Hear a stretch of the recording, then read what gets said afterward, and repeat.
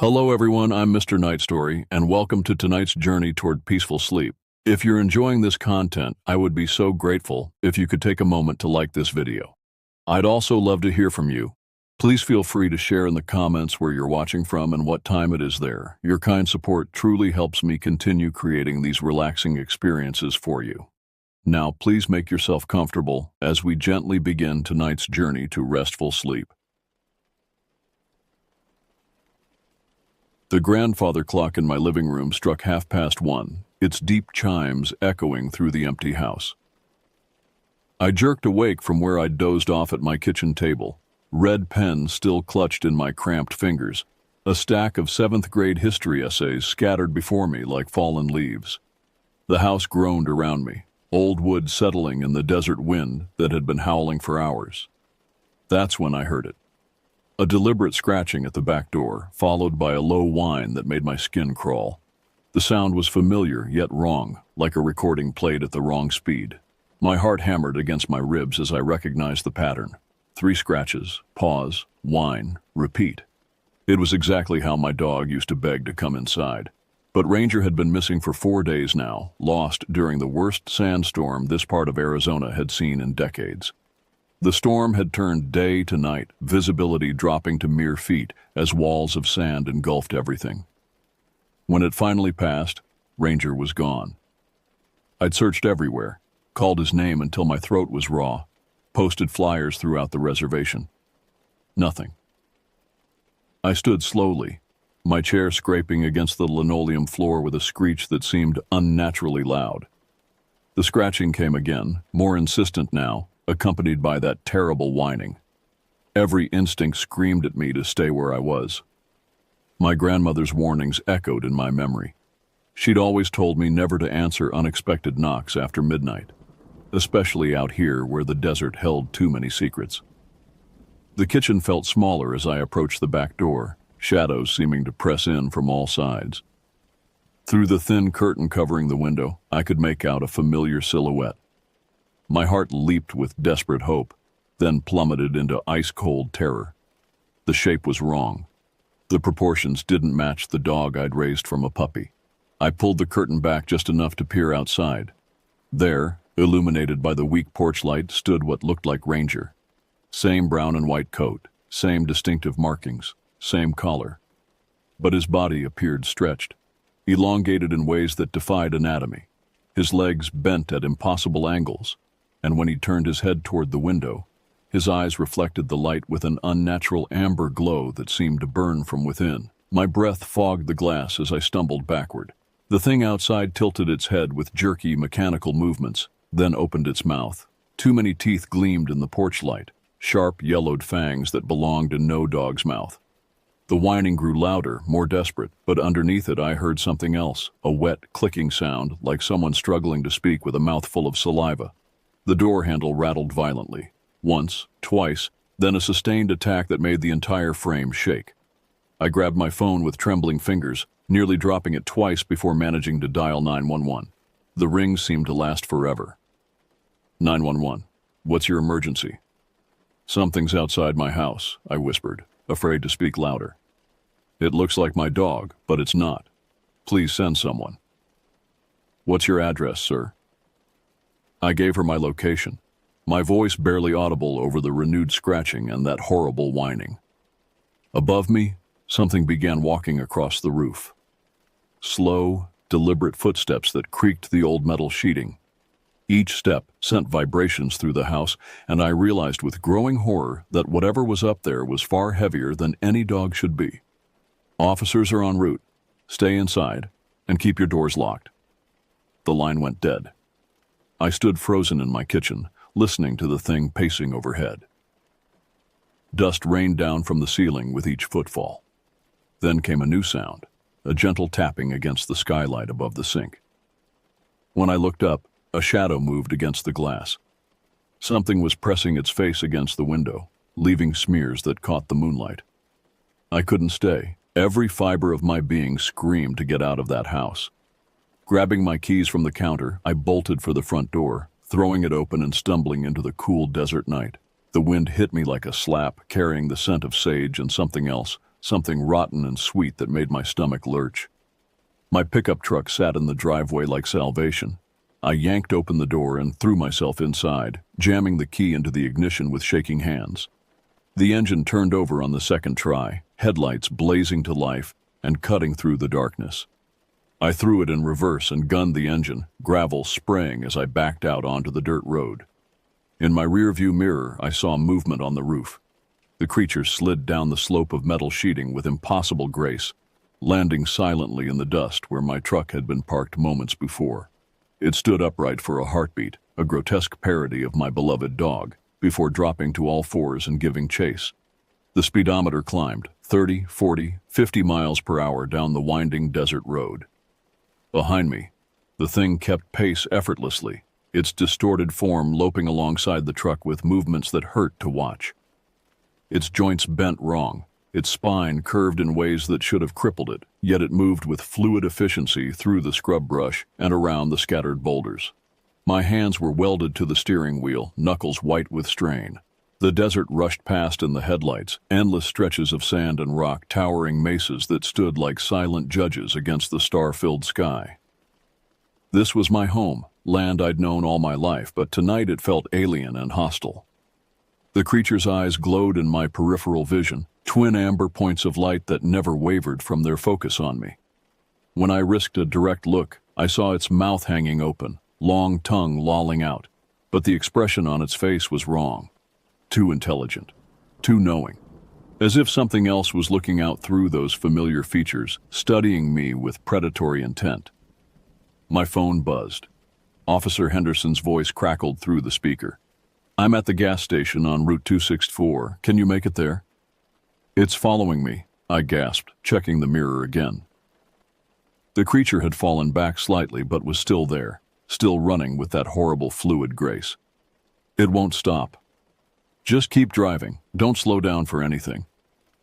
The lights of town appeared ahead like a beacon. The gas station's fluorescent floods turned the parking lot into a pool of harsh white light that felt like sanctuary after the oppressive darkness of the desert. I skidded to a stop next to Henderson's patrol car, the officer already standing beside his vehicle with one hand resting on his weapon. As I climbed out of my truck on unsteady legs, I looked back toward the darkness I'd escaped. The creature stood at the very edge of the light, just visible as a shadow against shadow. For a long moment, it remained motionless, watching. Then it turned and melted back into the night, disappearing so completely it might never have been there at all. Henderson approached slowly, his eyes scanning the desert beyond the lights. "I saw it," he said quietly. "Been getting reports about things like this for weeks now, animals acting strange, pets going missing." He paused, studying my face. "This isn't the first time." Dawn came gray and reluctant, the sun struggling to penetrate a layer of dust that still hung in the air from the recent storm. Henderson and I sat in the diner on Main Street, the only customers at this early hour, nursing coffee that tasted like it had been brewing since yesterday. My hands shook as I lifted the cup to my lips. "There's an old mine shaft about 5 miles north of your place," Henderson said, unfolding a topographic map on the sticky table between us. "Been abandoned since the 70s. If that thing has made some kind of den out there—" He didn't finish the thought, but I understood. Whatever was wearing my dog's face had to have come from somewhere, and the honeycombs of abandoned mines that riddled this part of the desert offered plenty of hiding places for things that preferred the dark. "We could try to trap it," I suggested, the plan forming as I spoke. "Use something it wants as bait." Henderson nodded slowly. "Your dog's collar, maybe. Something with his scent." He folded the map carefully. "But if we're going to do this, we need to be smart about it, and we need backup." By noon, we had assembled a small team. Henderson had called in 2 other officers, Johnson and Stevens, along with Frank Torres, a tribal ranger who knew the desert better than anyone. Torres brought supplies, industrial cable, motion sensors, and something else wrapped in rough cloth that he handled with obvious reverence. "Cedar ash and cornmeal," he explained when he saw my questioning look. "Old protection. Maybe it works, maybe it doesn't, but out here it's better to be safe." His weathered face was grim. My grandfather used to tell stories about things that came out of the deep places, things that wore familiar faces to trick people. We drove out to the mine in convoy, 2 patrol cars and my pickup truck kicking up dust clouds that hung in the still air. The landscape grew more desolate as we climbed into the foothills, the vegetation sparser, the silence more complete. Even the wind seemed to hold its breath. The mine entrance was a dark wound in the hillside, framed by rusted steel beams and posted with faded warnings about unstable conditions and toxic gases. The opening yawned like a mouth, and I could feel cold air flowing from its depths despite the heat of the day. Torres began laying out his protective circle while the others set up the trap. We strung cables across strategic points, positioned the motion sensors, and prepared the charges that would seal the entrance once the creature was inside. It was a desperate plan, full of variables we couldn't control, but it was all we had. I took Ranger's collar from my pocket, worn leather and jingling tags that I'd removed from around his neck the day I brought him home as a puppy. The metal was warm from my body heat, and for a moment I could almost smell his familiar doggy scent. My throat tightened as I hung it from a length of chain near the mine entrance, the tags chiming softly in the breeze. "It'll come," Torres said with quiet certainty. "Things like this, they're drawn to what they've touched, what they've taken." He looked at me with eyes that had seen too much. "Your dog, the real one, he's gone. What's coming for us now is something else wearing his shape." We took positions among the rocks and scrub brush, each of us armed and connected by radio. The sun climbed higher, turning the desert into a furnace, but I barely felt the heat. Every nerve was stretched tight, every shadow might hide our quarry. The collar swayed gently in the breeze, its tags catching the light and sending tiny flashes across the hillside. Hours passed. Johnson reported movement twice, but both times it turned out to be nothing more than tumbleweeds blown by the wind. My water bottle emptied, and Henderson passed me another. The taste was metallic, contaminated by the adrenaline that had been coursing through my system since the night before. "Contact," Stevens's voice crackled through the radio. "Something moving up the wash, maybe 200 yards out." I raised my binoculars and scanned the terrain. At first I saw nothing but heat shimmer and rock. Then movement caught my eye, a 4-legged shape picking its way carefully between the boulders, staying in the shadows where possible. Even at this distance, I could see that something was wrong with its gait. It moved like an animal with broken bones that had healed incorrectly, all wrong angles and compensating lurches. "That's it," I whispered into my radio. The creature approached slowly, cautiously, as if it sensed the trap. It paused frequently to test the air, head swiveling back and forth with mechanical precision. When it reached the perimeter of Torres's protective circle, it stopped completely, hackles rising. For long minutes, it paced back and forth at the invisible barrier, occasionally reaching one paw forward only to snatch it back as if burned. Its frustration was obvious in every line of its distorted body. The whining started then, that horrible sound I remembered from the night before, but amplified and more desperate. "It can't cross the line," Torres murmured with satisfaction. "The old ways still have power." But even as he spoke, the creature was testing other approaches. It circled the mine entrance, always staying just outside the circle, looking for weaknesses. Its eyes, those horrible amber lights, never stopped moving, cataloging every detail of our trap. Then it began to change tactics. The whining shifted in pitch and tone, becoming more recognizably dog-like. It sat back on its haunches and tilted its head in a gesture so perfectly like Ranger that my heart clenched. When it opened its mouth, the sound that emerged was a perfect imitation of my dog's bark. The same cadence, the same pitch, the same urgent quality he used when he wanted inside during a storm. "Don't listen," Henderson warned. "Don't let it get in your head." But it was too late. Despite everything I'd seen, despite knowing what this thing really was, part of my mind seized on that familiar sound. What if I'd been wrong? What if this really was Ranger, injured and confused, but still my loyal companion? What if the strange proportions were just tricks of shadow and distance? The creature seemed to sense my wavering resolve. It approached the circle's edge again, moving with exaggerated care, limping slightly as if hurt. Its whining took on a pleading quality that tore at my heart. When it looked directly at me across the distance, its eyes seemed less alien, more like the trusting gaze I remembered. "It's not him," Torres said firmly, as if reading my thoughts. "Whatever your dog was, this thing ate that up and is wearing what's left like a costume." The creature's performance continued for nearly an hour. It whimpered and pawed at the invisible barrier, its eyes never leaving me. Several times it seemed to give up, turning away and taking a few steps into the desert before circling back with renewed determination. The afternoon sun beat down mercilessly, but I barely noticed the heat. "This isn't working," Johnson said over the radio. "We can't wait here forever." He was right. We were running out of daylight, and I could see storm clouds building on the horizon, another sandstorm that would give the creature perfect cover to escape. We needed to force its hand. "I'm going to break the circle," I announced, starting to rise from my hiding place. "No!" Torres's voice was sharp with alarm. "That protection is the only thing keeping it from rushing us all at once." But I was already moving, picking my way down the slope toward the mine entrance. The creature's head snapped toward me immediately, its entire posture changing from pleading to predatory in an instant. The mask of canine confusion fell away, revealing something cold and calculating underneath. As I approached the circle's edge, the thing began to pace faster, its movements becoming more agitated.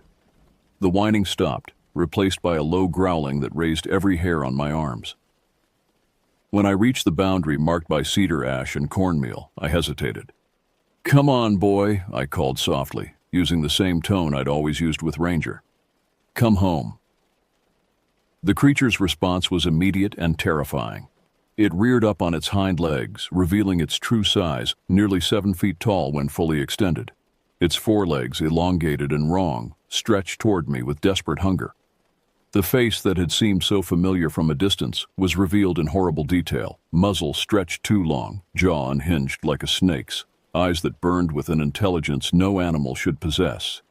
It spoke then, in a voice that was almost human but not quite. "Home," it said, the word mangled by its deformed mouth. "Home, hungry, home." I stumbled backward, my mind reeling. This thing could talk.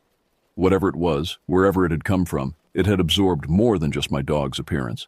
It had somehow consumed his memories, his understanding of human speech and emotion. "Now!" Henderson's voice cut through my shock. I dove to one side as the creature lunged forward, crossing the broken circle in a single bound. The motion sensors screamed their alerts as cables snapped taut, but the thing was too large, too strong. It tore through our carefully laid trap like tissue paper, focused entirely on reaching me. Behind it, I could see my teammates converging on the mine entrance, weapons drawn, but the creature ignored them completely. All its attention was fixed on me with laser intensity. It landed heavily, rolled, and came up running with that horrible fluid grace. I ran for the mine shaft, hoping to lead it into the trap. Behind me, I could hear its claws scrabbling on rock, its labored breathing that sounded too much like laughter. The entrance loomed ahead, a pool of absolute darkness that promised either salvation or doom. At the last second, I threw myself to one side.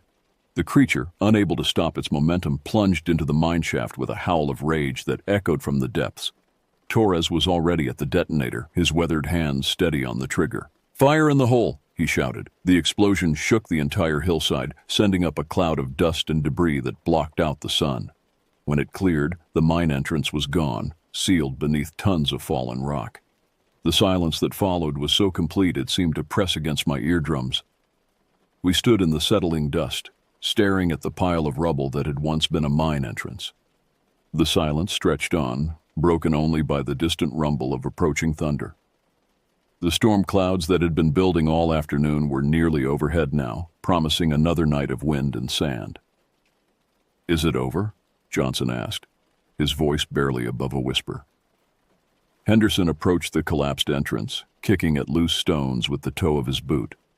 "Hard to say. These old mines go deep, connect to each other underground. If that thing survived the blast." He didn't finish the thought, but we all understood. The desert was riddled with abandoned shafts and forgotten tunnels. We might have sealed one entrance, but there were dozens of others scattered across the region. Torres began gathering up his supplies, carefully collecting the remaining cedar ash and cornmeal. "The protection won't last forever," he said grimly. "These old barriers, they need to be renewed, maintained. And that thing, it was smart. It learned from this encounter." As we packed up our equipment, I found myself staring at Ranger's collar, still hanging from its chain near what had been the mine entrance. The tags caught the last rays of sunlight, sending tiny rainbows across the rubble. I should have felt relief or satisfaction or something approaching closure. Instead, I felt hollow, scraped clean by the day's events. "We need to set up a monitoring system," Henderson said as we walked back to the vehicles. "Motion detectors, cameras, regular patrols. If there are more of these things—" "There are," Torres interrupted. "My grandfather's stories, they talked about whole packs of them, things that came up from the deep places when the barriers got weak, when people forgot the old protections." He looked at each of us in turn. This was just one, and now it knows we're watching. The drive back to town was silent, each of us lost in our own thoughts. The storm hit just as we reached the outskirts, turning day to night in minutes. Sand whipped across the road, reducing visibility to mere feet. I had to lean forward over the steering wheel, following the taillights of Henderson's patrol car like a lifeline. By the time I reached home, the storm was in full fury. My house looked small and vulnerable against the wall of wind and sand, windows glowing like eyes in the darkness. I sat in my truck for a long moment, engine running, reluctant to make the dash to my front door. When I finally made it inside, the house felt different. Not threatening exactly, but changed somehow, as if the events of the past 2 days had altered its very structure. I checked every window, every door, making sure the locks were secure. Then I scattered fresh cedar ash across all the thresholds, muttering a prayer my grandmother had taught me decades ago. The storm raged all night, rattling windows and shaking the walls. I didn't sleep. Couldn't even close my eyes without seeing that horrible, elongated face, those burning amber eyes. Instead, I sat at my kitchen table, cleaning my rifle and listening to the wind howl like voices calling from the deep desert. 3 weeks passed quietly. The sealed mine became a local landmark of sorts, marked with official hazard signs and unofficial warnings scratched into nearby rocks. Henderson increased patrols in the area, and Torres conducted regular inspections of his protective barriers. For a while, it seemed like our desperate plan had actually worked.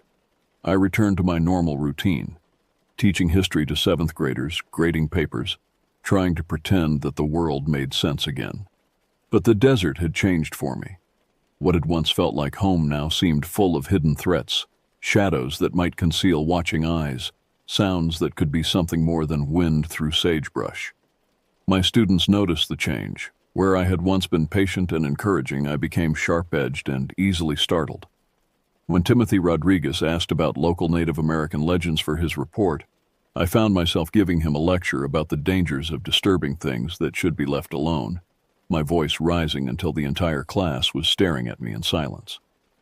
The first sign that our victory had been temporary came on a Tuesday evening. I was cooking dinner when I heard scratching at the back door, the same deliberate pattern that had started it all. My blood turned to ice as I set down my spatula and approached the window. Nothing there, just wind and shadows. But when I checked the next morning, I found scratches in the wood around the doorframe. Fresh gouges that went deep into the timber, made by claws far larger than any dog possessed. The pattern was different this time, more aggressive, angrier. Whatever had made those marks was no longer content to simply ask for entry. I called Henderson immediately. Within an hour, he and Torres were at my house, examining the damage with grim expressions. "It found another way out," Torres said, running his fingers along the deepest gouges. "Or maybe there were more of them down there than we thought." "The mine's still sealed," Henderson reported after checking with the patrol that had driven by earlier. "No sign of disturbance, but that doesn't mean much if these things can travel underground." We spent the afternoon reinforcing my defenses. Fresh barriers went up around the entire property, stronger and more complex than the simple circle Torres had used at the mine. Motion-activated floodlights were installed, along with a direct radio link to the sheriff's department. By evening, my modest home looked like a fortress under siege. That night, I sat in my living room with all the lights on, rifle across my knees, waiting. The desert was unusually quiet, no coyotes calling, no rustle of small animals in the brush. Even the ever-present wind had died to nothing, leaving an oppressive silence that seemed to press against the windows. At exactly 3:17 a.m., every motion detector triggered at once. The floodlights blazed to life, turning my yard into a harsh landscape of light and shadow. But I saw nothing moving, no creature caught in the illumination. Just empty desert stretching away into darkness. Then I heard breathing, not my own rapid, frightened gasps, but something else. Slow, deliberate inhalations and exhalations that seemed to come from the walls themselves. The sound moved around the house's perimeter, sometimes close, sometimes distant, always just beyond the reach of the lights. I keyed my radio with trembling fingers. "Henderson, it's here. On our way. Stay inside, stay calm." But calm was impossible. The breathing was getting closer, and now I could hear something else mixed with it. A low humming sound, almost musical. It took me several terrified minutes to recognize it as a lullaby my grandmother used to sing. The melody perfectly reproduced but emanating from a throat never meant for human songs. The humming stopped abruptly. In the sudden silence I heard a new sound, the gentle tinkling of metal tags, like a dog collar swaying in a breeze that didn't exist. Henderson and his backup arrived within minutes, but by then the creature had vanished again. We found tracks this time, not the familiar paw prints of a dog, but something else entirely. The impressions were roughly circular, about the size of a dinner plate, with marks around the edges that might have been claws or something worse. "These don't match anything in the wildlife identification guides," Henderson said, shining his flashlight on the clearest print.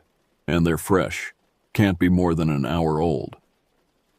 Torres knelt beside the tracks, studying them with the intense focus of a man reading a language older than words.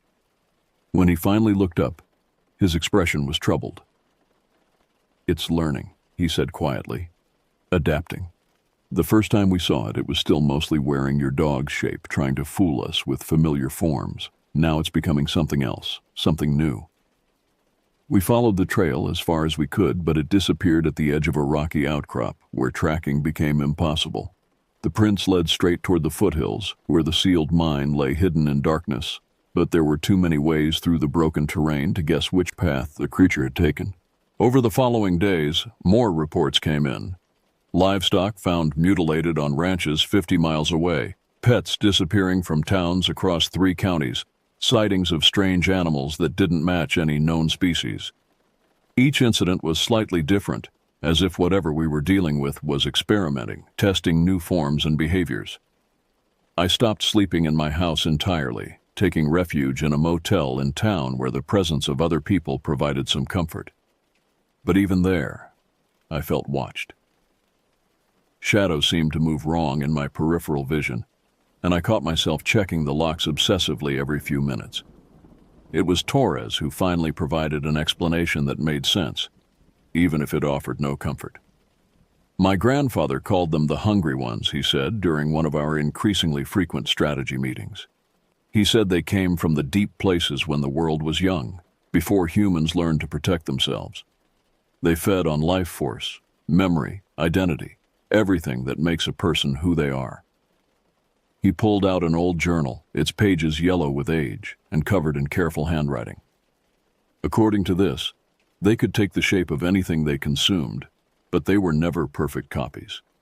Always something wrong, something off about the proportions or behavior, and they were always hungry for more. "So when it took your dog," Henderson said, understanding dawning in his eyes, "it didn't just copy his appearance.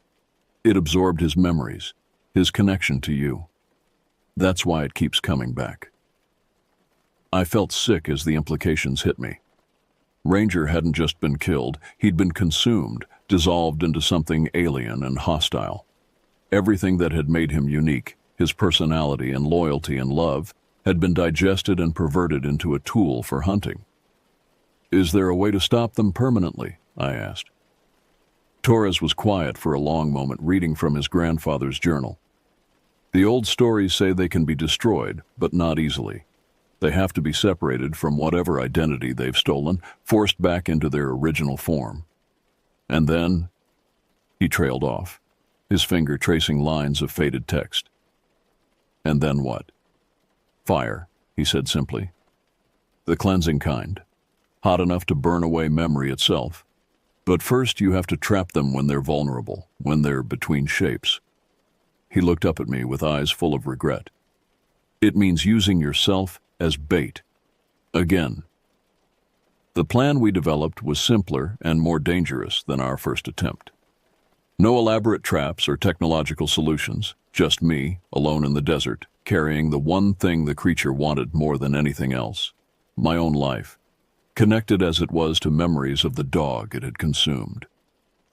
As the sun set on what might be my last day, I drove out to a flat stretch of desert far from any shelter or hiding place.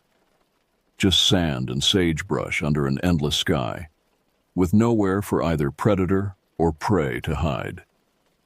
I parked my truck in the center of the clearing, left the engine running, and stepped out into the cooling air. The creature came at full dark, just as we'd known it would. But this time it made no attempt at deception or stealth. It approached at a steady lope across the sand, its true form finally revealed in the light of my headlights. It was perhaps 8 feet long and half that tall, built like no animal that had ever walked the earth. Its skin was smooth and pale, almost translucent, revealing the dark network of veins beneath. The head was elongated and eyeless, ending in a mouth that split open along impossible angles to reveal rows of needle-sharp teeth. Where legs should have been, it had appendages that shifted and flowed like liquid, adapting to terrain and movement with horrible efficiency.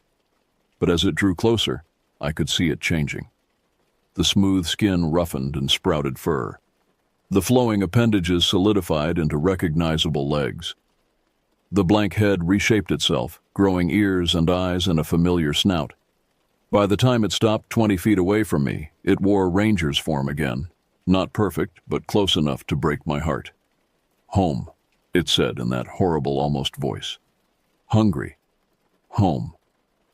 I raised the gasoline can I'd brought and began splashing fuel in a wide circle around myself.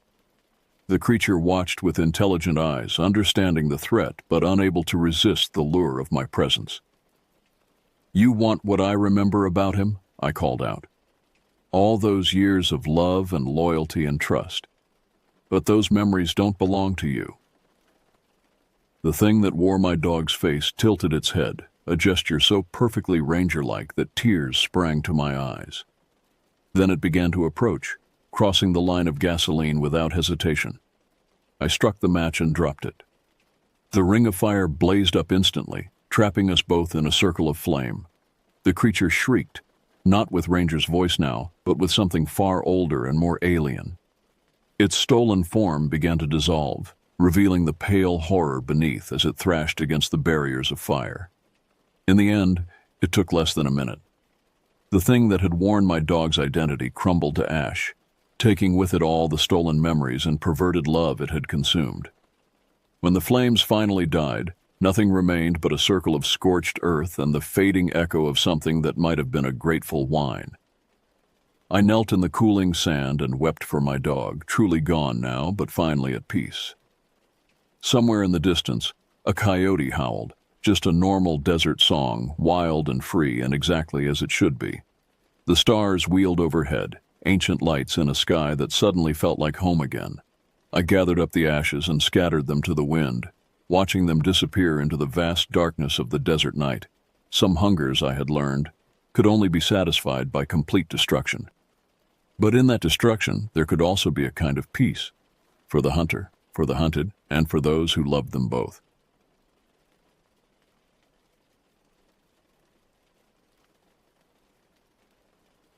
I'd always been drawn to desolate places, those forgotten corners of the world where silence pressed against your eardrums and the vastness made you feel insignificant. Monument Valley was exactly that kind of place, a landscape that seemed carved by some ancient, indifferent force. The massive sandstone monoliths jutted from the earth like tombstones of forgotten giants, their red surfaces glowing molten in the dying light of day. It was late October 2018, and I'd been driving for 3 days straight, running from a life that had become unbearable. The divorce papers were signed, the job was gone, and the apartment felt like a mausoleum of failed dreams. This trip wasn't planned, it was an escape, a desperate attempt to find something, anything, that might restore meaning to my existence. The rental car's engine hummed steadily as I navigated the main tourist routes during daylight hours, capturing images with my camera that would never be seen by anyone but myself. But as evening approached, something compelled me to venture off the beaten path. Perhaps it was the photographer's instinct for that perfect, untouched shot. Or maybe it was something darker, a subconscious desire to push myself toward danger. The dirt road appeared suddenly between two weathered rock formations, barely wide enough for a vehicle. No signs marked its entrance, no warnings about where it led or what lay beyond. The rational part of my mind suggested I turn back, but I was beyond rational thinking. The setting sun painted the sky in violent shades of orange and purple, and I convinced myself I could capture something extraordinary down that nameless path. Red dust billowed behind me as I drove deeper into the wilderness, each mile taking me further from safety and civilization. The GPS signal had died within the first half hour, but I felt confident I could retrace my route. The landscape was distinctive enough, that towering spire ahead, the distinctive arch formation to my left, the scattered boulders that looked like sleeping animals in the fading light. But confidence is a fragile thing in the desert, and mine began to crumble as the sun disappeared entirely behind the western mesas. The temperature dropped with startling suddenness, and what had been a warm, inviting landscape transformed into something hostile and alien. The shadows between the rocks deepened into pools of absolute blackness, and the familiar landmarks began to look different, distorted, as if the desert itself was shifting around me. That's when the car began to show the first signs of distress. A subtle vibration in the steering wheel, a slight hesitation in the engine's rhythm. I tried to ignore these warning signs, pressing deeper into the maze of dirt roads and unmarked paths. But the desert had other plans. The engine died with a final, choking gasp that echoed off the surrounding stone walls like the death rattle of some massive beast. One moment I was driving steadily forward, headlights cutting through the gathering darkness, and the next I was sitting in absolute silence, watching my dashboard lights flicker and fade like dying stars. My first reaction was denial. I turned the key again, pumping the gas pedal and listening to the starter motor grind uselessly. The sound was harsh and mechanical in the profound silence of the desert, but it was comforting in its familiarity. At least something was working, even if it wasn't accomplishing anything useful. After several minutes of futile attempts, I was forced to accept the reality of my situation. I was stranded in the middle of nowhere, with no cell phone service and no clear idea of how to get back to civilization. The road I'd followed had branched and twisted so many times that retracing my path on foot would be nearly impossible, even in daylight. I stepped out of the car, and the silence hit me like a physical force. There were no sounds of traffic, no aircraft overhead, no distant hum of civilization. Even the typical desert sounds, the scurrying of small animals, the rustle of vegetation in the wind, were absent. It was as if the entire landscape was holding its breath, waiting for something terrible to happen. The air was much colder than I'd expected, carrying a sharp edge that cut through my light jacket and made me shiver. Above, stars began to appear in vast numbers, their light too distant and cold to provide any real illumination. The moon was just a sliver, offering little help in navigating the treacherous terrain that surrounded me. I popped the hood and examined the engine by the light of my phone's flashlight, though I knew virtually nothing about automotive repair. Everything looked normal to me. No obvious leaks, no loose wires, no smoking components. The battery terminals were clean and tight, the oil level seemed adequate, and I couldn't detect any unusual odors that might indicate a specific problem. Frustration mounting, I slammed the hood shut with more force than necessary. The metallic crash reverberated through the desert like a gunshot, and in the echo that followed, I heard something that made my blood freeze in my veins. Footsteps, slow, deliberate, circling somewhere in the darkness beyond my limited field of vision. They moved with an odd, uneven rhythm, as if the person making them was injured or walking with some kind of difficulty. But there was something else about the sound, something that triggered an immediate flight response in my primitive brain. "Hello?" I called out, trying to keep my voice steady and authoritative. "Is someone there?" The footsteps stopped immediately, but the silence that followed was somehow worse than the sound had been. It was the silence of a predator that had just realized its prey was aware of its presence. I swept my flashlight beam in a wide arc, but it illuminated only empty desert, scattered rocks, and the twisted shapes of dead vegetation. My heart was pounding so hard I could hear it in my ears, drowning out any other sounds that might give me a clue about what was out there. I climbed back into the car and locked the doors, knowing that the thin metal and glass would provide little protection against a determined human attacker, but needing the psychological comfort of a barrier between myself and whatever was lurking in the darkness. Through the windshield, I could see the outline of a large rock formation about 50 yards ahead, its surface carved into strange shapes by millennia of wind and weather. As I watched, a shadow moved across its face. Not the slow drift of a cloud, but something quick and purposeful. Something that suggested a human form, but wrong somehow, distorted in ways that made my eyes water when I tried to focus on it.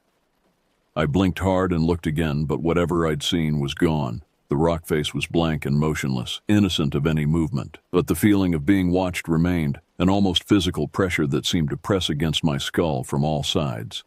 My camera bag was on the passenger seat, and I reached for it with trembling hands, thinking that perhaps I could document whatever was happening to me. If nothing else, the images might serve as evidence if I didn't survive the night. But as I powered on the camera, something impossible happened. The shutter clicked, capturing an image without any input from me. I stared at the camera's LCD screen in horror as a photograph appeared. A view of my car from outside, taken from a position perhaps 20 feet behind the rear bumper. And standing in the background, barely visible in the shadows but unmistakably human-shaped, was a tall figure watching me through the rear window. I spun around, looking through the back windshield, but saw nothing but empty road and darkness. My hands shook as I tried to delete the image, but before I could complete the action, the camera clicked again. Another photograph appeared on the screen, this one taken from a position closer to the driver's side window. The figure was nearer now, close enough that I could make out details that filled me with dread. It was impossibly tall and thin, with limbs that seemed too long for its body. Its clothing appeared to be traditional Native American garments, but they hung on the figure like funeral shrouds, moving in a wind that didn't seem to affect anything else in the photograph. But it was the face that truly terrified me, or rather the absence of a face. Where features should have been, there was only shadow, a void that seemed to absorb light rather than reflect it. I fumbled for the ignition key, my hands shaking so badly I could barely grasp it. The engine turned over weakly but refused to start, producing only a grinding sound that seemed to echo mockingly through the desert air. I tried again, then again, panic rising in my throat like bile. A soft tapping sound came from the passenger side window, gentle, almost polite, like someone asking for directions. But the politeness of it somehow made it more terrifying than if something had been trying to smash its way into the car. This was the tap of something that was confident in its power, something that could afford to be patient. I forced myself to look toward the sound, and my breath caught in my throat. Standing beside the car was an elderly man, his face deeply lined and weathered, wearing traditional clothing that seemed to belong to another century. His gray hair was long and braided, and his eyes held a kindness that would have been comforting under different circumstances, but these weren't different circumstances, and nothing about the situation was natural or safe. The man had appeared from nowhere, in the middle of a desert where no one should have been walking, and my camera had somehow been taking pictures of him before he'd made himself known. He leaned down and spoke through the window, his voice muffled but clearly audible.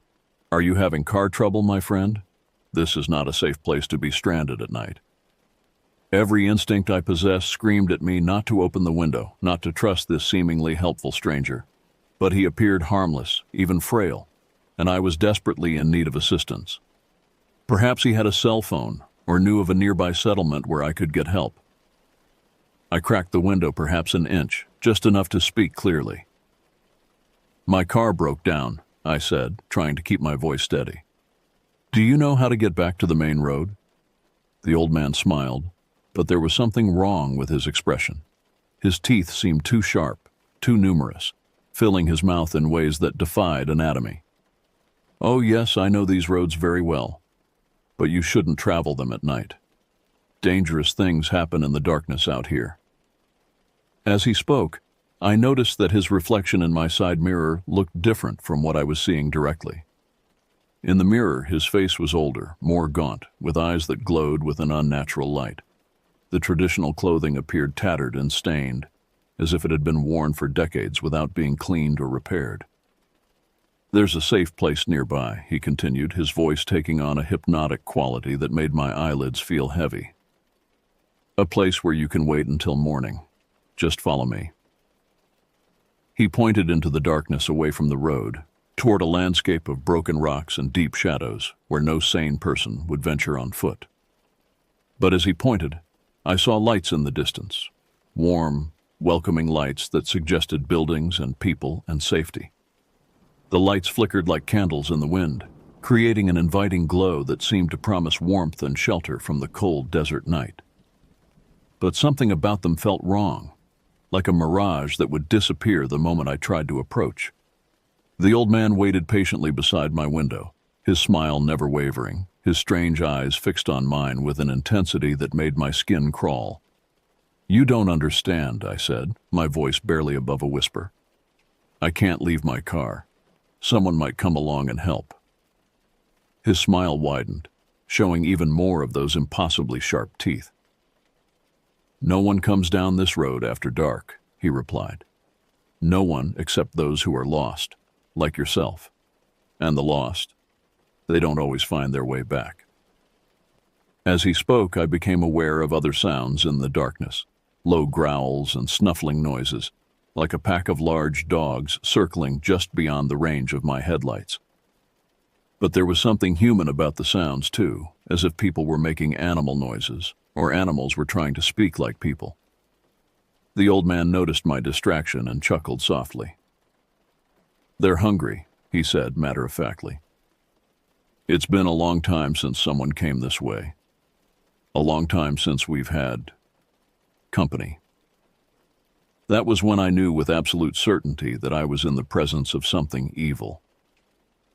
The helpful facade dropped away completely, replaced by a predatory intensity that made my blood turn to ice water in my veins. Whatever this thing was, it wasn't human, despite its appearance. And the lights in the distance weren't a settlement.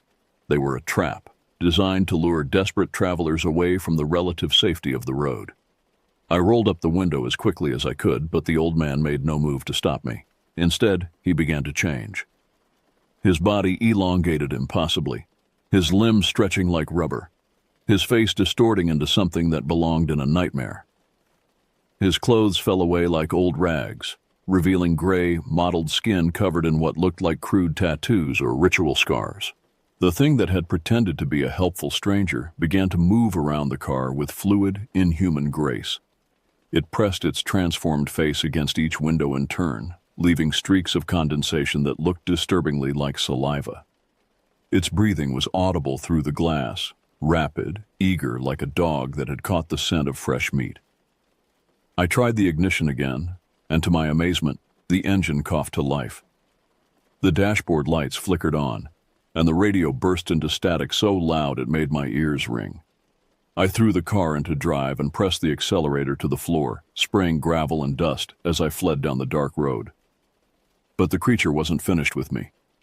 As I accelerated, something heavy landed on the roof of the car with a metallic crash that sent shockwaves through the entire vehicle. Long claws or fingers scraped against the metal above my head, creating a sound like fingernails on a chalkboard amplified 1,000 times. The weight on the roof shifted and moved as I swerved desperately from side to side, trying to dislodge whatever had attached itself to my car. The scraping sounds continued, accompanied by what could only be described as laughter, a high, keening sound that spoke of madness and hunger and things that should not exist in the natural world. My headlights swept wildly across the landscape as I fought to maintain control on the rough dirt road. Rocks and cacti flashed past like ghostly sentinels, and more than once I felt the wheels leave the ground as I hit unseen bumps and potholes. The speedometer needle climbed steadily, 30, 40, 50 miles per hour on a road that was barely safe at half that speed. The creature on my roof seemed to be enjoying the ride. Its claws dug deeper into the metal, creating anchor points that allowed it to maintain its grip despite my erratic driving. Through the roof, I could hear it moving around, repositioning itself, occasionally tapping out a rhythm that sounded almost like a song. In my rearview mirror, I caught glimpses of other shapes pursuing us on foot, keeping pace with the car despite the impossible speed. They moved with the fluid grace of predators, bounding across the rough terrain as easily as if they were running on smooth pavement. Their eyes reflected the red glow of my taillights, creating the impression of floating embers in the darkness. The road ahead split into two branches, and I had to make a split-second decision about which way to go. The left fork seemed to head toward higher ground, possibly offering a better vantage point and a chance to see lights from civilization. The right fork curved downward into what looked like a canyon or arroyo, a place where I could easily become trapped. I chose left and immediately regretted it.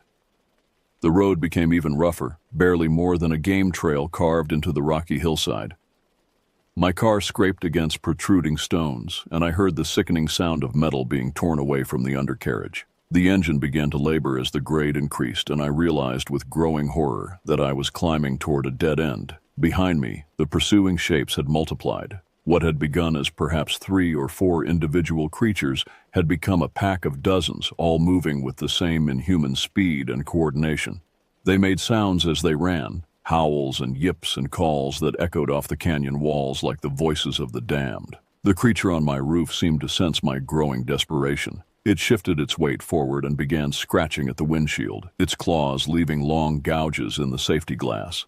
Spiderweb cracks spread outward from each impact point, reducing my visibility and filling the car with the sound of breaking glass. The road ended abruptly at the edge of a sheer cliff, forcing me to slam on the brakes so hard that the car skidded sideways and nearly went over the precipice. The creature on the roof was thrown forward by the sudden deceleration, its claws leaving deep furrows in the metal as it slid toward the hood. For a moment I thought it might fall off entirely, but it managed to catch itself and begin climbing back toward the roof. I was trapped. Behind me, the pack of pursuers had closed the distance and now formed a semicircle around the car, their eyes glowing in the darkness like fallen stars.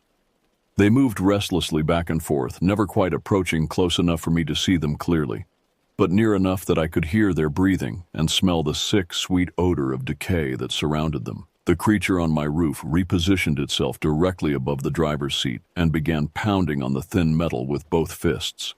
Each impact sent shockwaves through the car's frame and made my teeth rattle in my skull. The roof began to buckle inward, creating a depression that grew larger with each blow. In desperation, I tried to back up, thinking I might be able to ram through the pack behind me. But as soon as I put the car in reverse, they closed ranks, forming a solid wall of bodies that would have crushed me if I had tried to drive through them. I was completely surrounded, with nowhere to run and no way to call for help.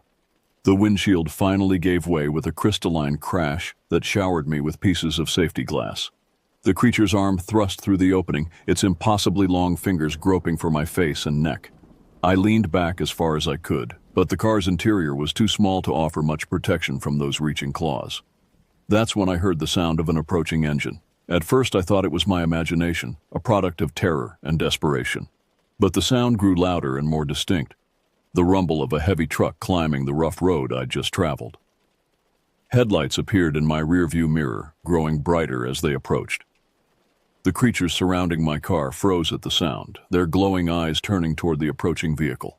The thing on my roof stopped its assault and lifted its head, listening intently. For a moment, the entire pack seemed paralyzed by indecision, as if they weren't sure whether to flee or stand their ground. The truck was an old Ford pickup, its paint faded and its body scarred by years of desert use. It moved slowly but steadily up the rocky trail, its driver apparently unconcerned by the rough terrain or the late hour. As it drew closer, I could see that it was driven by another elderly Native American man, this one wearing more modern clothing and a weathered baseball cap. The truck's headlights swept across the pack of creatures, and I watched in amazement as they began to dissolve like smoke in the wind. Their forms became less solid, more transparent, until they were nothing more than shadows that faded into the darkness. The thing on my roof let out a frustrated shriek and leaped away from the car, landing somewhere in the rocks beyond the cliff edge. The truck pulled up beside my car and the driver rolled down his window. He was perhaps 70 years old with kind eyes and a face that spoke of decades spent outdoors. Unlike the creature that had tried to lure me away from the road, this man felt completely human and normal. "You okay in there?" he called out. "Saw your lights from the main road and figured someone might be in trouble." I tried to speak, but found that my voice had deserted me. My throat was raw from screaming, and my entire body was shaking with reaction and exhaustion. The old man seemed to understand my condition without explanation. "Follow me," he said simply. "I'll get you back to the highway." He executed a careful three-point turn on the narrow ledge, somehow managing not to go over the cliff despite the limited space. I started my car, which ran perfectly now, as if it had never experienced any mechanical problems, and followed his taillights down the treacherous trail.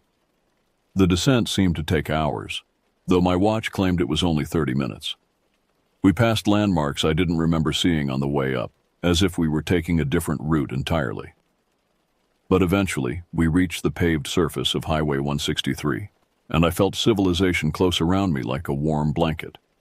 The old man pulled over at a small trading post that was still open despite the late hour.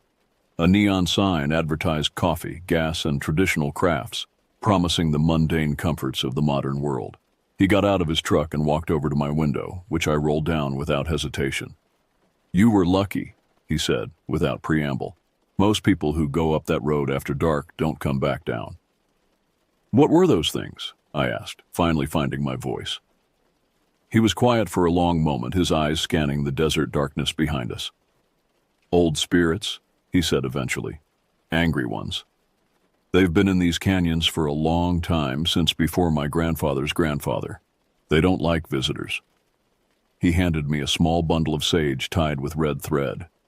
"Burn this when you get home," he instructed, "and don't come back here after sunset. Some places aren't meant for the living, especially at night." I drove straight through to Phoenix without stopping, reaching the city as the sun painted the eastern sky in shades of rose and gold. The familiar sights of urban civilization, traffic lights, strip malls, fast food restaurants, had never looked so beautiful. I checked into the first hotel I found and slept for 14 hours straight. But even now, months later and hundreds of miles from Monument Valley, I sometimes wake in the middle of the night to the sound of tapping on glass. And when I look out my bedroom window, I occasionally see a tall, thin shadow standing just beyond the reach of the streetlights, watching and waiting with infinite patience. The sage bundle sits on my nightstand, partially burned, its sweet smoke offering a small measure of protection against things that shouldn't exist but do. And I've learned to keep my curtains closed after dark, because some shadows are better left unseen and some sounds are better left unheard.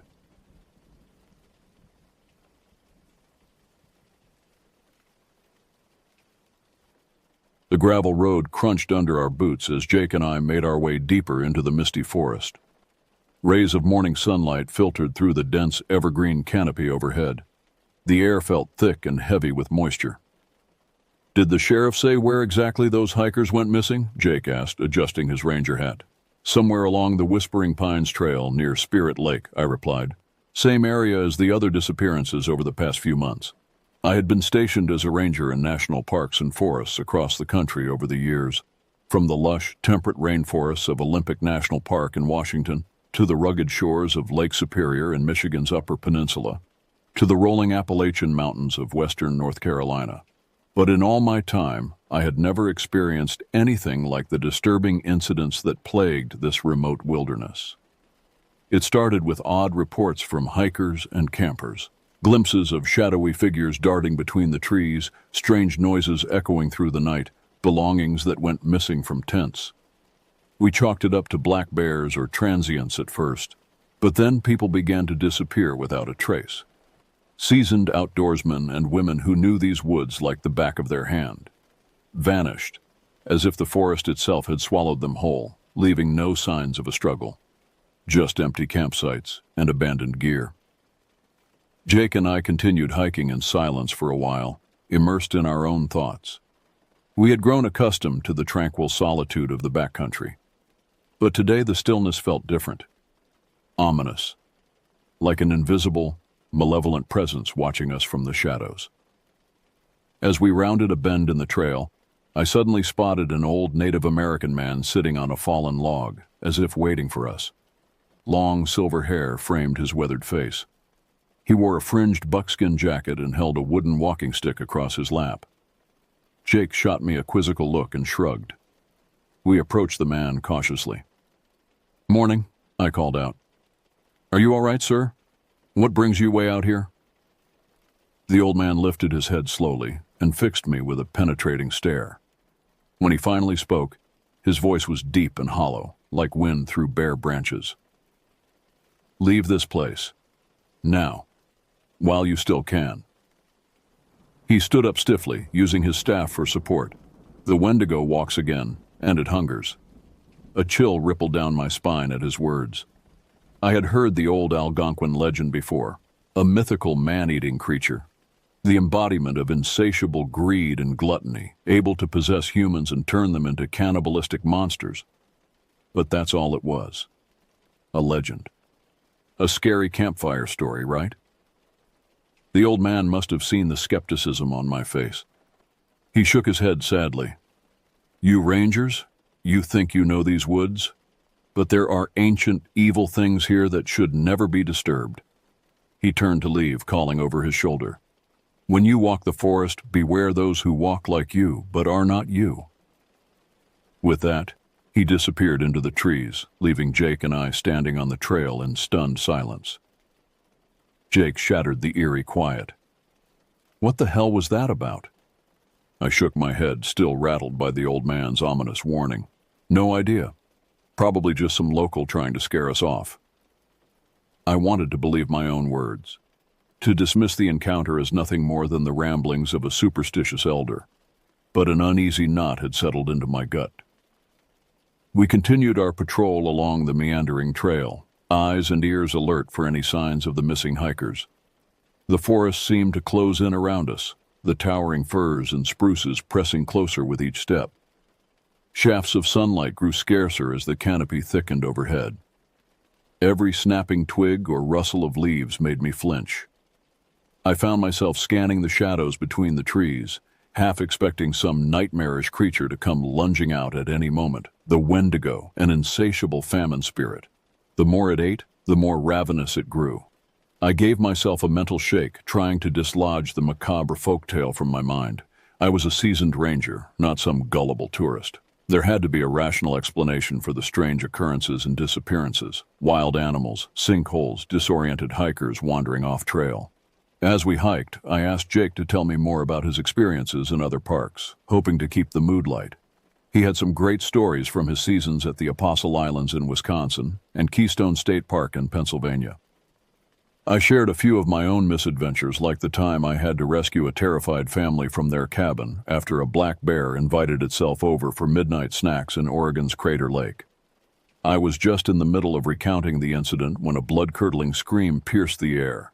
It sounded like a woman's voice, raw with primal terror, and it was close. Jake and I froze, exchanging horrified glances. Then we were running, crashing through the underbrush toward the source of the scream. Low-hanging branches whipped at my face and arms as I sprinted, barely feeling the sting. My heart hammered against my ribcage. After several frenzied minutes, we burst into a small clearing and skidded to a halt, gasping for breath. There was no one there, no signs of a struggle, just a bright blue backpack lying abandoned next to the trail. It looked like it had been torn open by some tremendous force, the contents strewn about haphazardly. I scanned the trampled ground desperately for any clues to what had happened. That's when I noticed the footprints. They started out boot-shaped, a woman's size, leading into the clearing from the north. But a few feet from the discarded pack, they changed, morphed into an enormous shape I didn't recognize, like no animal I had ever seen. The prints were at least 18 inches long, with 3 splayed clawed toes on each foot. Definitely not human, but not quite animal either.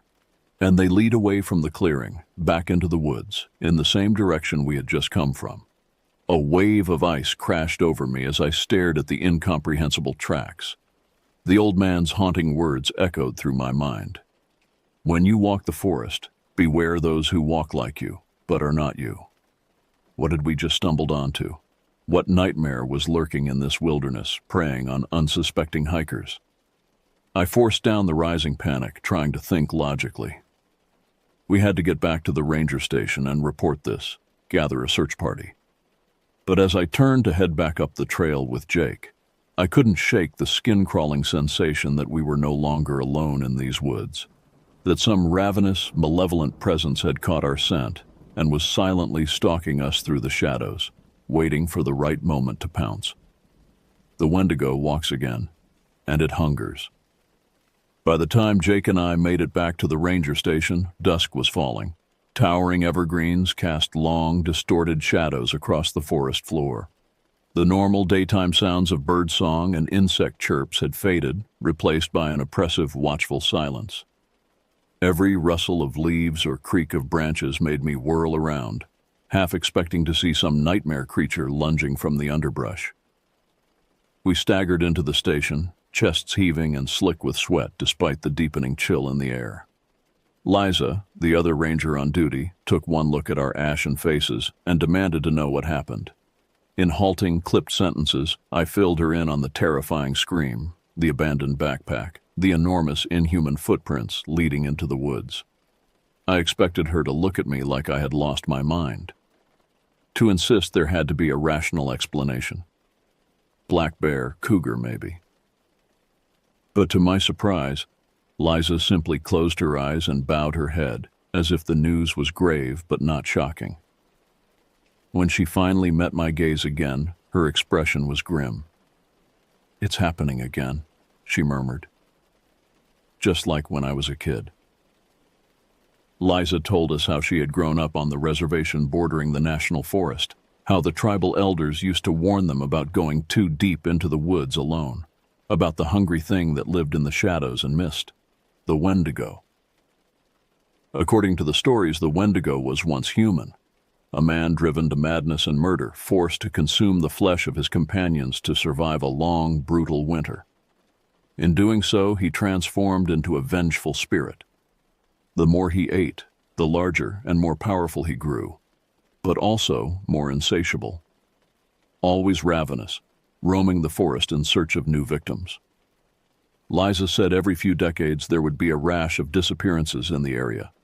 Hikers, hunters, loggers, vanishing without a trace. The authorities always chalked it up to bear attacks or people getting lost. But the elders knew. They could feel the Wendigo's malevolent presence stalking the woods during those times, like a predator catching the scent of blood on the wind. I didn't want to believe it. The logical part of my brain kept insisting there had to be another explanation for the disturbing signs we had found. But the visceral terror I had felt in those woods, the skin-crawling sensation of being watched by some nightmarish entity, was undeniable. We radioed the sheriff and reported the missing hiker. Within an hour, a search party had assembled. Grim-faced deputies, volunteer firefighters, search and rescue personnel. Liza, Jake, and I led them back to the spot where we had found the abandoned backpack. But as we retraced our steps through the darkening forest, a sense of dread settled over me like a shroud. I couldn't shake the feeling that we were being led into a trap, that the Wendigo was out there, watching us from the shadows, toying with us. We scoured the woods for hours, calling out the missing woman's name until our voices went hoarse. But besides a few scraps of torn clothing and more of those unsettling, elongated footprints, we found no trace of her.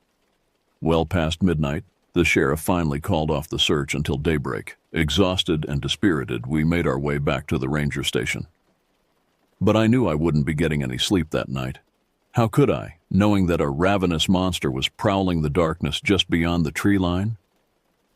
I thought back to the old Native American man who had accosted us on the trail and his chilling warning. At the time, I had dismissed him as a superstitious kook, but now I was beginning to wonder if the folk tales he spoke of held more truth than I ever could have imagined. The Wendigo walks again, and it hungers. How many more would fall victim to its insatiable greed before this nightmare was over?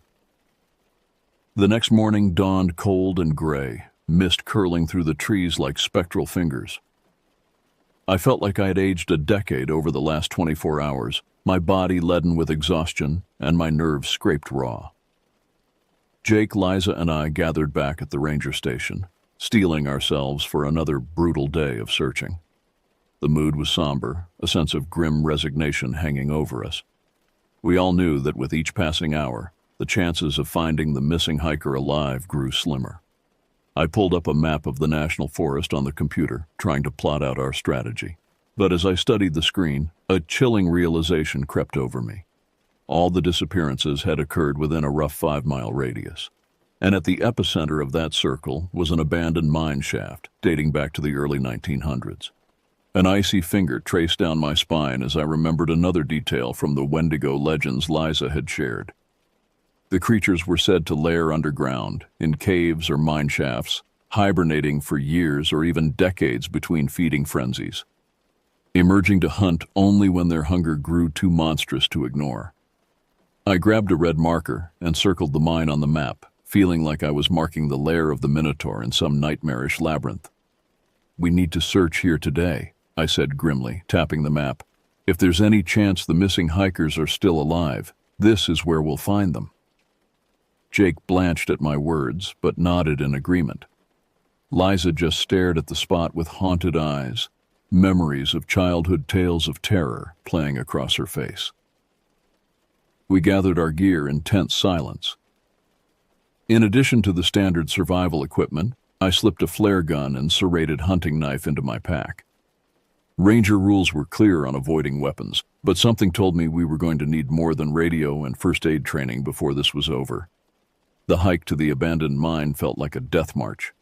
Low fog clung to the forest floor, swirling around the bases of trees like a ghostly tide.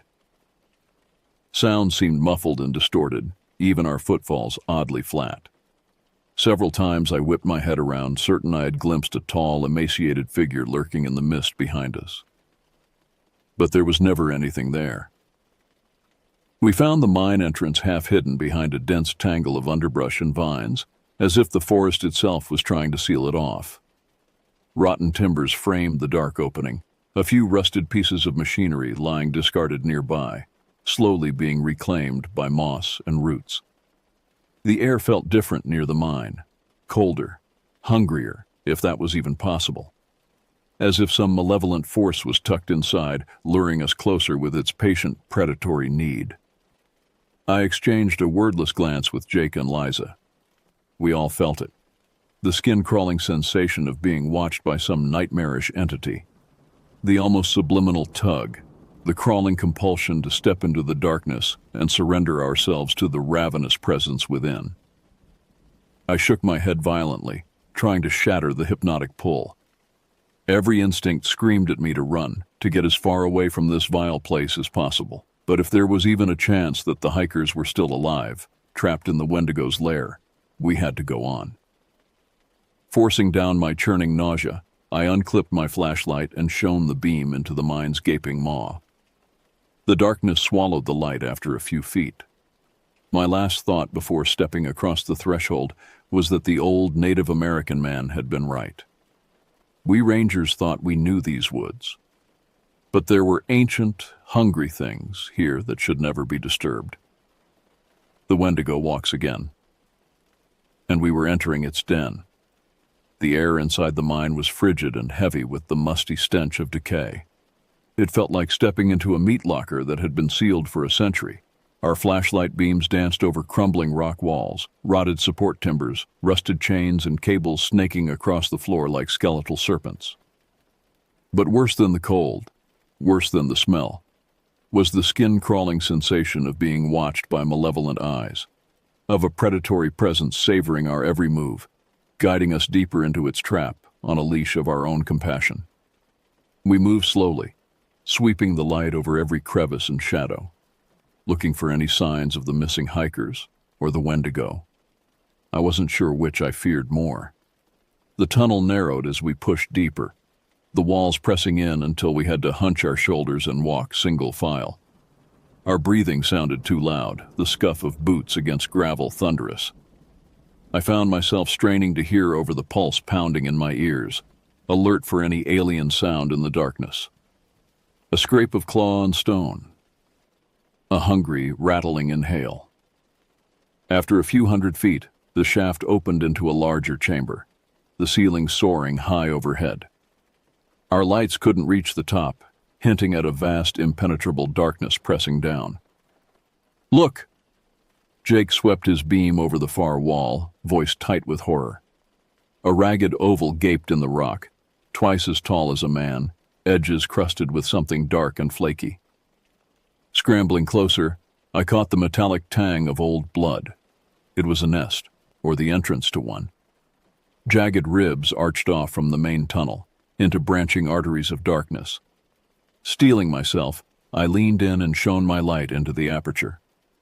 The recesses of the cavern were littered with bones, some bleached with age, others still oozing strings of marrow and gristle. Skulls peered eyelessly from every nook and alcove. Human skulls, picked clean and gnawed. Bile seared the back of my throat. I fought the urge to scream, to turn and sprint for the exit, but I forced my trembling legs to carry me across the threshold, playing my light over the nightmarish charnel house.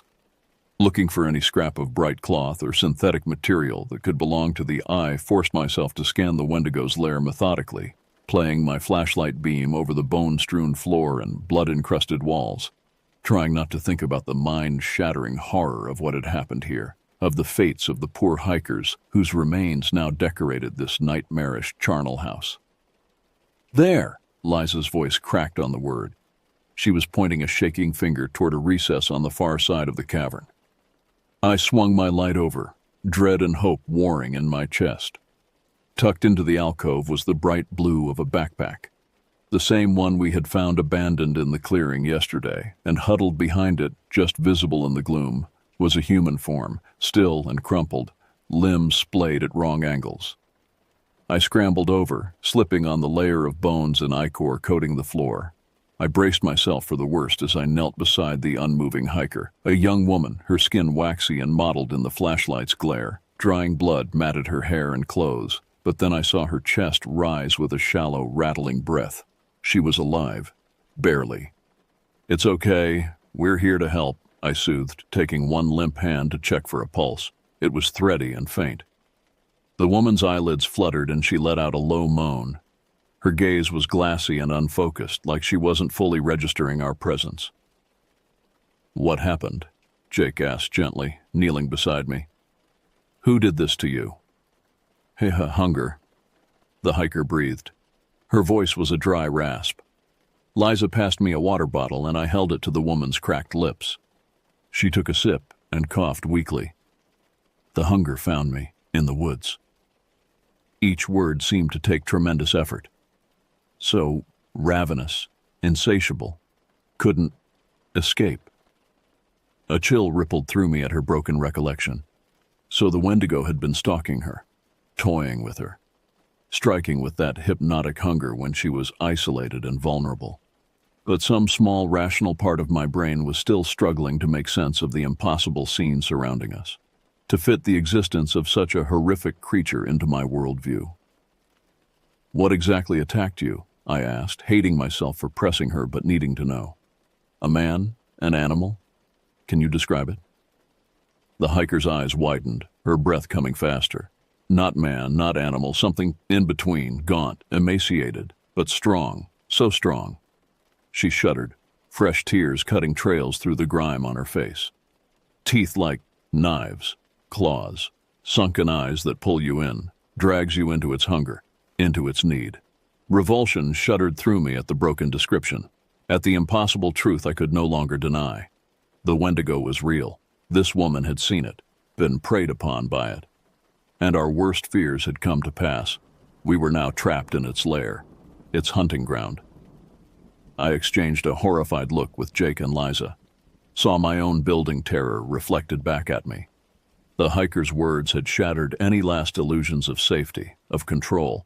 We were locked in a concrete tomb with a nightmare made flesh, a ravenous, predatory thing that wore a twisted mockery of a human face. We had to get out. Now. before we joined the boneyard relics of the creature's previous victims. As carefully as I could, I gathered the injured woman into my arms. She weighed almost nothing, her body wasted and frail.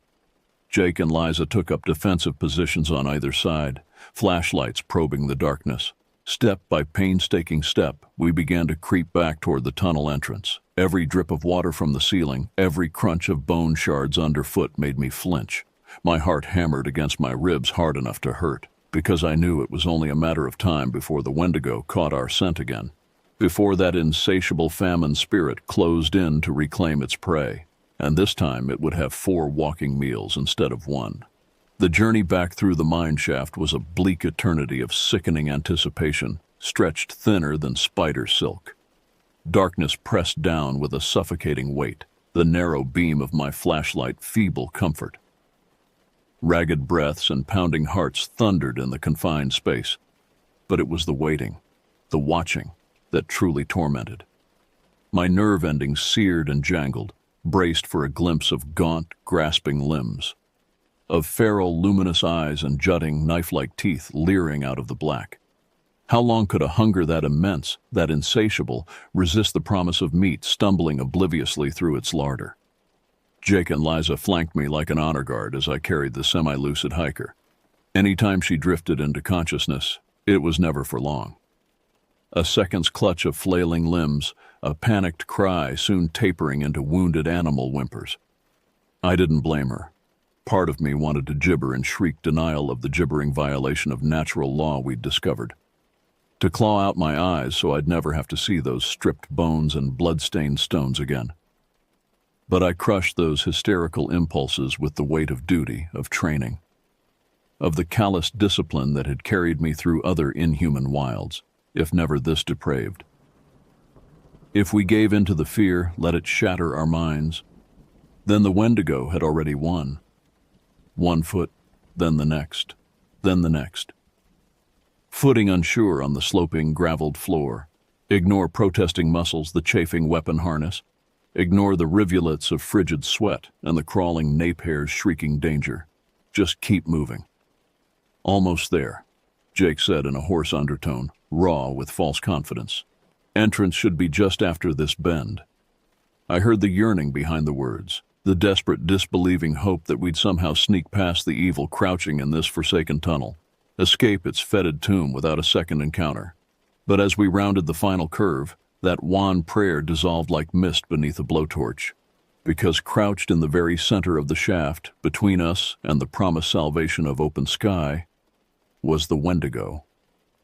For a breathless, blood-frozen moment, I couldn't make sense of the twisted shape splayed before us.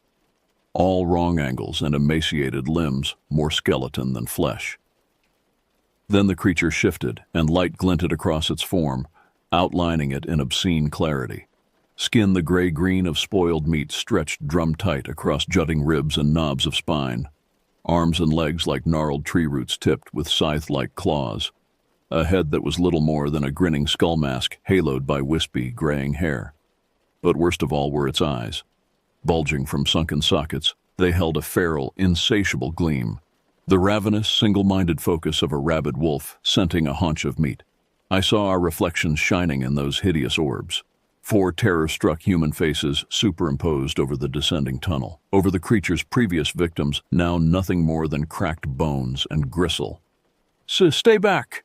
Liza's voice trembled on the edge of hysteria as she brandished her flashlight like a weapon. Pitiful defense against the nightmare poised before us. The Wendigo unfolded to its full height with a creak of sinew and bone. Arms spread wide, claws scything trails through the stale air. A rattling hiss seeped from between its needle teeth, building to a soul-flaying shriek of famine and fury. Then, in a clash of splintered reality and skittering limbs, it lunged. Time fractured into a fever dream slide of blood and terror. Of fanning flashlights and skidding gravel, panicked shouts rendered tinny and distant by the crash of my own pulse. I felt the breath punch from my lungs as Jake shouldered me aside, shoving the barely conscious hiker and I sprawling against the shaft wall. Heard Liza's cracking scream devolve into a wet, hitching gurgle. The Wendigo was among us before we could draw another breath. A whirlwind of grasping claws and gnashing teeth, its movements spastic yet horribly graceful, driven by a hunger that could never be sated. I hunched over the mewling hiker, shielding her with my body. Even as revulsion shuddered through me at the sounds of rending flesh and splintering bone, the grisly crack-crunch of snapping limbs, Liza's thrashing body hurtled past in my peripheral vision, ragdoll limp. She struck the wall and crumpled, her neck twisted at a grotesque angle. The flashlight spun crazily, flickering across the writhing bulk of the Wendigo as it fell upon Jake. He screamed, a high, animalistic sound that seared into my brain, then went abruptly, wetly silent. In the guttering strobe, I caught glimpses of the creature at its gory work, of flashing teeth and talons painting the walls in abstract splatters of crimson and bile. Glistening ropes of viscera unspooled into the darkness. The scent of fresh blood mingled with reek of decay, of centuries-old carnage now replenished with new meat. Nausea coiled around my windpipe, squeezed. My hands shook as I fumbled for the flare gun, the hiker keening beneath me. Tears and snot slicked my face, blurred my vision. With numb fingers, I managed to yank the launcher clear of my belt, wrenched the barrel skyward as the Wendigo reared up from Jake's twitching remains, grinning death's head haloed in hellish light. Those hungry, inhuman eyes found me cowering against the wall, widened in malicious, triumphant glee. I saw my own insignificance reflected in that gaze.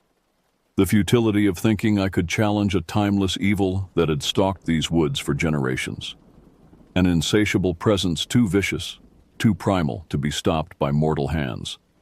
The Wendigo gathered itself to spring, fanged maw yawning impossibly wide.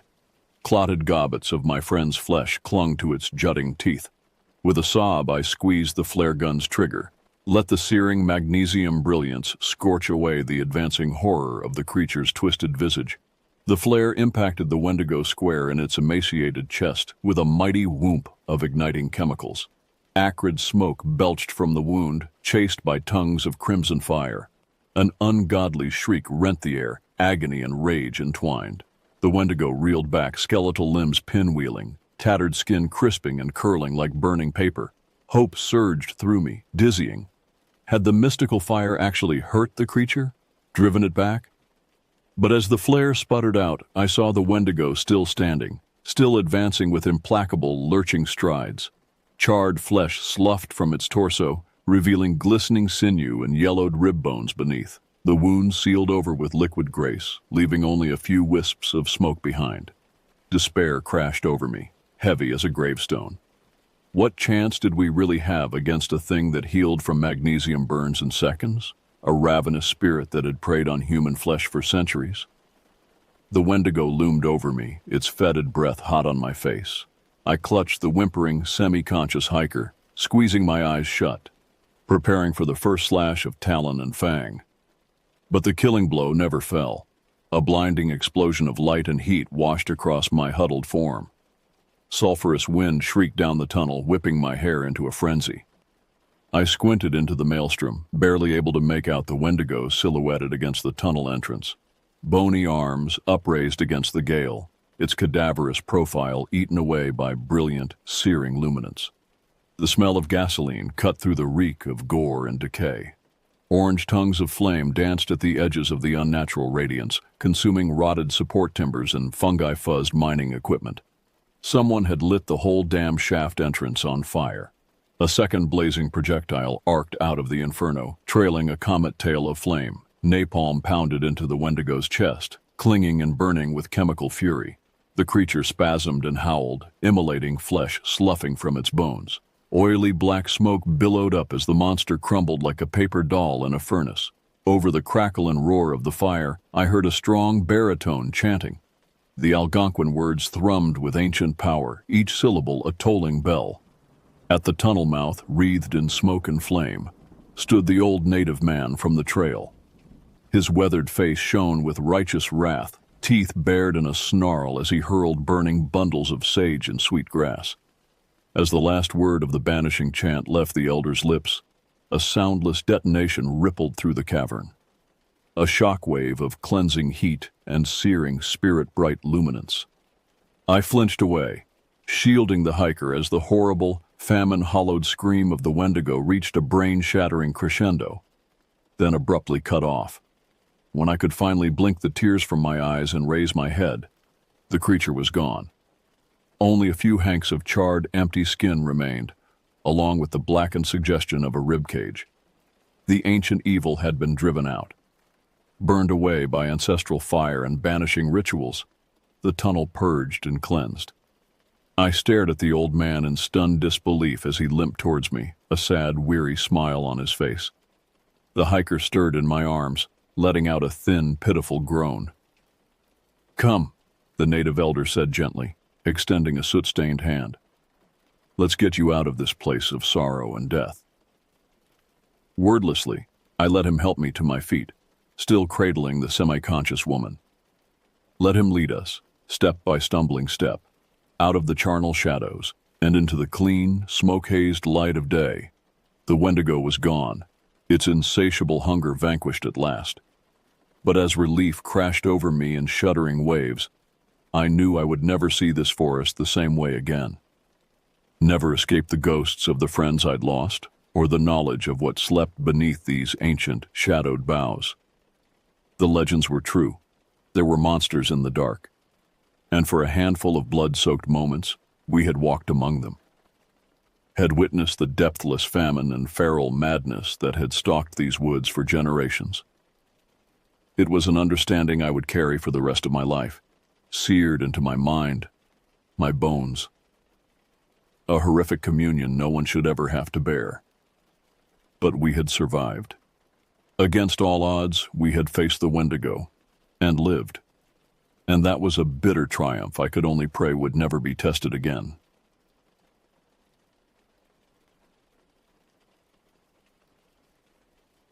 The rain hammered down on the windshield as I guided my truck along the winding forest road, headlights barely piercing the gloomy night. I glanced at the dash, only 10 miles to the rendezvous point deep in the remote Oregon wilderness. When I first got the call from my old Army buddy Jake about this secret government job, I was desperate enough to say yes, without asking too many questions. Ever since I got back from my last tour in Afghanistan, adjusting to civilian life in my small Pennsylvania hometown had been rough. The nightmares, the anxiety, the lack of purpose, it was eating me alive. Not to mention drowning in debt and alimony payments. So when Jake said he had an off-the-books gig that would use my particular set of skills, I didn't hesitate. Guess that's how I ended up here, driving through the middle of nowhere to meet up with a team investigating God knows what. All I knew was that people had gone missing in these woods, there were whispers of some experiments gone wrong, and the big shots in D.C. wanted answers, but couldn't be officially connected to any of it. So they assembled a crew of ex-military to be their eyes and ears on the ground. I checked the GPS again. Looks like the meeting point was an abandoned logging camp tucked away at the dead end of this muddy forest track. As I rounded the final bend, I saw a cluster of dilapidated buildings emerge from the misty trees. A handful of other vehicles were parked haphazardly, their paint faded and speckled with rust. I pulled up next to a beat-up Jeep and killed the engine. The abrupt silence sent a shiver down my spine. This place had an unsettling vibe, like stepping into the middle of a horror movie. Every instinct told me to get back in my truck and get as far away from here as I could. But the stack of unpaid bills flashed through my mind. I needed this money. Grabbing my trusty Glock from the glove box, I tucked it into my jacket and headed for the old mess hall building, boots squelching in the mud. Dim light flickered through the cracks in the moldy walls. I could hear low voices coming from inside. With a deep breath, I pushed open the creaky door, ready to face whatever fresh hell awaited me in the heart of these eerie backwoods. Little did I know, no amount of money would be worth what the sinister secrets of this forest had in store for us. "Well, look what the cat dragged in," Jake called out as I stepped into the mess hall.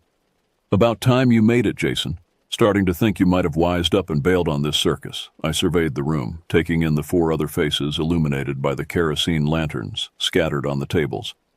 They looked about as rough as I felt, all hard eyes and tense jaws. "Sorry, took a wrong turn a few miles back. Cell service is shit out here," I replied, shaking rain from my jacket. "What's the sit rep?" Jake unrolled a crinkled map on the nearest table. Brass says at least 8 people vanished in these woods over the past 3 months. Hikers, campers, even a ranger. Locals think it's some kind of animal attacks, but the higher-ups smell a rat. He jabbed a finger at a circled area. Whatever's going on seems to be centered around this valley northwest of here. Plan is to hump all our gear out there at first light and establish a fob to run patrols and recon from. I frowned. Humping overland through dense brush and rough terrain was never fun, and these woods gave me a seriously bad vibe already. Any idea what we might be walking into out there? I asked. Because I got a feeling it ain't just bears and bobcats making folks disappear. Jake met my gaze, a flicker of uncertainty in his eyes. Wish I could tell you, but the intel is thin. Just stay sharp and expect anything. The dread settling in my gut told me anything was putting it lightly. I didn't want to say what I was really thinking.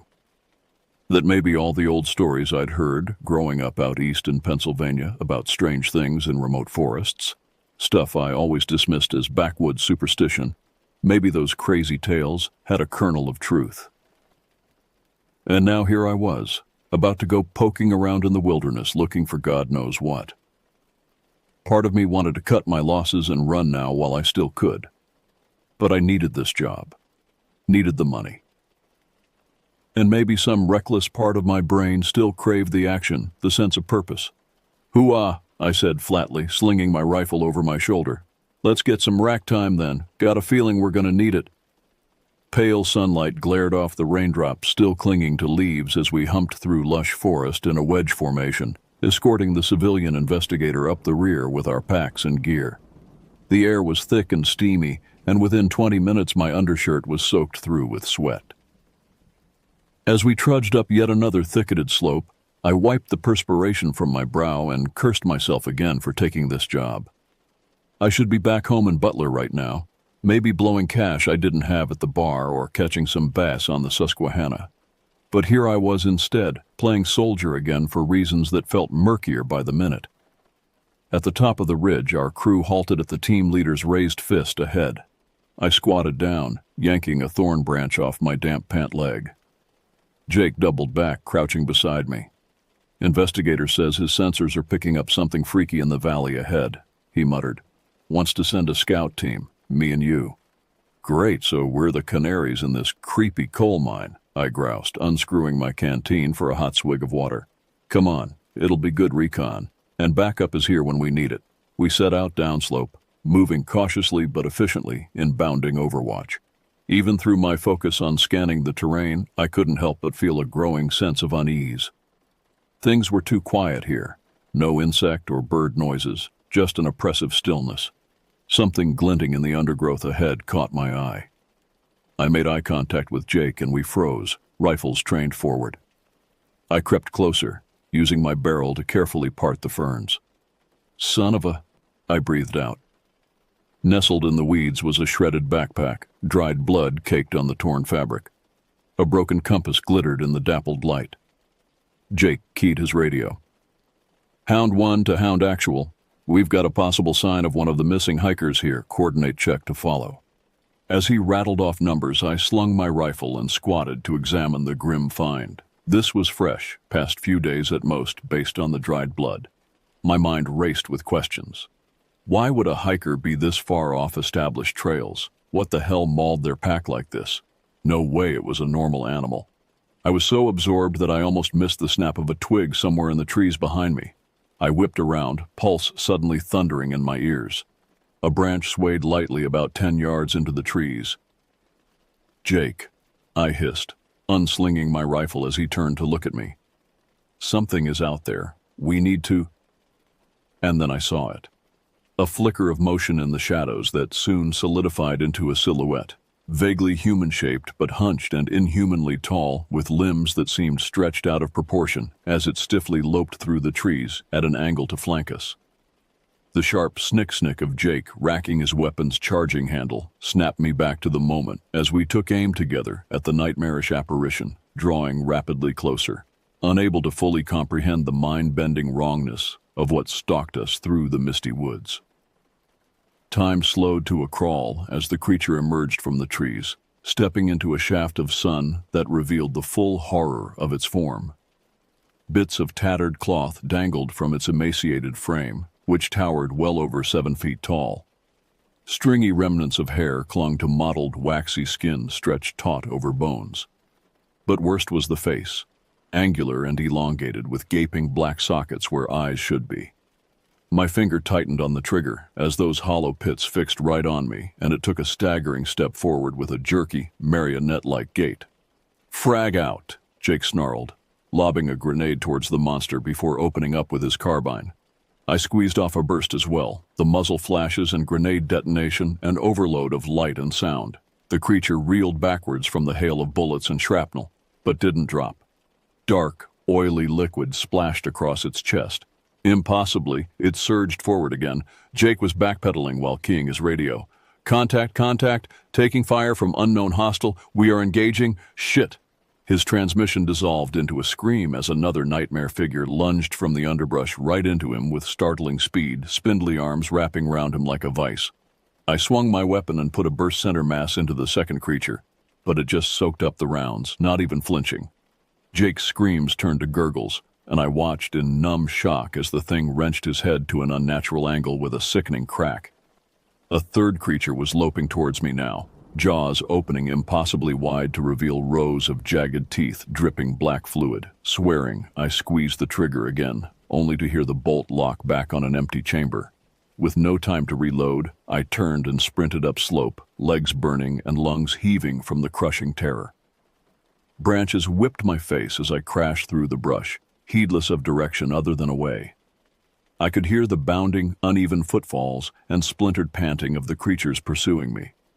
Risking a glance over my shoulder, I saw all three horrors chasing me at unnatural speed, seeming to almost flow over rocks and logs. The ground disappeared from beneath my feet, and I pitched forward hard, skull bouncing off a mossy stone as I tumbled into a ravine. For a moment, everything went black. I came to facing a canopy of trees swirling above me. It was quiet, no sounds of pursuit, but I could feel warm wetness spreading across my temple and an ominous numbness spreading through my extremities.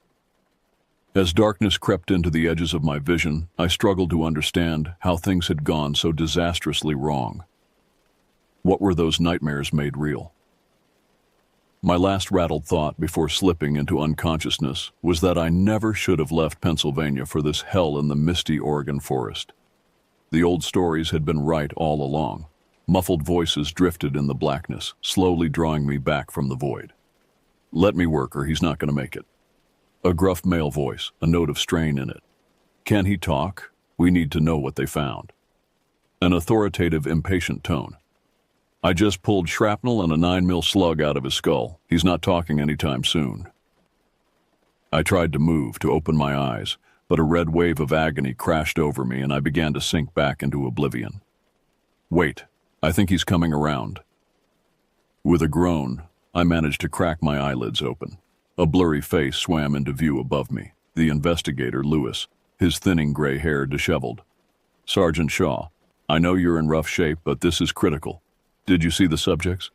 What condition was Private Allen's body in?" I licked dry, cracked lips and croaked out a response. "Not human. Like something from a nightmare. Took a grenade and bullets. Didn't stop."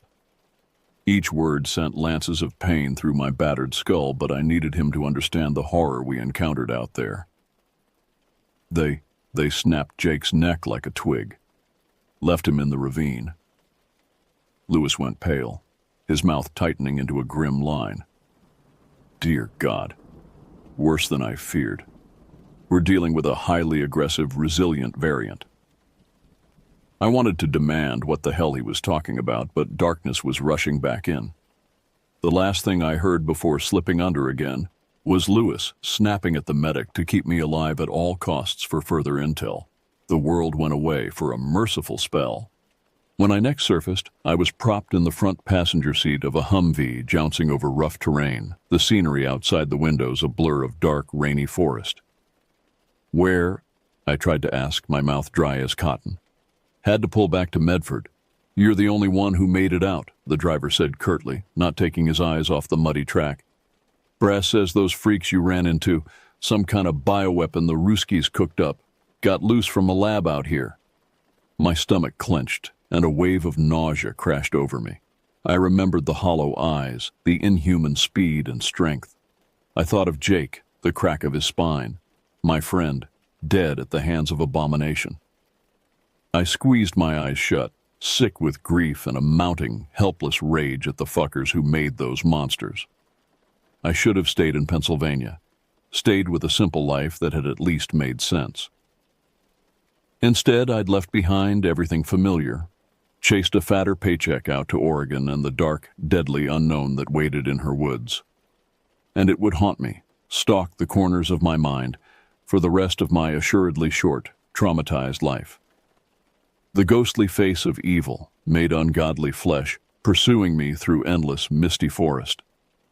But this was a waking nightmare I knew I'd never escape. Rain streaked the grimy windows of the motel as I stared out blankly at the dreary Medford street. Nearly a week since stumbling out of the woods into a waking nightmare, more questions than answers still swirling in my battered head. What exactly had we encountered out there? Who was really behind it? How deep did this secret go? The investigator, Lewis, had grilled me for hours, prying out every scrap of detail I could remember. The higher-ups wanted to know how their monsters performed, like Jake dying was just an acceptable loss, collateral damage in their twisted experiment. I clenched my jaw, anger and disgust a hard knot in my chest as I watched a logging truck rumble past, Washington plates caked in mud. The same sort of trucks that might cart the equipment to whatever black site cooked up those abominations. Maybe I couldn't stop them directly, but I could pull one thread, see what unraveled. An hour later, I was stomping into the musty lobby of a Fleabag motel on the outskirts of Seattle, the address hastily scrawled on a scrap of paper clutched in my fist. Lewis's kid was a freshman at UW. Amazing what you could get a campus admin to cough up for a family emergency. Time to rattle the old man's cage. I pounded on room 108 and barged in when a disheveled Lewis cracked the door, shoving him back against the wall with a snarl. "You sick bastards aren't going to get away with this. I want real answers, not your black ops bullshit." But instead of the defensive outrage I expected, Lewis just leveled that cold, clinical stare at me. "Sergeant Shaw, you of all people should understand the need for discretion in these matters. Fuck your discretion.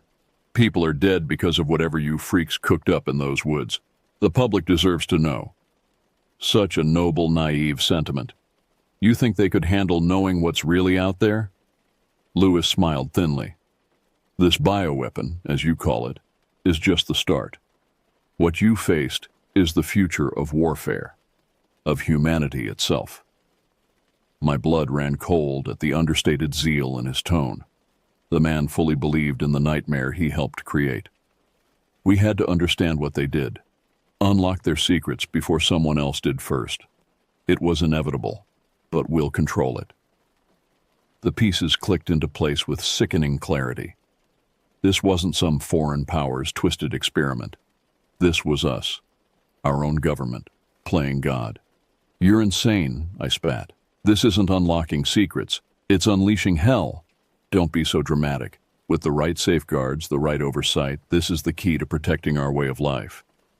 Imagine a world where we can engineer the perfect soldier, where frontline casualties become a thing of the past. That's worth the sacrifices." I stared at him, revulsion twisting my face. To so blithely wave off the human cost, the horror of what they'd done. "You've seen what they can do firsthand. Are you really ready to just walk away?" Lewis pressed. "With your skills, your experience, you could help us refine the process, minimize the risks. Don't you want to be on the right side of history?" For a beat, I wavered. The money, the chance to have a mission again, to maybe keep things from spiraling totally out of control. It was almost tempting. To not feel so goddamn helpless. But then Jake's face swam up in my mind, his expression frozen in a rictus of agony. I thought of all the innocents in those woods, ripped apart by unnatural claws and teeth. Of the faces of soldiers yet to come, twisted into the same ungodly form as they refined the process. I met Lewis's smug gaze with a disgusted headshake. "Thanks, but I'm going to have to pass on the mad science." I didn't sign up to play Frankenstein for Uncle Sam. I released my grip and stepped back, bile rising in my throat. This won't stay buried. One way or another, the truth always comes out. And when it does, God help you all.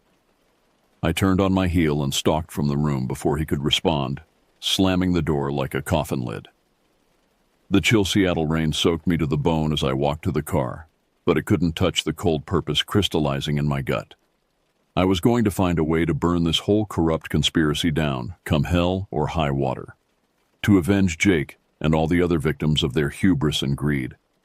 It didn't matter if I had to take on the whole damned government. I slid behind the wheel, started the engine, and pulled out onto the glistening blacktop, aiming my wheezing truck east, back towards a home I never should have left. It was a long, dark road ahead, but somewhere out there I knew I'd find a way to make this right. One way or another, the world was going to know what evil had been seeded in the misty Oregon woods. And heaven help anyone who got in my way. I hunched over the rickety table in my dingy Harrisburg motel room, poring over a mess of old topographic maps and hastily scribbled notes. 3 weeks since my confrontation with Lewis in Seattle, and I still felt like I was chasing my own tail, always one step behind my elusive quarry. My life had become a single-minded quest to piece together a puzzle with too many missing edges. Late nights spent scouring obscure conspiracy sites on the dark web, chasing down cryptic references to secret projects and hushed experiments. Bleary, bitter days consumed with dead ends and crank calls as I tried to get anyone in the know to crack open the door on the truth. But the shadowy government machine I was up against had circled the wagons tight. Nobody in the old DoD circles would so much as return a text. I didn't know if I'd been officially blacklisted or just written off as a head case chasing ghosts. The worst part was there was nowhere to turn, no one to confide in. Who would believe it? That nightmare figures stalked the Oregon mist, brewed up in some labyrinth of beakers and petri dishes. That an old squad mate had died at the hands of a man-made monstrosity? I'd be lucky to just get laughed out of the VFW halls.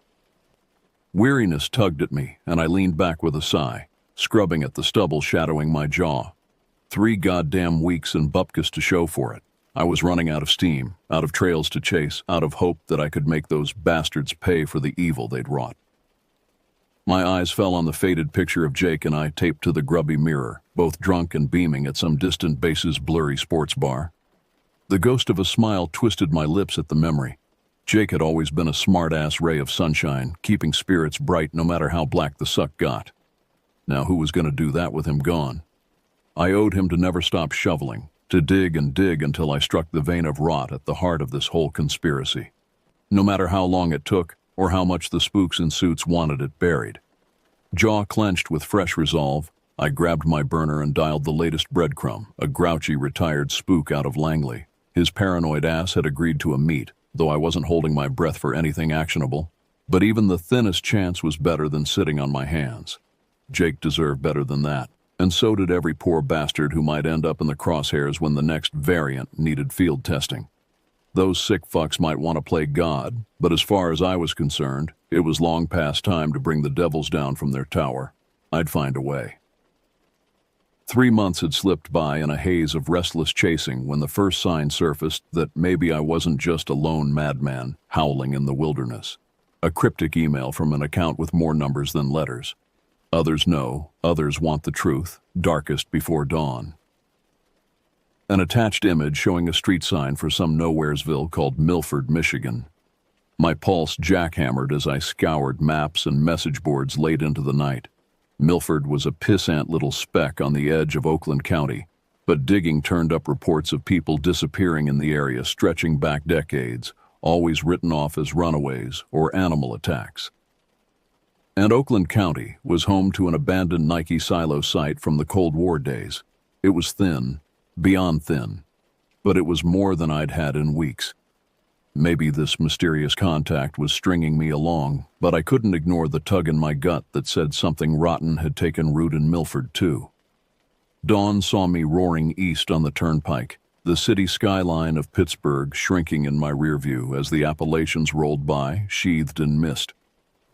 10 hours later, I was pulling off a deserted 2-lane blacktop into a heavily wooded rest area, the only soul for miles. I killed the engine and blew out a breath. This was it. The message had said to wait here. Every instinct screamed trap, but what choice did I have? I couldn't do this alone anymore. Restless, I climbed out to stretch my legs and check my gear for the 100th time. Pistol tucked at the small of my back, K-bar riding on my hip. A few nasty surprises just in case. I still had no idea what I might be walking into out here. The scuff of a footstep snapped my head up, hand dropping to the butt of my gun. A figure emerged from the tree line, hands carefully open and visible. "Shaw, stand easy." A woman's voice, measured and firm. She looked to be late 30s, nondescript in jeans and flannel, dirty blonde hair tugged back. Something about her bearing made me think ex-military. "You alone?" I asked sharply, scanning the woods behind her. My contact paranoia was on high. 5 by 5, she nodded. "I'm Gutierrez, Naval Intelligence before this." She waved a vague hand. "Got sucked in like you did. Saw things in Libya. Things command said to forget. Couldn't let it go." I relaxed fractionally. She had the look, the lingo. If it was a setup, it was a good one. "What's this about others? What do you know?" I needed something concrete to grab onto. "You're not the only one they've been running field tests on. Not the only one who lost people." Old pain flickered in her eyes and my gut clenched in recognition. "It's bigger than we knew, but we're not taking it lying down anymore." She pulled a thumb drive from her pocket, held it out. "That's everything I've got so far. Names, dates, places. The parts of the web I could piece together. It's not enough to blow the lid off, but it's a start." I stared at the drive, mind whirling. With legit sources, real intel, maybe there was a chance. Maybe we could actually fight this thing. I reached out, my grubby fingers closing on hard plastic and metal. The first step on a long, perilous road unfurling at my feet. But I wasn't walking it alone now. I met Gutierrez's steely gaze, jaw firming with purpose. "So where do we start?" The staccato pop of gunfire and dull crump of detonations rolled across the forested valley, underscored by inhuman shrieks and bellows. Oily smoke belched into the sky from the blackened husk of the compound at the valley's heart, the scene lit by guttering flames. I crouched behind the rusting hulk of an overturned SUV, struggling to ram a fresh mag into my carbine with shaking, blood-slick hands. Somewhere out in that roiling chaos, Gutierrez and the ragged band we'd pieced together waged a desperate holding action against nightmares made flesh. 2 years of painstaking cloak and dagger, clandestine meetings in shithole motels, and coded drops on dark web forums had led us here, to the beating heart of the conspiracy's mad science. To the frantic 11th hour assault to shut it down before their horrors spread any further. How many of these black sites were left out there, churning out weapons-grade evil in the name of national security? How deep did it go? The questions rattled around my skull, but there was no time to grapple with them now. The comm crackled at my shoulder, Gutierrez's ragged voice barely audible over the din. "Eastern perimeter is collapsing. They just keep coming. Not sure how long we can..." A burst of gunfire. A scream. "Damn it! Shaw, I don't know if..." "Fall back to the lab," I snapped, lurching up to lay down covering fire at the jerky silhouettes bounding out of the trees. "Hold what you can, but don't throw your lives away. This only works if we get the data out." A hurried double click acknowledged the order as I vaulted the SUV and sprinted for the building's yawning entrance, bullets sparking off the cracked pavement at my heels. The strap of the dented hard case containing the stolen servers and tissue samples thudded against my spine with each footfall. It was all there, the proof of how deep the rot of hubris and unchecked power had spread. The only thing that could scour this infection from the body public if we could get it into the right hands. The only thing that would make all the blood and loss worth it. I burst through the mangled security doors, diving into a strobing, smoke-choked corridor. The countdown to detonation of the strategically placed det cord was already ticking away in my head. No matter what it took, no matter how close the beast from our own abyss snapped at our heels, I would see the truth come to light, for Jake, for all of us. The misty pines would hold their secrets no more.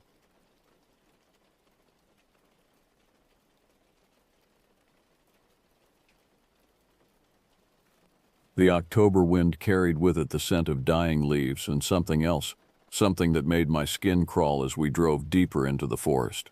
My friend Casey had invited me to spend the weekend at their family's remote cabin, a place so isolated that the nearest neighbor was over 15 miles away. The dirt road seemed to stretch endlessly through towering pines that blocked out most of the moonlight, their branches scraping against the car windows like skeletal fingers.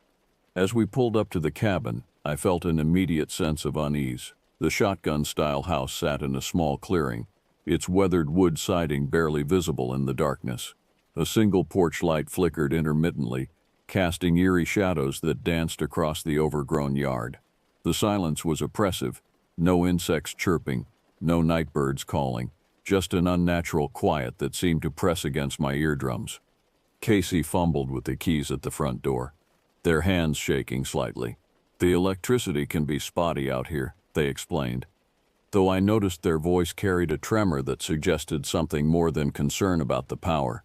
The door creaked open on rusted hinges, revealing a narrow hallway that disappeared into blackness. Inside, the cabin felt even more unsettling. The walls were lined with old photographs of people I didn't recognize, their eyes seeming to follow us as we moved through the rooms. The floorboards groaned under our feet with each step, and I could smell something musty and stale in the air, as if the place had been closed up for too long. Casey led me to the main living area, where a stone fireplace dominated one wall. Above the mantel hung an antique mirror that reflected our images in warped, distorted ways. The furniture looked like it belonged to another era, heavy dark pieces that seemed to absorb what little light filtered in from outside. "My family rarely comes up here anymore," Casey admitted as they set down our bags. "Not since," they trailed off, leaving the sentence hanging in the air like a ghost. By 11:30 that night, we had settled into the living room with flashlights and candles providing our only illumination. The power had indeed gone out shortly after our arrival, plunging the cabin into a darkness so complete it felt alive. Casey had produced an old Ouija board from a dusty closet, its wooden surface worn smooth by countless hands over the years. "I found this here when I was a kid," Casey whispered as we positioned the board between us on the coffee table. "Always wondered if it actually worked." The planchette, a small heart-shaped piece of wood with a clear window in the center, sat innocuously on the board, but something about it made my stomach turn. The candles flickered as we placed our fingertips on the planchette, and I could swear I felt it grow cold beneath my touch. The letters and numbers on the board seemed to shimmer in the candlelight, and the yes and no in opposite corners appeared to pulse with an otherworldly energy. "Is anyone there?" Casey asked, their voice barely above a whisper. For several minutes nothing happened.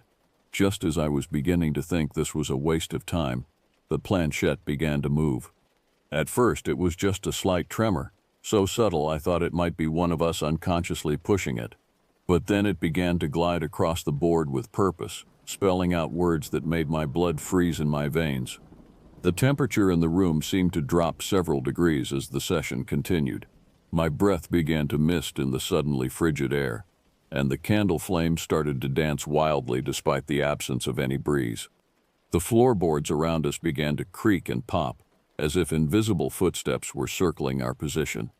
Casey's face had gone pale, their eyes wide with a mixture of fascination and growing terror. "This is real," they breathed, staring at the board as the planchette continued its deliberate movements. "Something is actually responding to us." The planchette moved with increasing urgency now, spelling out letters with such force that our fingers could barely keep up. First came a name, Tristan. My heart began to race.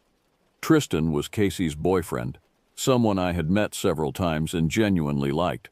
Why would a spirit be spelling out his name? "What do you want with Tristan?" Casey asked, their voice shaking. The response came immediately, the planchette jerking violently across the board. "Hurt." The word hung in the air between us like a physical presence. The candle suddenly flared brighter, casting our shadows long and twisted across the walls. In the flickering light, the photographs on the wall seemed to shift and move, their subjects' eyes following the planchette's movements. "Heard him how?" I managed to ask, though every instinct screamed at me to abandon the board immediately. The response was swift and terrifying. "Die." The single word repeated over and over again as the planchette moved in frantic circles. "Die, die, die." Casey jerked their hands away from the board as if it had burned them. "No," they whispered, backing away from the table. "This isn't right. Spirits aren't supposed to be this malevolent right away." But the planchette continued moving on its own, sliding across the board without our touch. It spelled out more disturbing messages. "Tristan must die. Tonight." The words appeared to burn themselves into my mind, and I could feel a presence in the room growing stronger with each passing second. The mirror above the fireplace began to rattle against the wall, and the fire poker beside the hearth fell over with a loud clang that made us both jump. The temperature continued to plummet until I could see my breath clearly in the candlelight. Something was in the room with us, something that wanted to cause harm to someone we cared about. With shaking hands, I grabbed the planchette and tried to slide it to goodbye to end the session, but it resisted my efforts as if magnetized to the center of the board. The force opposing me was so strong that sweat broke out across my forehead despite the bone-deep cold that had settled over the room. Finally, after what felt like an eternity of struggle, we managed to move the planchette to goodbye and hastily packed away the board. But the damage was done. Whatever we had contacted was still present, and its malicious intent toward Tristan was unmistakable. Despite our best efforts to dismiss what had happened as our imagination, neither Casey nor I could shake the feeling that we had opened a door that should have remained closed. The cabin felt different now, more oppressive, more watchful. Every shadow seemed to hide something sinister, and every creak of the old wooden frame made us jump. Casey paced the living room nervously.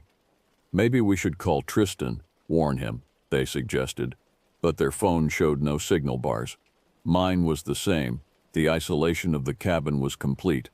"There has to be a logical explanation," I said, trying to convince myself as much as Casey. Maybe we were unconsciously moving the planchette ourselves, spelling out our own subconscious fears. But even as I spoke the words, I didn't believe them. The force we had felt, the bone-deep cold, the way the planchette had moved on its own, these weren't products of our imagination. That's when Casey came up with another idea. "There's an empty room down the hall," they said, pointing toward the dark corridor. "My grandmother used to use it for guests, but it's been vacant for years. If there really is something here, maybe we can communicate with it differently." Against my better judgment, I agreed. We took a piece of paper and wrote a simple message. "Who are you, and why do you want to hurt Tristan?" Casey slid the paper under the door of the vacant room, and we retreated to the living room to wait. The minutes stretched into hours. Every sound made us freeze. The settling of the house, the wind outside, the distant hoot of an owl.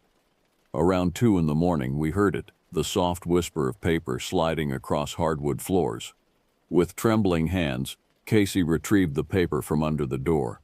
Written in a shaky, spidery handwriting that was definitely not ours were the words, "He took what was mine. Now I take his life." The message was followed by a crude drawing, a stick figure hanging from what appeared to be a noose. Below it, someone had scratched the name Tristan over and over again until the paper was almost torn through. Casey dropped the paper as if it had stung them. "This is impossible," they whispered. "There's no one else here." We checked every room when we arrived. But as we stood there in the flickering candlelight, staring at the disturbing message, we both heard it, footsteps coming from the vacant room. Slow, deliberate steps that seemed to pace back and forth across the creaky floorboards. The footsteps continued for another hour, growing more agitated and violent. We could hear what sounded like furniture being moved around, though we both knew the room was empty. Occasionally there would be a loud bang against the walls or door, as if someone or something was trying to break out. Casey had grown increasingly pale and shaky. "We have to do something," they said. "We can't just let this thing stay here, planning to hurt Tristan." Though neither of us was particularly religious, we decided to attempt some kind of cleansing ritual. Casey found an old Bible that had belonged to their grandmother, its pages yellow with age and its leather binding cracked. We lit more candles and arranged them in a circle around the living room. "God protect this house," Casey began reading aloud from various psalms, their voice gaining strength as they continued. "Cast out any evil spirits that may dwell here. Let no harm come to Tristan or anyone else." At first it seemed to be working. The footsteps in the vacant room stopped, and the oppressive atmosphere began to lift slightly. The temperature returned to normal, and the candle flame steadied. But our relief was short-lived. Just as Casey finished the last prayer, every candle in the room was extinguished simultaneously, plunging us into absolute darkness. The silence that followed was more terrifying than any noise.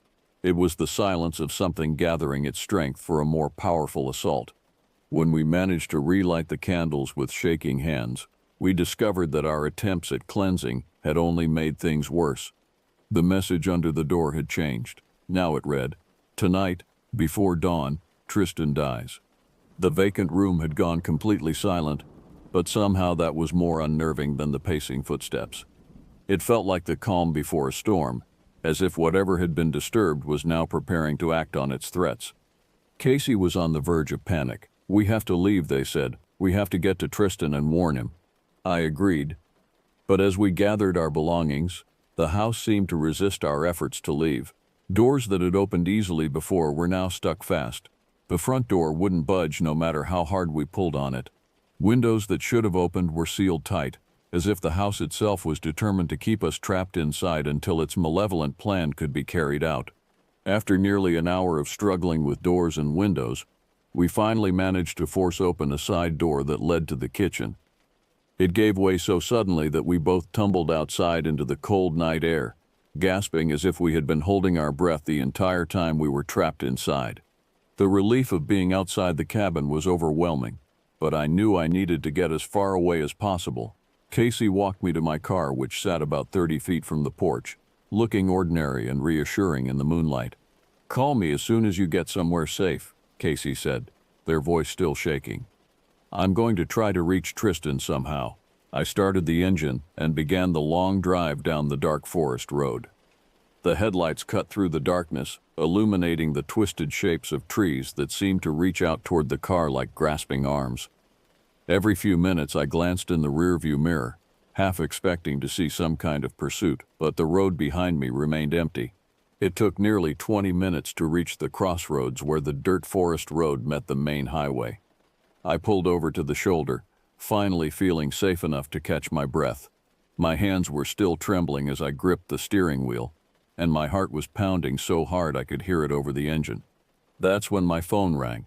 Casey's name appeared on the screen, and I answered immediately, expecting them to tell me they had reached Tristan or found a way out of their own predicament. Thank God. Casey's voice came through the speaker, but there was something wrong with it, a terror so pure it made my skin crawl. "You have to come back, please. You have to come back right now." "What?" "Casey, I'm 4 miles away. I made it to the crossroads. What's wrong?"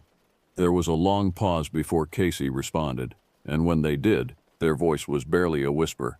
But you're here. You're standing right outside the front door, asking me to let you in."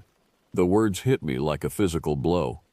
I looked around the empty crossroads, my car's headlights the only source of light for miles in any direction. "Casey, that's impossible. I'm sitting in my car at the highway. I'm nowhere near the cabin." "I can hear your voice," Casey insisted, their terror evident in every word. "It's your voice, exactly your voice, but something's wrong with it. You keep asking me to open the door, saying there's something dangerous outside."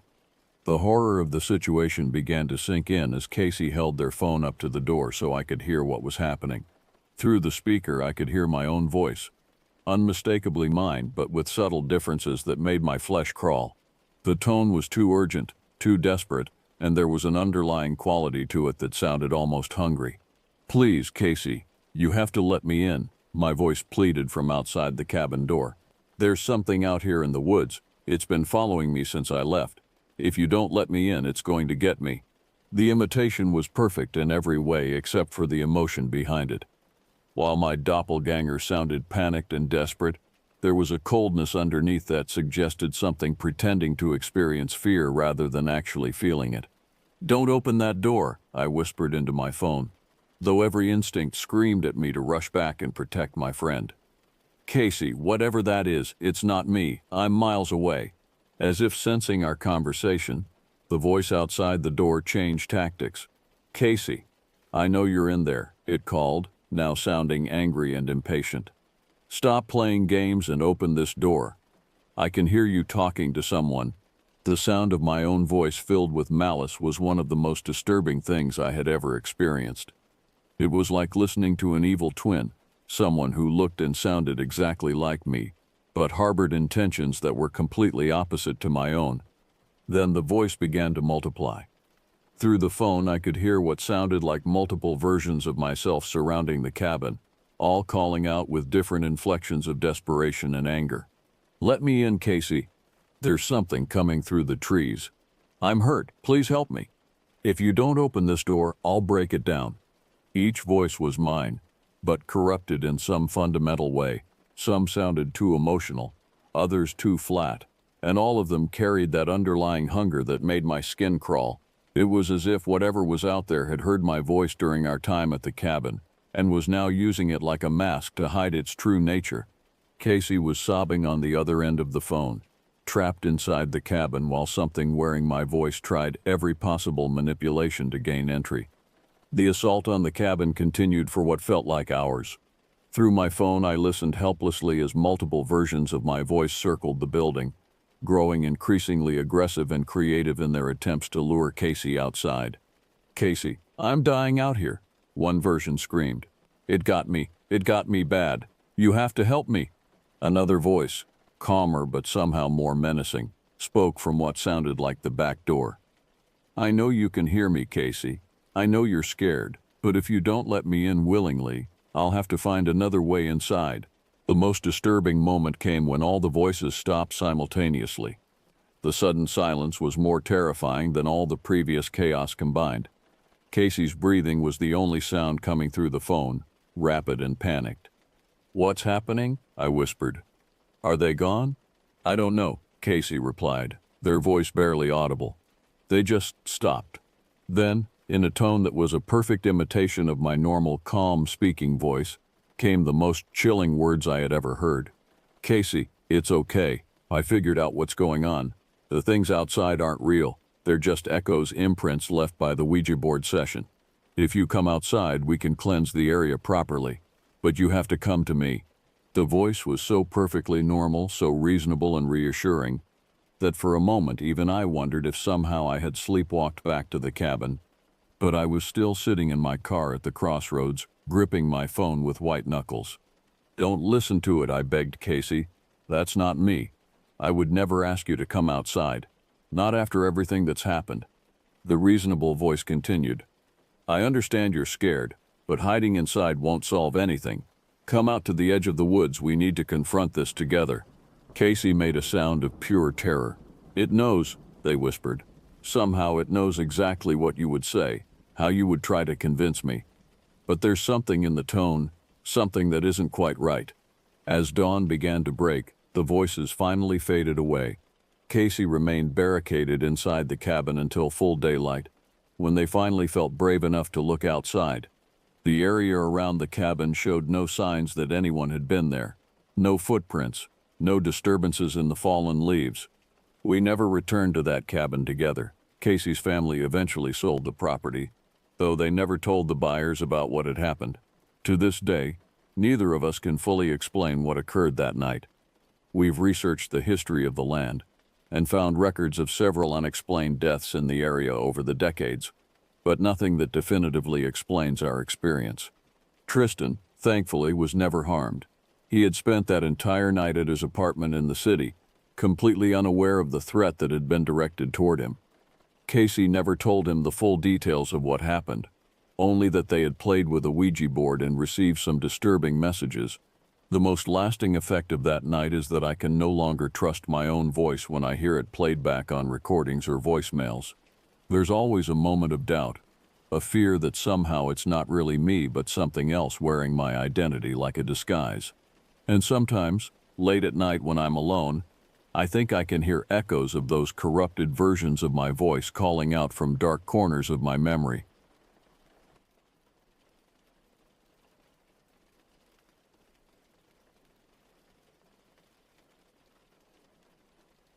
I'm 50 years old now, and the memories of what happened in those mountains still wake me in the dead of night, drenched in sweat and reaching for a weapon that's no longer there. I've been experiencing things that most people would dismiss as impossible since I was 11 or 12, but nothing, absolutely nothing, prepared me for what stalked me during that winter in the Manzano Rocky Mountains. The year was 2005, and I had just turned 38. After my divorce, I needed solitude somewhere far from civilization where I could rebuild my shattered life. The log cabin I found seemed perfect, a kit house with cap and tongue and groove construction, nestled at the very edge of Cibola National Forest, just outside Albuquerque. The isolation was exactly what I craved, or so I thought. The house itself was a study in contrasts. One side of the roof bore traditional asphalt shingles, weathered gray from years of mountain storms. The other side featured heavy cement tiles, installed by the previous owner for reasons I never understood. Those tiles would prove significant in ways I couldn't imagine. My black lab, Rex, had made the journey with me, a 100-pound companion whose presence provided the only comfort in that desolate place. The real estate agent had warned me about the winters. Gets down to 2 degrees from November through April, she'd said with practiced indifference. 4 feet of snow minimum. You sure you want something this remote? I had nodded confidently, believing my city-softened sensibilities could handle whatever nature threw at me. I was wrong about many things that year. When the first snows came in late October, I understood the agent's warnings were understated. The white blanket that descended wasn't the gentle dusting I'd expected. It was a suffocating shroud that transformed the landscape into something alien and hostile. I bought a yardstick from the hardware store in town, thinking it would be adequate to measure the accumulation. The first time I tried to use it, the entire stick vanished into the white expanse without touching bottom. I remember kneeling in that clearing behind the house, turning my head sideways and plunging my entire arm into the snow just to retrieve that simple measuring tool. The cold bit through my jacket sleeve instantly, numbing my fingers as I groped blindly in the frozen depths. This wasn't even a drift, just the natural accumulation in an open space. The realization of how thoroughly winter had claimed this place settled over me like a funeral shroud. Rex adapted better than I did. His thick coat and natural instincts served him well, but even he seemed subdued by the overwhelming whiteness and the strange quality of sound that snow brings. That muffled, dead quality that makes every noise seem both distant and unnaturally close. During those first weeks, I told myself the adjustment period was normal. The isolation was what I wanted. The bitter cold was just another challenge to overcome. But as November deepened into December, something changed in the rhythm of our mountain existence. Rex began behaving differently. His ears would prick up at sounds I couldn't hear. His hackles would rise for no apparent reason, and he started refusing to go outside after dark. I attributed it to the harsh conditions until the night I first heard it. The sound came just after midnight, on a particularly brutal December evening, when the temperature had dropped to 15 below zero. I was reading by the fireplace, Rex curled at my feet, when something massive struck the roof above us. The entire house shuddered as if hit by a falling tree, but I knew no tree could make that specific sound, the scraping, grinding noise of claws finding purchase on cement tiles. Rex's reaction was immediate and terrifying. He bolted upright, every muscle in his body rigid, a low growl rumbling from deep in his chest. His eyes were fixed on the ceiling, tracking something I couldn't see but could definitely hear. The footsteps, if you could call them that, moved across the roof with deliberate slowness. Each impact sent vibrations through the wooden structure, causing dishes to rattle in the kitchen cabinets and the floorboards beneath my feet to creak in response. I reached for the bought 4-1 Magnum I kept on the side table. The weight of the revolver in my hands provided some comfort, though I questioned what good it would do against something that could shake a solid log house with its footsteps. The bought 4-1 Magnum isn't a common caliber, more powerful than a bought .357 but more manageable than a bought .44. but I'd chosen it specifically for situations where stopping power mattered more than convenience. The scratching sounds intensified as whatever was up there adjusted its position. I could hear individual claws clicking against the cement tiles, a sound like fingernails on a chalkboard magnified tenfold. Rex whimpered and pressed himself against my legs, his usual confidence completely shattered. We sat there in frozen silence for what felt like hours, listening to the thing above us settle into some kind of resting position. When it finally stopped moving, the silence that followed was worse than the noise had been. Over the following weeks, a horrible routine established itself. The creature, I had no other word for it, would arrive sometime between midnight and 3 in the morning. Always the same thunderous landing, always the same deliberate movement across the roof, always the same eventual settling into stillness that would last until just before dawn. I began keeping a journal, documenting each visitation with the obsessive detail of someone whose sanity was slowly fraying. Entry after entry recorded the same terrifying sequence, the initial impact that never failed to jar me awake, the systematic traverse of the roof from one end to the other, and the final positioning directly above my bedroom. That last detail haunted me more than anything else. Whatever this thing was, it knew where I slept. Sleep became a luxury I could no longer afford. I tried staying awake, sitting in the living room with the Magnum in my lap, and Rex pressed against my side. But even when I was conscious and waiting for it, the arrival never failed to spike my heart rate and flood my system with adrenaline. The house's wooden frame would groan under the weight, and I began to worry about structural damage. More than that, I worried about the day when the roof might finally give way. My friend Carl visited during this period, a skeptical man who'd known me for 15 years and had never heard me tell a lie. When I described what was happening, he laughed outright.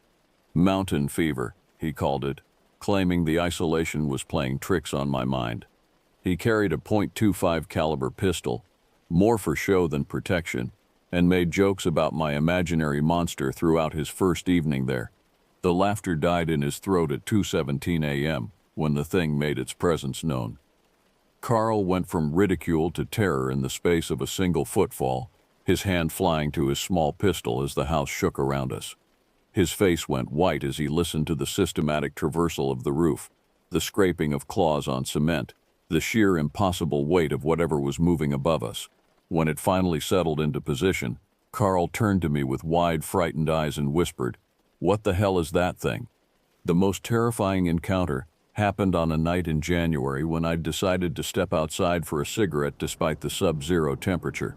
The deck stretched 50 feet along the back of the house, a substantial platform that had seemed like a luxury when I first moved in. Now it felt like a trap, an exposed platform where I was vulnerable to whatever lived in the surrounding darkness. I'd been outside for maybe 5 minutes, my breath forming crystalline clouds in the frigid air, when I heard the sound that still gives me nightmares. Something massive landed on the far end of the deck with enough force to make the entire structure bounce.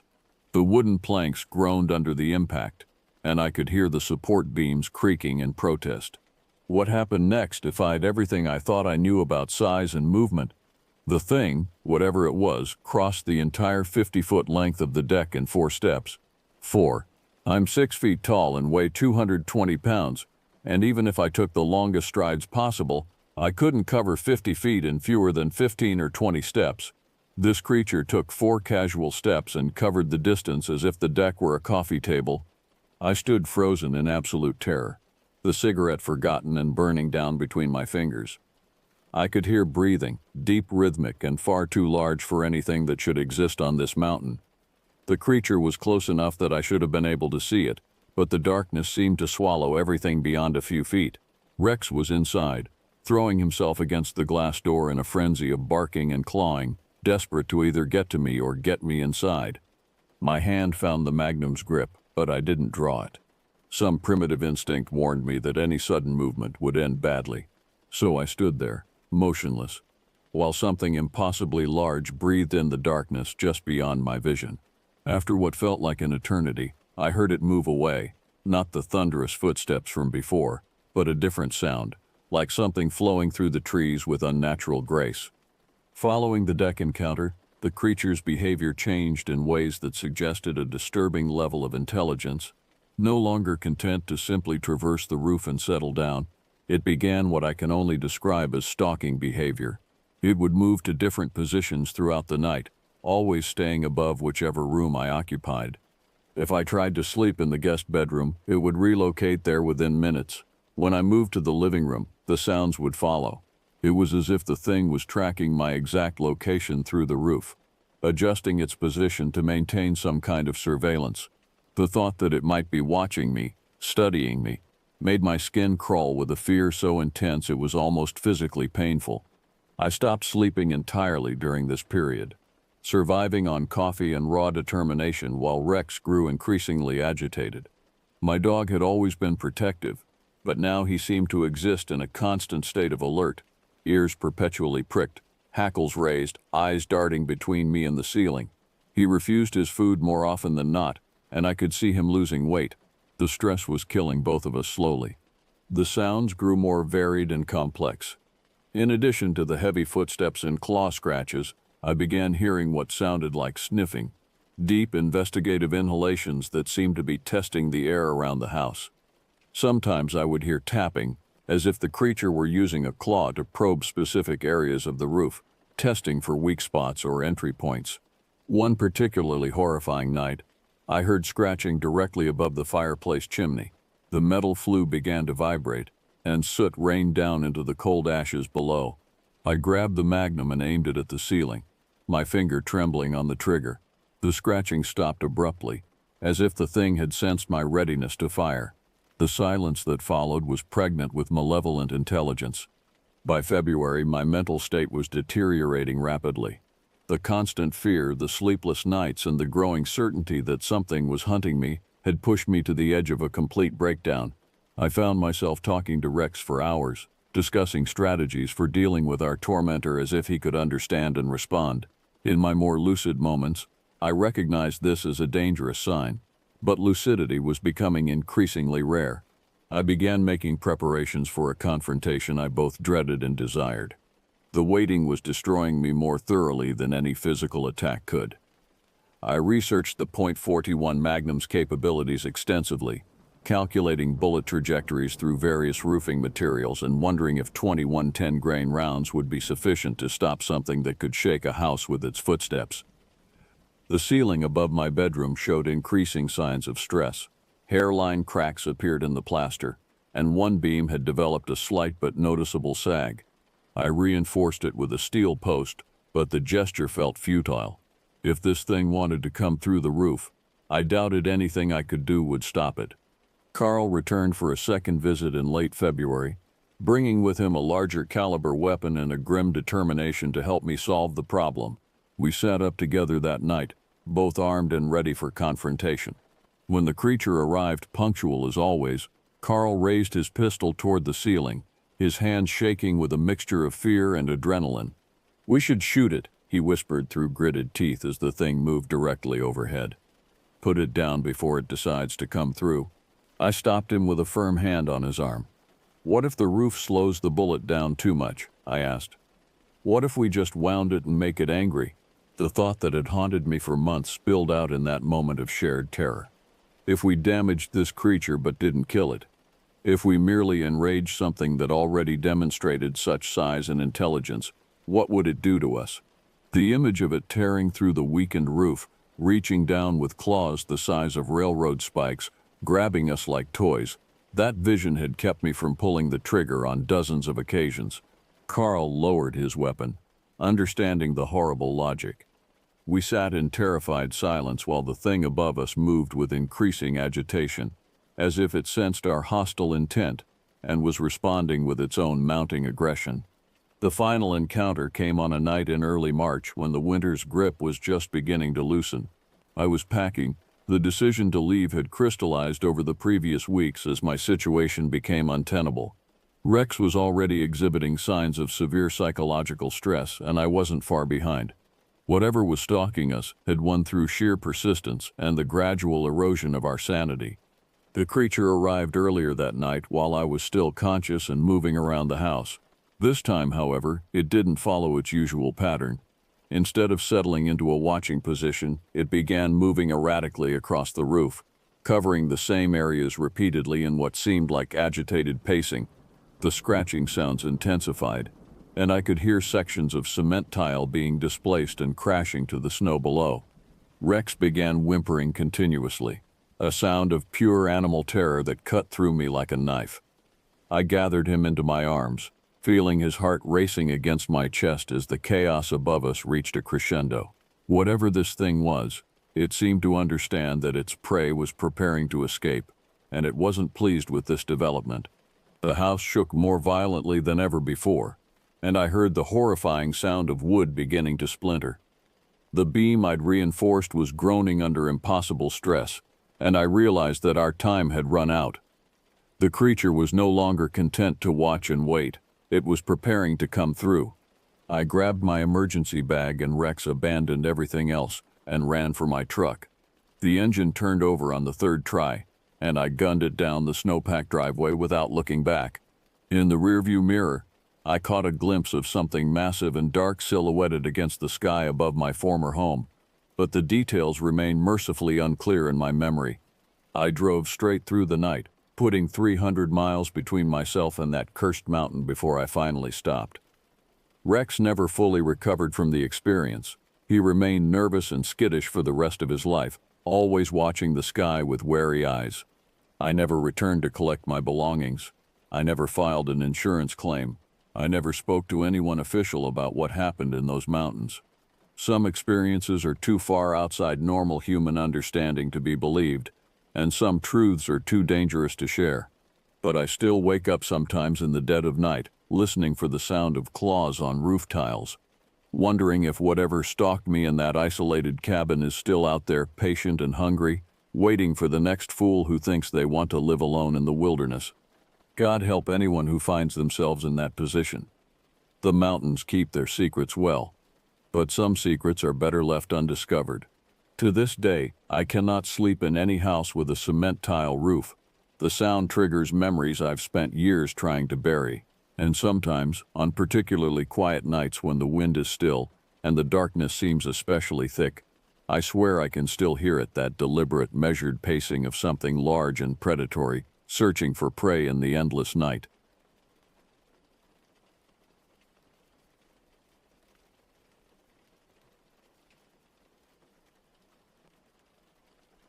The crisp mountain air filled my lungs as I stepped out of my car, stretching my legs after the long drive. The trailhead parking lot was empty, save for my weathered Subaru Outback. I shouldered my heavy backpack, adjusting the straps until it sat comfortably. This solo camping trip had been long overdue, a chance to disconnect from the world and reconnect with nature. As I started down the pine needle-strewn path, the dense forest enveloped me. Towering pines and ancient oaks reached toward the sky, their branches creating a canopy that filtered the late afternoon sunlight. The trail wound its way deeper into the wilderness of the Navajo Nation, a place steeped in history and mystery. I'd always been drawn to these lands, fascinated by the rich tapestry of Native American lore. But it wasn't until I stumbled upon the legend of the Skinwalker that my curiosity truly ignited. These shape-shifting beings, said to be evil witches or medicine men who had gained the ability to turn into animals, had captured my imagination.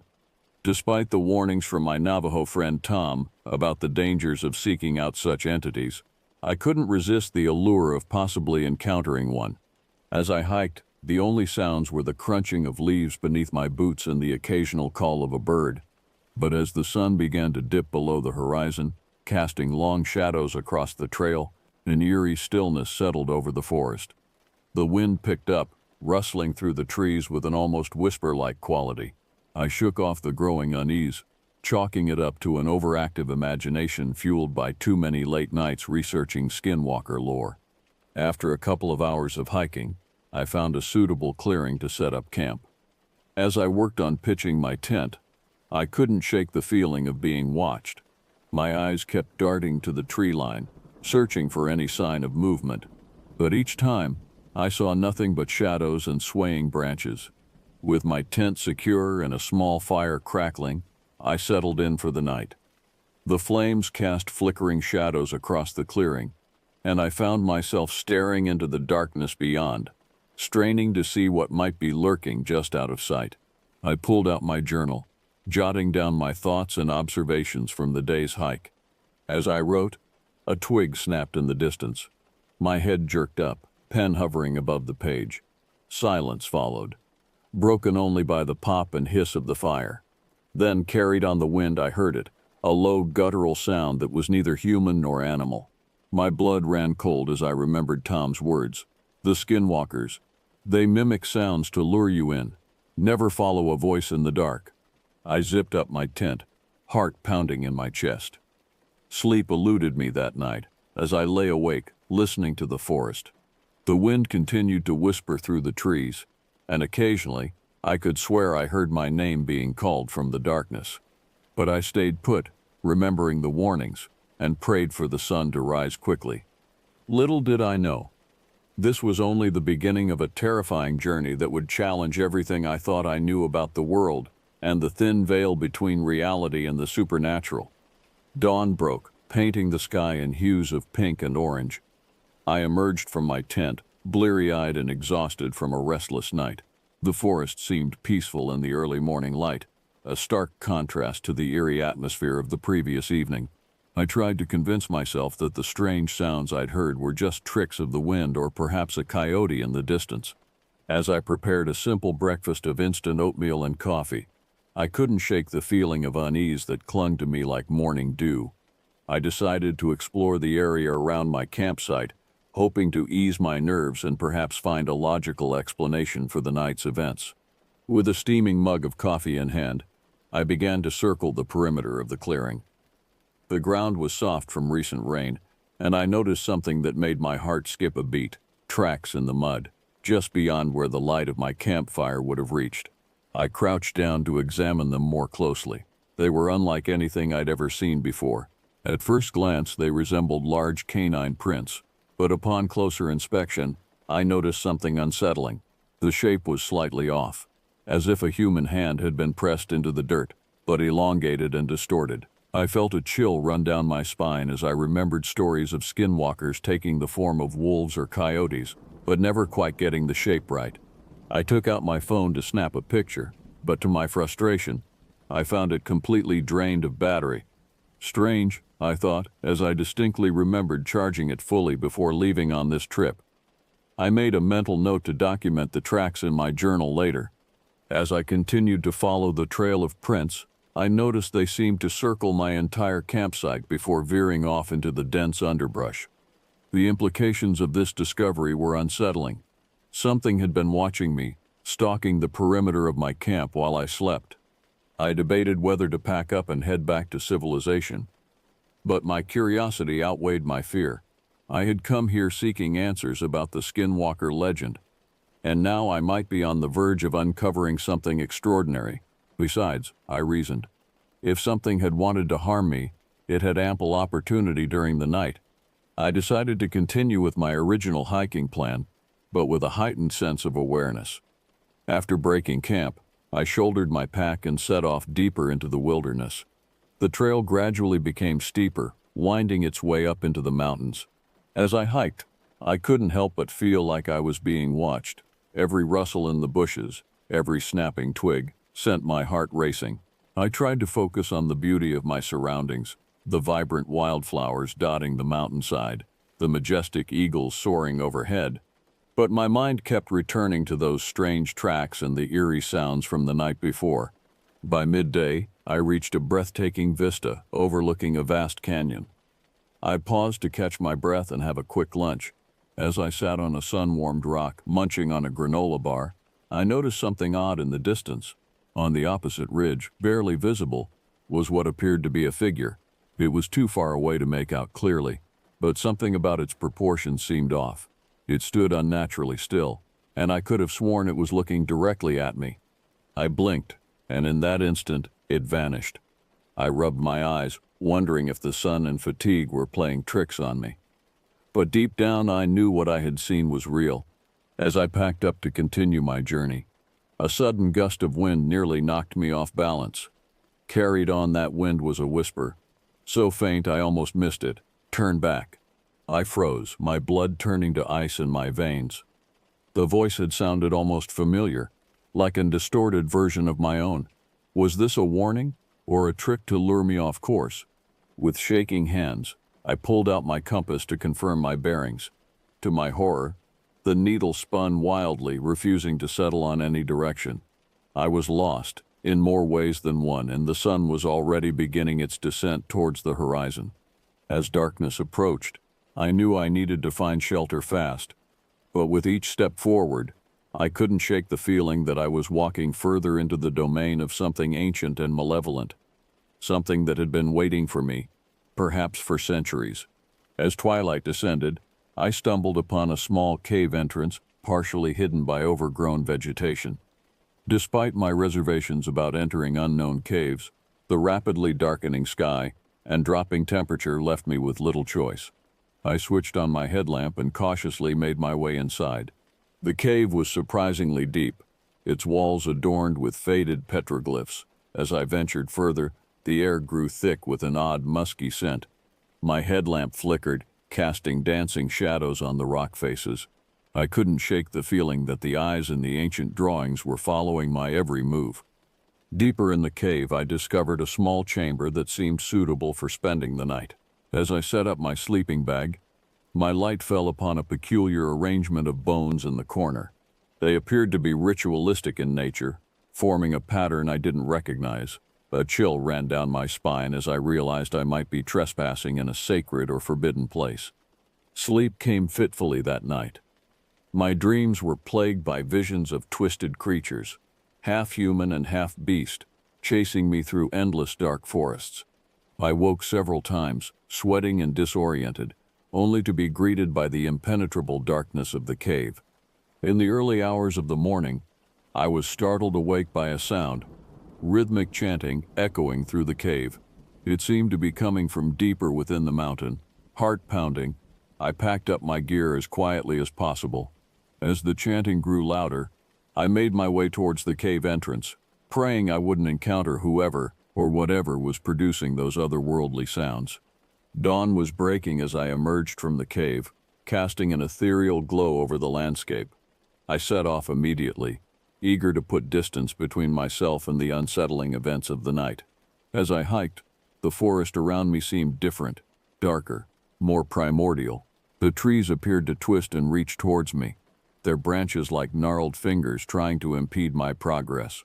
Midday found me in a small clearing where I paused to rest and consult my still malfunctioning compass. As I sat on a fallen log, movement at the edge of the clearing caught my eye. An elderly Native American man emerged from the trees, his weathered face etched with lines of wisdom and concern. He introduced himself as Joseph, a Navajo shaman. His eyes bored into mine as he spoke. "You shouldn't be here, outsider. You've stirred something ancient and dangerous." I explained my research into skinwalker lore and my desire to uncover the truth. Joseph's expression darkened. "Some truths are not meant for the uninitiated. The skinwalkers are real, but they are not what you think. They are a perversion of sacred knowledge, a curse born of greed and vengeance." He went on to explain that my presence and curiosity had attracted the attention of a particularly malevolent skinwalker. "It hunts you now," he warned, "and it will not stop until it has your essence." Joseph provided me with a small leather pouch filled with herbs and insisted I wear it around my neck for protection. As he turned to leave, he paused and fixed me with a grave stare. "Head east, towards the rising sun. Do not look back. Do not respond to any voices you hear. Your only hope is to reach the boundaries of their territory before nightfall." With those ominous words, he melted back into the forest, leaving me alone with my fear and a desperate plan for survival. I set off eastward immediately, my pace quickening with every step. The forest seemed to grow denser, the underbrush more tangled, as if nature itself was trying to slow my progress. Every snapping twig and rustling leaf sent jolts of adrenaline through my system. As the afternoon wore on, I began to hear things, whispers on the wind, calling my name in voices that sounded disturbingly like those of my friends and family. I gritted my teeth and pressed on, remembering Joseph's warning.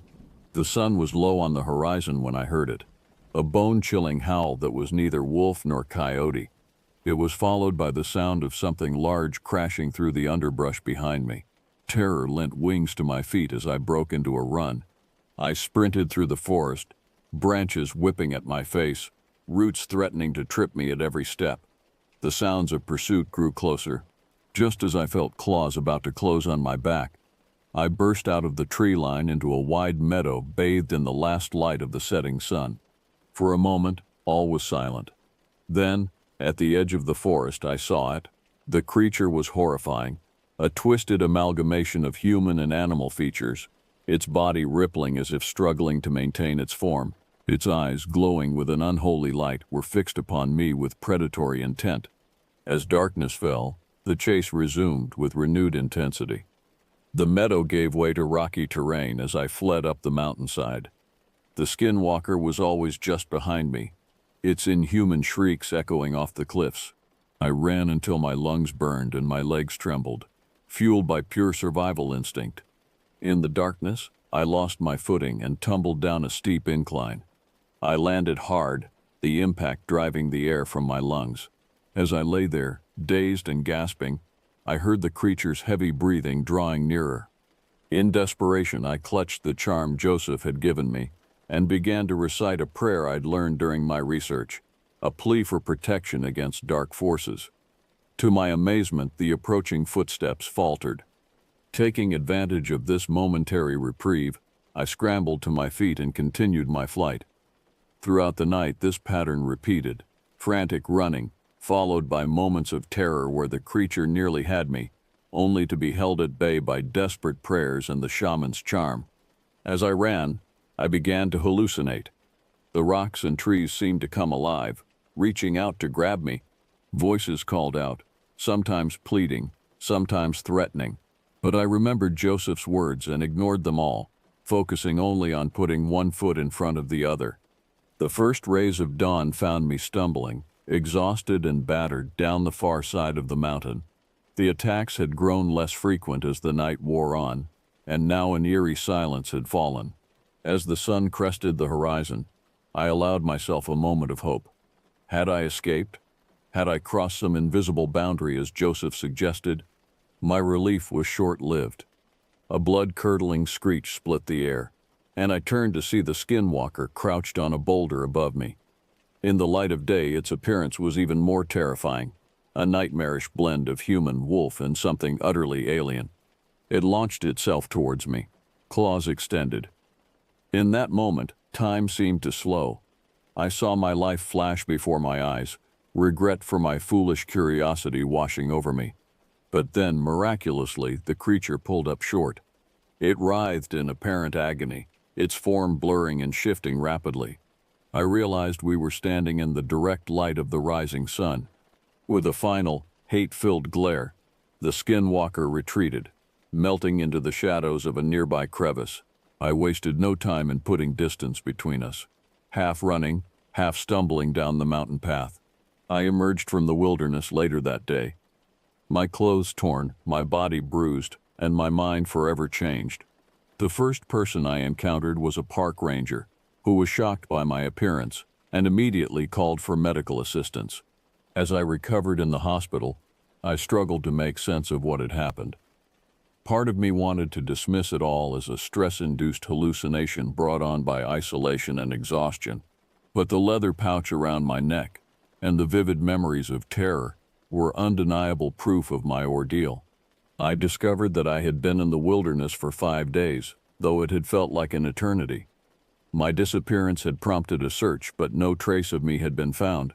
The authorities were baffled by my story, and I quickly learned to keep the full truth to myself, sharing only that I had gotten lost and injured. In the months that followed, I pored over my research notes, cross-referencing my experience with ancient legends and modern accounts. I came to understand that I had glimpsed a world hidden beneath the surface of our reality, a world of primal forces and ancient magics that defied rational explanation. I never returned to those mountains, but the experience haunted me. Sometimes on dark nights when the wind howls, I imagine I hear distant, inhuman cries, and in my dreams I still run from shadows that twist and change, always pursuing, never tiring. My ordeal taught me a valuable lesson about the dangers of seeking knowledge not meant for mortal minds. There are secrets in this world that should remain hidden, forces that should not be disturbed, and in the remote wilderness, where the veil between worlds grows thin, one might just encounter horrors beyond imagination. As I sit here penning this account, I can't shake the feeling that my story is not yet over. The Skinwalker is still out there waiting, and deep down I fear that one day it will find me again.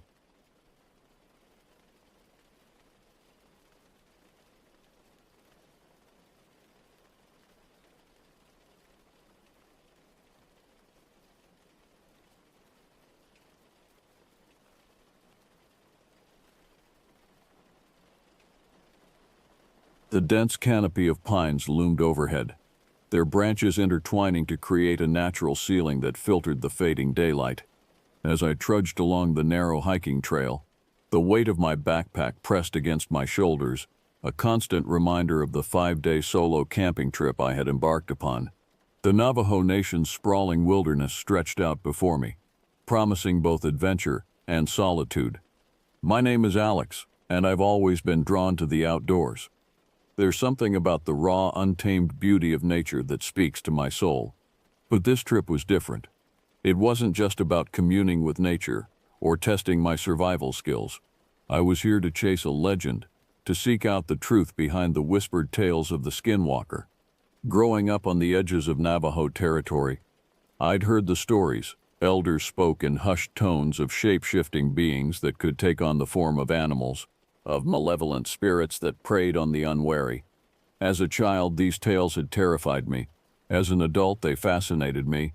I'd spent years researching, gathering scraps of information, and piecing together a map of supposed Skinwalker sightings. And now, here I was, venturing into the heart of their domain. The sun dipped lower on the horizon, painting the sky in hues of orange and purple. I knew I needed to set up camp soon. As if on cue, I stumbled upon a small clearing, perfect for pitching my tent. As I shrugged off my backpack and began to unpack, a twig snapped in the distance. I froze, my heart rate quickening. Slowly, I turned towards the sound, my eyes scanning the gathering shadows between the trees. Nothing moved. The forest had gone eerily silent, as if holding its breath. "Hello?" I called out, my voice sounding small and insignificant in the vastness of the wilderness. No response came, save for the gentle rustling of leaves in the evening breeze. I shook my head, chuckling nervously at my own jumpiness. "Get it together, Alex," I muttered to myself. "It's just the woods." But as I turned back to my task, I couldn't shake the feeling that I was being watched. Unseen eyes seemed to bore into my back, making the hairs on my neck stand on end. I worked quickly, hands shaking slightly as I assembled my tent and unrolled my sleeping bag.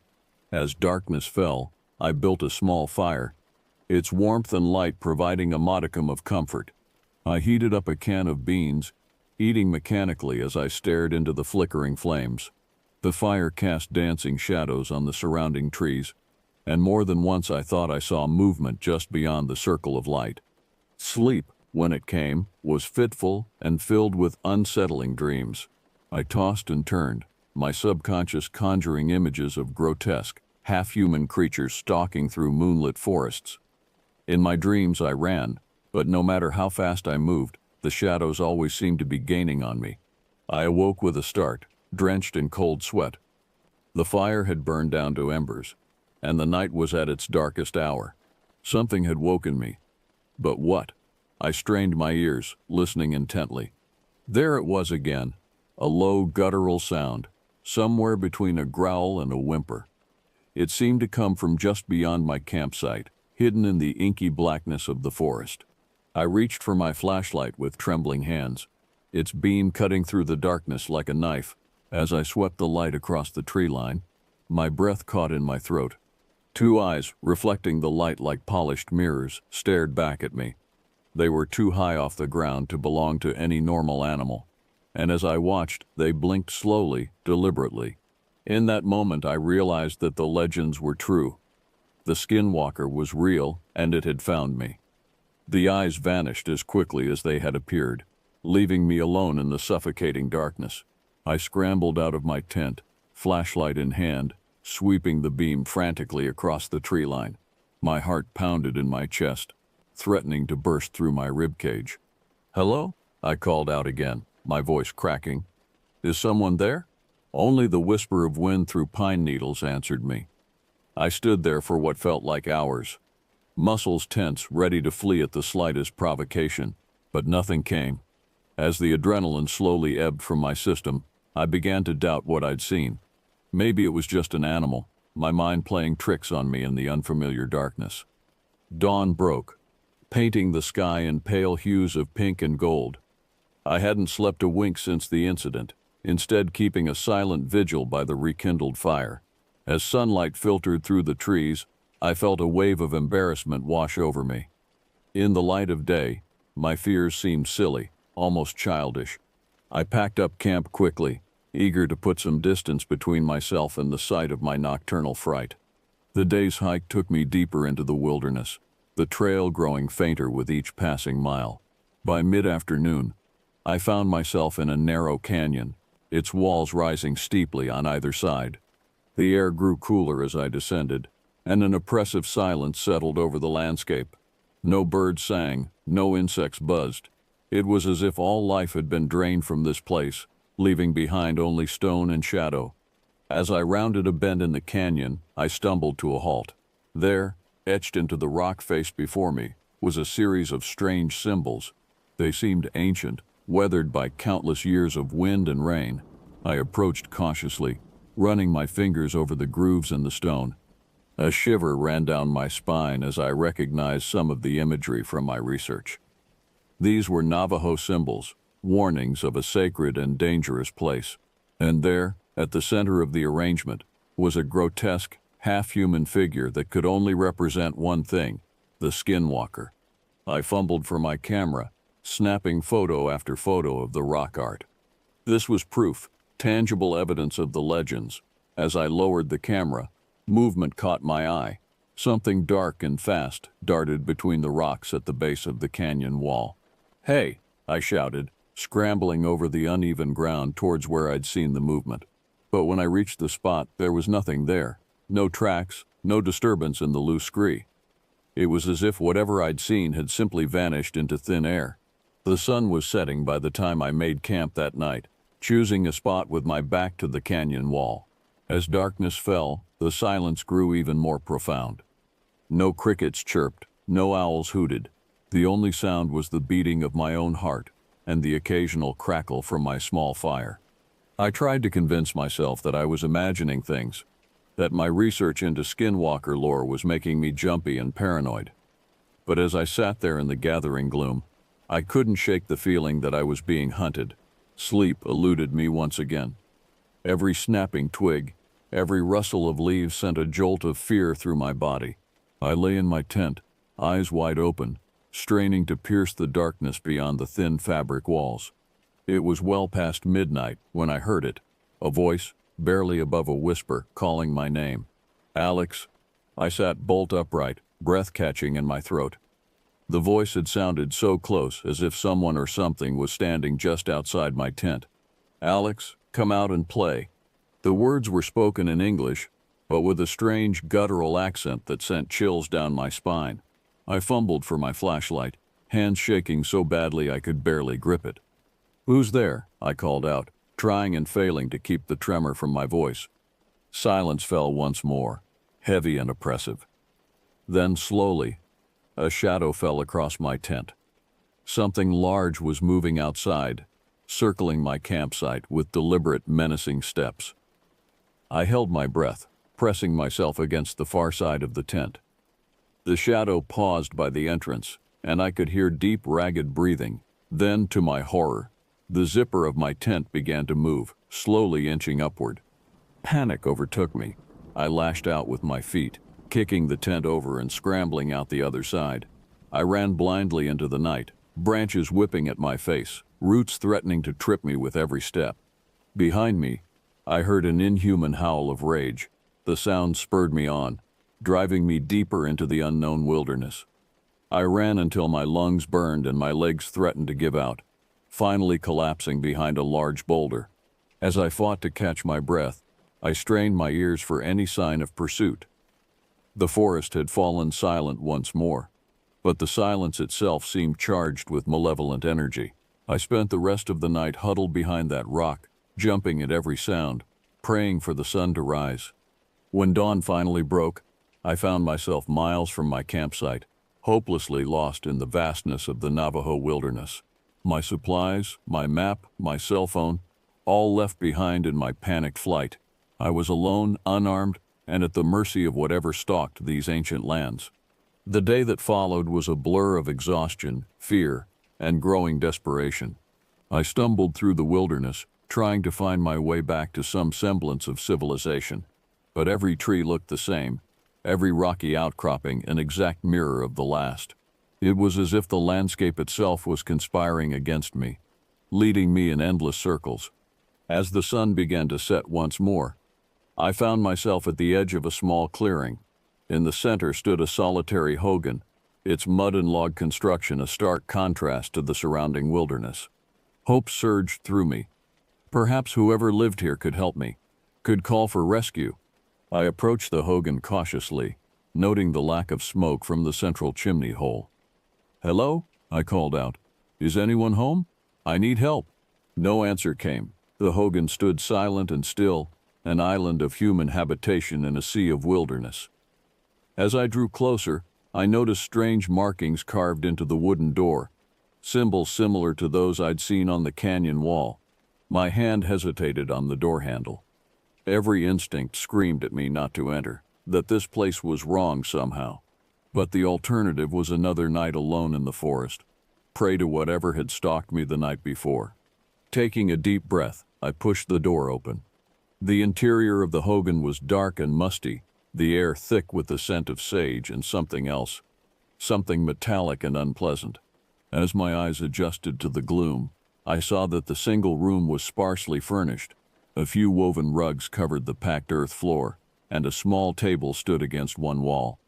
It was what lay on the table that turned my blood to ice. Bones, dozens of them bleached white by time. Some were clearly animal, the elongated skull of a coyote, the delicate wishbone of a bird. But others were unmistakably human. A femur here, a fragment of pelvis there, and perched atop the grisly collection, grinning at me with empty eye sockets, was a human skull. I stumbled backward, a scream building in my throat. As I turned to flee, my foot caught on one of the rugs. I fell hard, the wind knocked from my lungs, and there, revealed beneath the displaced rug, was a trapdoor. Before I could move, before I could even draw breath to cry out, the trapdoor burst open. A shape emerged, twisted, inhuman, its flesh a patchwork of fur and scales and bare, glistening muscle. It moved with impossible speed, lunging towards me with claws outstretched. I rolled to the side, feeling those claws slash through the air where my throat had been moments before. I scrambled to my feet, running for the door. Behind me, I heard the creature let out that same bone-chilling howl I'd heard the night before. I burst out of the hogan, running blindly into the gathering darkness. The thing was right behind me. I could hear its labored breathing, could feel the heat of its presence at my back. I ran faster than I ever had in my life, driven by pure, animal terror. I don't know how long I ran, or how far. My world narrowed to the pounding of my heart, the burning in my lungs, and the ever-present fear of what pursued me. When I finally collapsed, unable to take another step, I found myself in a small box canyon, its walls rising sheer on three sides. I was trapped. As I turned to face my pursuer, I saw it emerge from the shadows. In the fading twilight, its form seemed to shimmer and shift, as if unable to settle on a single shape. One moment it was a man, tall and gaunt with eyes that glowed like embers. The next, it was a beast, fur-covered and snarling. And then, most terrifying of all, it wore my own face, twisted into a grotesque parody of a smile. "What are you?" I gasped, pressing my back against the canyon wall. The thing cocked its head to one side, regarding me with inhuman curiosity. When it spoke, its voice was a rasping whisper that seemed to come from everywhere and nowhere at once. "I am what your people call Skinwalker," it said, "but I am so much more. I am the shadow in the corner of your eye, the whisper in the dark that makes you question your sanity. I am the primal fear that lives in the heart of every human." As it spoke, its form continued to shift and change. I saw flashes of every nightmare creature I'd ever imagined, every monster from every story I'd ever heard. And beneath it all, a sense of ancient, unknowable evil. "Why are you doing this?" I asked, my voice barely above a whisper. "Why me?" The Skinwalker's laugh was like bones grinding together. "You came looking for me, Alex. You sought out the dark places, the forbidden knowledge. Did you think there wouldn't be a price?" It took a step closer, its form settling into a shape that was almost but not quite human. "I've been watching you, following you. I've tasted your fear, savored your terror, and now I will consume you entirely." As it lunged towards me, claws extended, I closed my eyes and waited for the end. But the end didn't come. A piercing whistle cut through the air, followed by a blinding flash of light. I heard the Skinwalker shriek in pain and fury. When I opened my eyes, I saw a figure standing between me and the creature, an old man, his weathered face lined with age and wisdom. In one hand he held a gnarled staff topped with a cluster of eagle feathers. In the other, he clutched a small pouch. As I watched, he reached into the pouch and threw a handful of glittering dust into the air. Where it touched the Skinwalker, the creature's flesh seemed to sizzle and smoke. "Back, Yinald Lushi," the old man shouted in a voice that cracked like thunder. "You have no power here." The Skinwalker snarled, its form rippling as it tried to maintain cohesion. It lunged at the old man, but he stood his ground, chanting words in a language I didn't understand. With each syllable, the creature seemed to grow weaker, its movements becoming sluggish and uncoordinated. Finally, with a howl of defeat, the Skinwalker turned and fled, disappearing into the shadows as if it had never been. The old man turned to me, his dark eyes filled with a mixture of compassion and reproach. "You should not have come to this place, young one," he said. "These lands are not for the uninitiated." What was that thing?" I asked, my voice shaking. "That was a Yinald Lushi, what your people call a Skinwalker, a human who has forsaken their humanity, embracing dark magic to gain power." The old man shook his head sadly. "They are abominations, neither fully human nor fully spirit." He helped me to my feet, his grip surprisingly strong for one who appeared so frail. "Come," he said. "We must leave this place before it returns. The protections I used will not hold it at bay for long." As we made our way out of the canyon, the old man introduced himself as Joseph, a medicine man of the Navajo people. He explained that he had been tracking the Skinwalker for days, trying to drive it from these sacred lands. "But why was it after me?" I asked as we walked. Joseph gave me a long, appraising look. "The Yamnidlushi are drawn to fear, to doubt, to the darkness that lives in every human heart. You came here seeking them out, filled with curiosity and a thirst for forbidden knowledge. In doing so, you made yourself a beacon for their kind." I felt a wave of shame wash over me. My quest for knowledge, my desire to prove the existence of the Skinwalker, had nearly cost me my life, and who knew how many others might have suffered because of my foolishness. We walked through the night, Joseph leading the way with unerring confidence despite the darkness. As dawn broke, we arrived at a small, hidden valley. A clear stream ran through its center, and the air was thick with the scent of sage and juniper. "This is a sacred place," Joseph explained, "a place of healing and purification. We will perform a ceremony here to cleanse you of the Skinwalker's influence." Over the next few hours, Joseph prepared for the ritual. He gathered herbs and roots, mixing them in a small clay bowl. He instructed me to bathe in the stream, washing away the physical and spiritual filth of my ordeal. As the sun reached its zenith, Joseph began the ceremony. He sang in the Navajo language, his voice rising and falling in complex patterns. He burned sage and cedar, the fragrant smoke enveloping me in a hazy cocoon. I felt a warmth spread through my body, starting in my chest and radiating outward. It was as if a great weight was being lifted from my shoulders, a darkness I hadn't even been aware of dissipating like mist in the morning sun.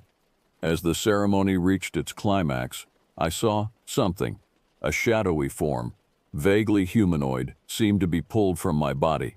It writhed and twisted in the air for a moment before dissolving into nothingness. When it was over, I felt different, lighter, somehow.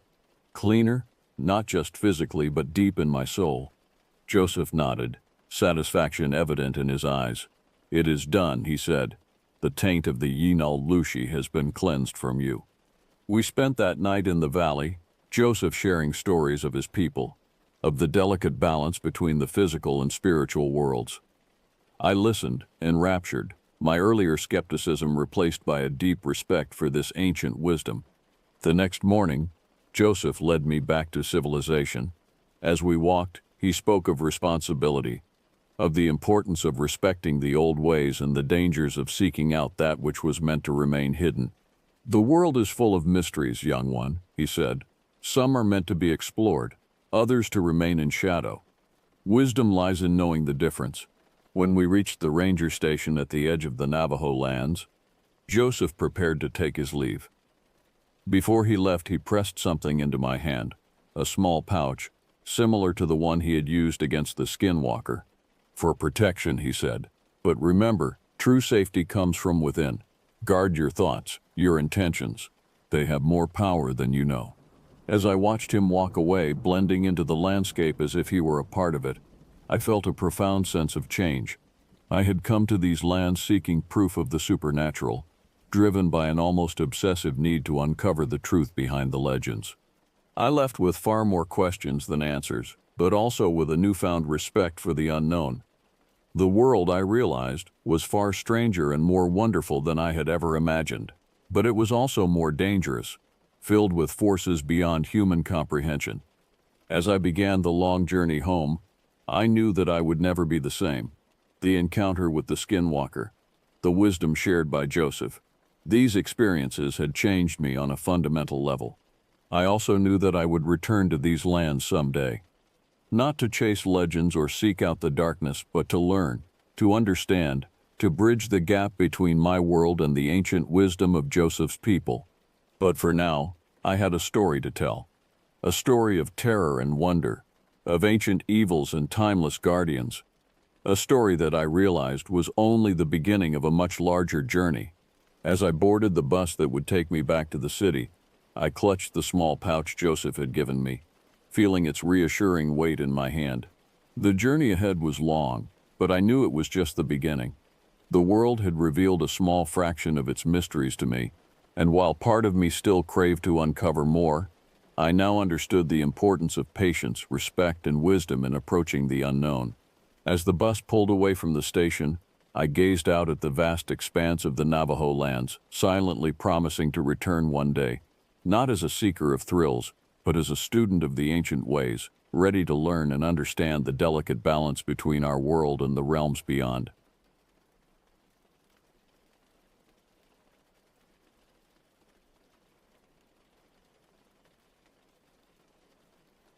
I've always been drawn to the wilderness.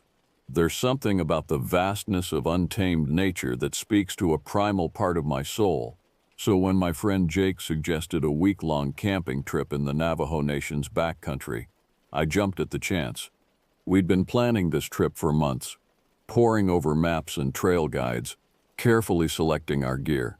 Jake and I had been friends since college, bonding over our shared love of the outdoors. He was the more experienced hiker between us, having spent summers working as a park ranger. I trusted his judgment implicitly when it came to the wilderness. As we drove towards our destination, the landscape gradually transformed. The familiar cityscape gave way to rolling hills, then rugged mountains. The roads became narrower, less maintained. Cell phone reception flickered and died. "This is it," Jake said, a grin spreading across his face as he pulled off onto a dirt road. "From here on out, it's just us and nature."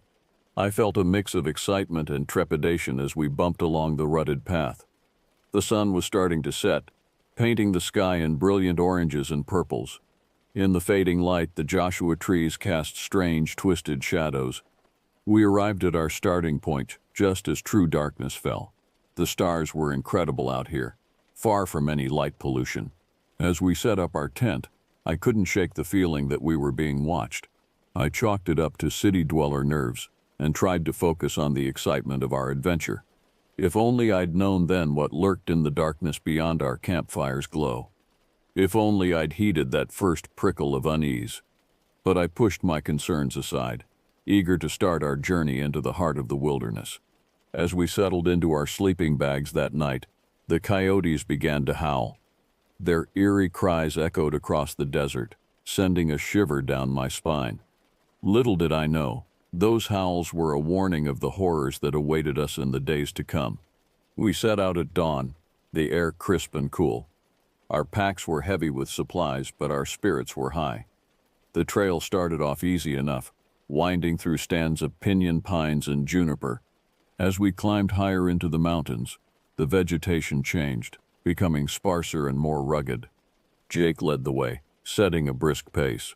I found myself struggling to keep up, unused to the altitude and the weight of my pack. By midday, my legs were burning, and I was grateful when Jake called for a break. We paused at the edge of a steep ravine, the ground falling away dramatically on one side. As we munched on trail mix and beef jerky, I gazed out at the vista before us. Miles of untouched wilderness stretched to the horizon, a patchwork of mesas, canyons, and scrubland. "Beautiful, isn't it?" Jake said, following my gaze. "But we need to be careful out here. This land has a way of swallowing people up." I laughed nervously. "What do you mean?" Jake's expression grew serious. "People go missing in these parts all the time. Hikers, campers, sometimes they're never found. The locals have all sorts of stories about why." A chill ran down my spine despite the midday heat. "What kind of stories?" Jake hesitated, then shook his head. "Never mind. It's just superstition. We'll be fine as long as we stick together and follow the trail." We resumed our hike, but Jake's words had planted a seed of unease in my mind.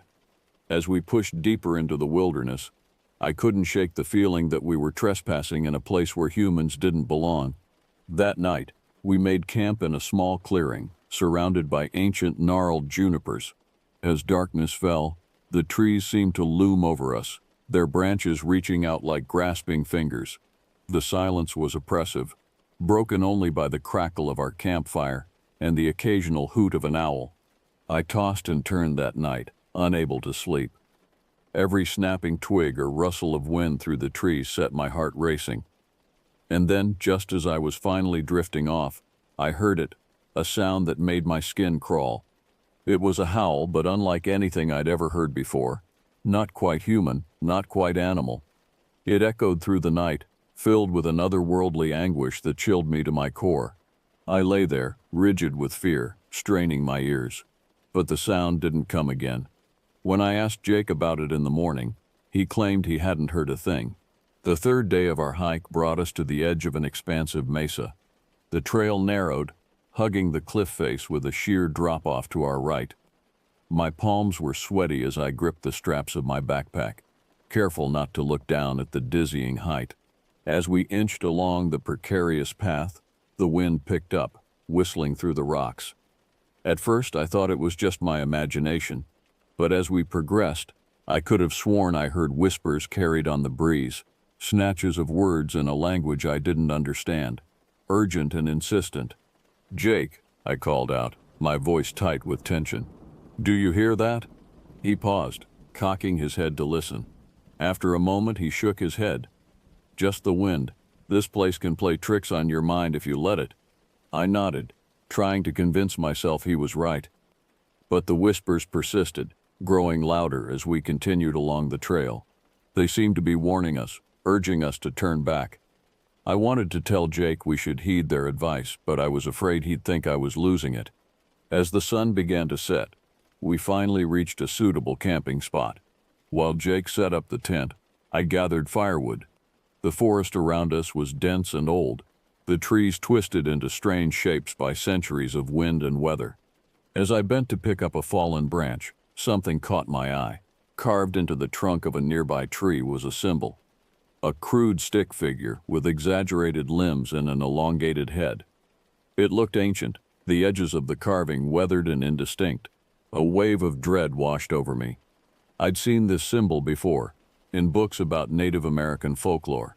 It was associated with skinwalkers, shape-shifting witches of Navajo legend, capable of transforming into animals and stealing the faces of their victims. I stumbled back to our campsite, my arms empty of firewood.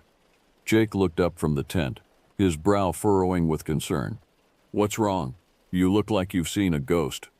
I opened my mouth to tell him about the carving, but something stopped me. Maybe it was nothing. Maybe I was letting my imagination run wild.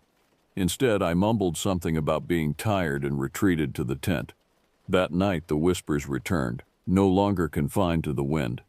They seemed to come from just outside the thin fabric of our tent, a cacophony of urgent, unintelligible voices. I lay awake, every muscle tense, listening to Jake's steady breathing beside me, and wondering how he could sleep through the noise.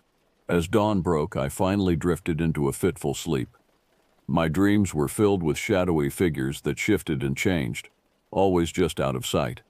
When I woke, I felt more exhausted than when I'd gone to sleep. Jake was already up, boiling water for coffee. He took one look at me and frowned. "Rough night?" I nodded, unsure how to explain what I'd experienced. As I sipped the strong, bitter coffee, I debated whether to tell him about the whispers, about the carving. But in the light of day, it all seemed so implausible. I decided to keep my fears to myself, hoping they would fade as we continued our journey. Little did I know the true horrors were yet to come. Our fourth day of hiking brought us to a site that made my skin crawl. An abandoned Navajo village nestled in a secluded valley. The cluster of traditional hogans stood silent and empty, their once sturdy walls now crumbling. Nature was slowly reclaiming the site, with weeds sprouting through cracks in the packed earth floors. Jake consulted his map, frowning. "This isn't marked. Must be an old settlement, abandoned decades ago." I nodded, unable to shake a feeling of unease. "Should we camp here for the night?" Jake hesitated, then shook his head. "Nah, it doesn't feel right. Let's push on a bit further." Relief washed over me at his decision. As we skirted the edge of the village, I couldn't help but feel we were being watched. The empty doorways of the hogans seemed to gape at us like hungry mouths, and I could have sworn I saw movement in the shadows.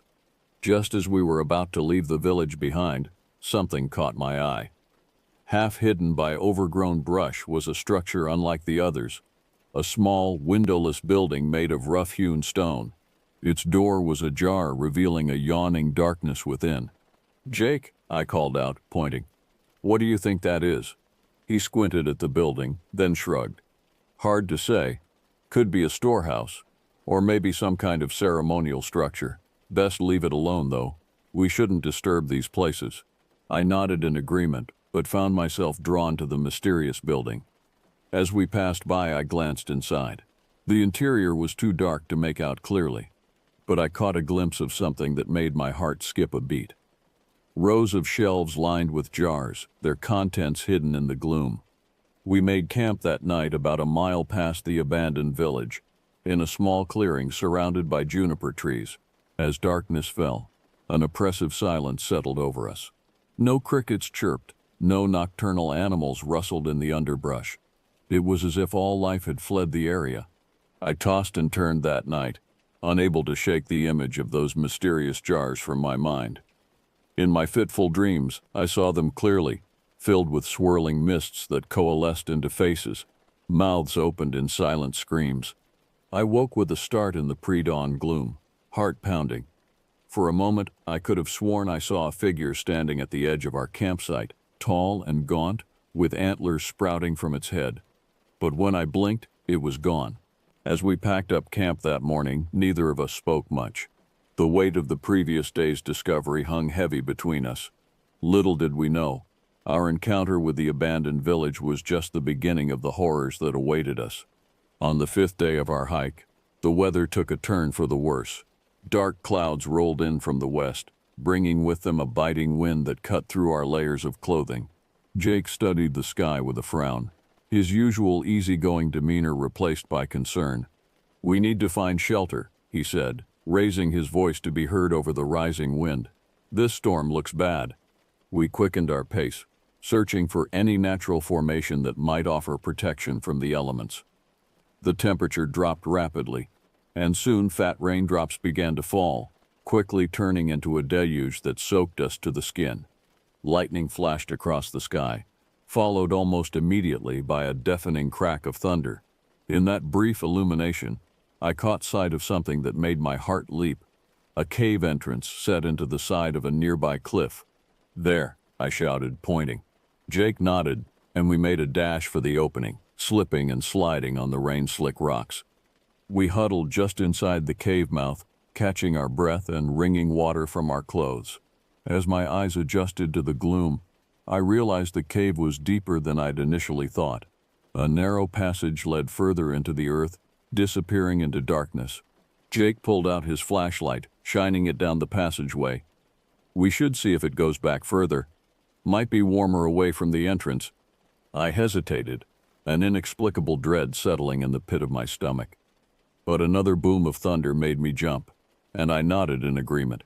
We made our way carefully down the passage, our way lit only by the narrow beam of Jake's flashlight. The air grew noticeably warmer as we progressed, and I caught a whiff of something acrid and unpleasant, like burning hair mixed with rotting meat.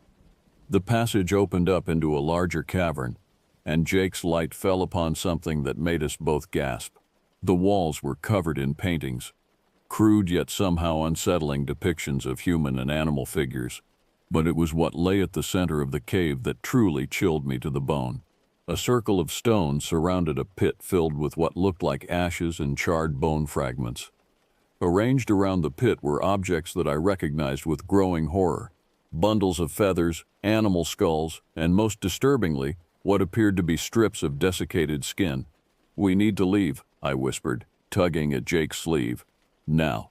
But Jake seemed transfixed, moving closer to examine the gruesome tableau. As he bent to look at one of the skulls, his foot caught on a loose stone. He stumbled, his hand shooting out to catch himself, and brushed against one of the bundles of feathers. The effect was immediate and terrifying. A wind that had no place in the enclosed cave whipped up, extinguishing Jake's flashlight. In the sudden darkness, I heard a sound that will haunt me for the rest of my days, a low guttural growl that was neither human nor animal.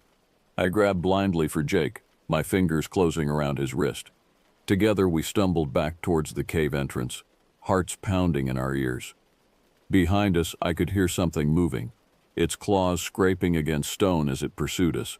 We burst out of the cave into the raging storm, rain lashing our faces.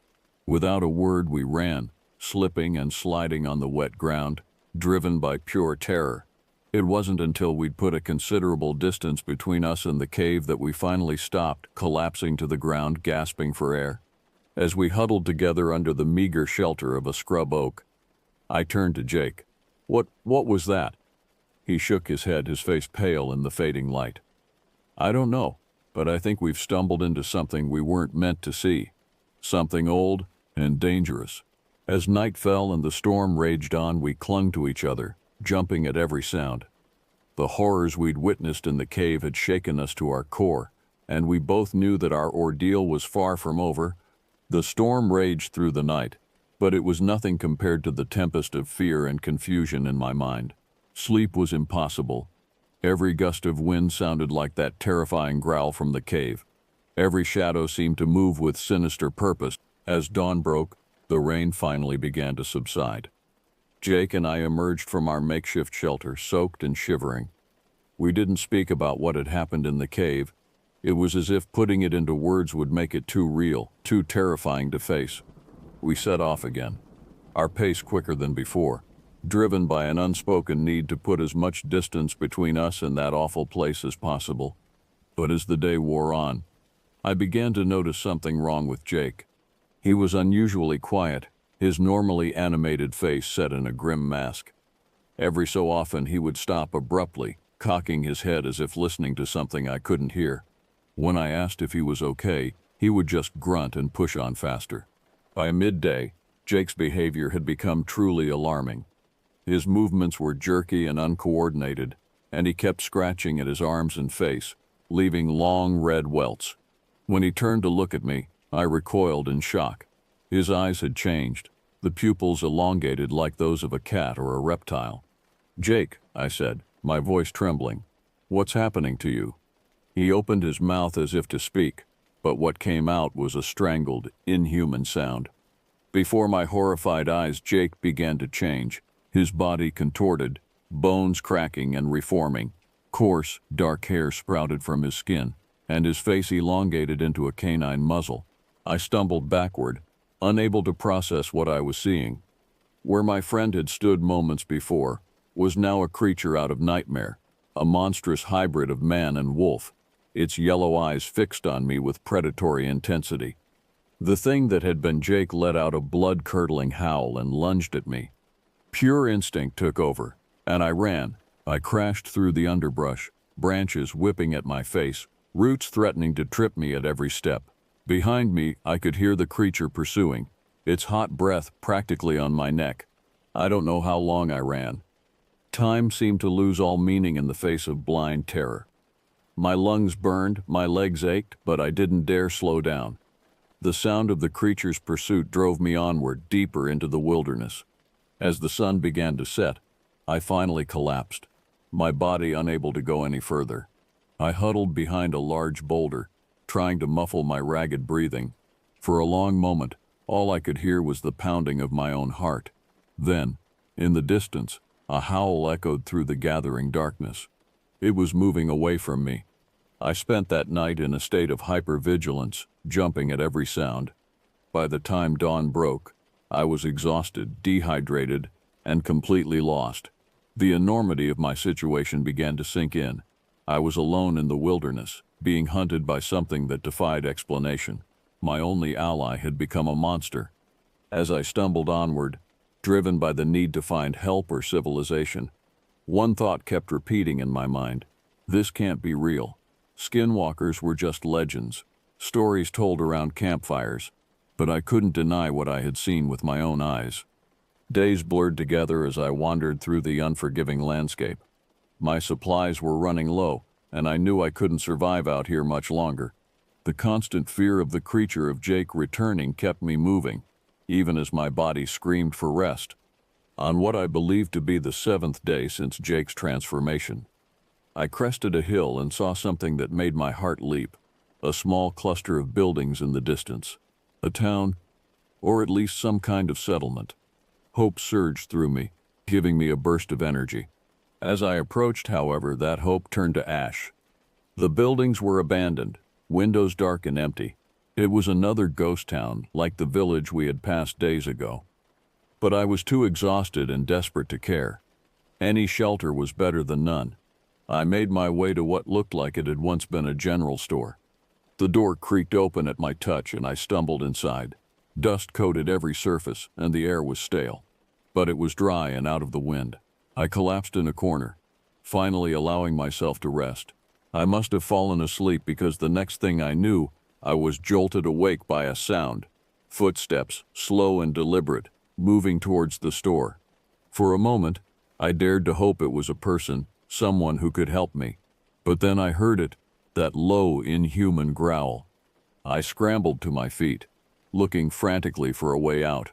But it was too late. The door burst open, and there stood the creature that had once been my friend. In the fading light, it looked even more terrifying than before. A grotesque fusion of man and beast, its yellow eyes gleaming with hunger, and something that might have been recognition. We stood frozen for a moment, hunter and prey, locked in a standoff. Then, to my shock, the creature spoke. Its voice was a raspy approximation of Jake's, as if he was fighting to form words with a mouth not designed for human speech. "Run," it growled. "Can't control much longer." In that moment, I understood. Jake was still in there, somewhere, fighting against the monster he had become. But he was losing the battle. I didn't need to be told twice. I bolted for the back of the store, praying there would be another exit. Behind me, I heard Jake, the creature, let out an agonized howl, a sound of internal struggle and despair. I found a back door and burst through it, out into the deepening twilight, but I knew the chase wasn't over. It had only just begun. The final confrontation came at dawn. I had run through the night, pushed beyond my limits by terror and adrenaline. As the first rays of sunlight crept over the horizon, I found myself in a circular clearing, surrounded by ancient, twisted junipers. With a jolt, I realized I recognized this place. It was where we had camped on our second night, before everything went wrong.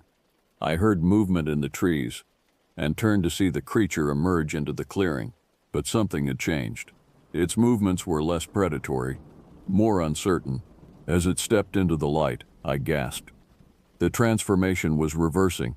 Fur receded, limbs straightened, and gradually, Jake's human features became recognizable. He collapsed to the ground, his body racked with spasms. I wanted to run to him, to help, but fear kept me rooted in place. Finally, the convulsions stopped, and Jake lay still. "Jake," I called out, my voice hoarse. He stirred, slowly pushing himself up to a sitting position.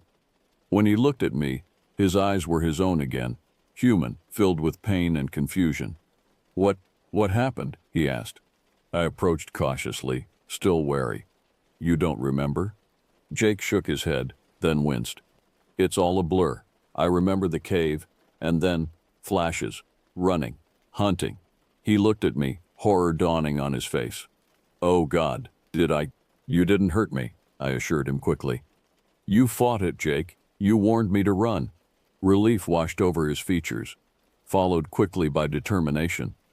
"We need to leave this place, now, before it happens again." As we made our way out of the wilderness, Jake filled in the blanks.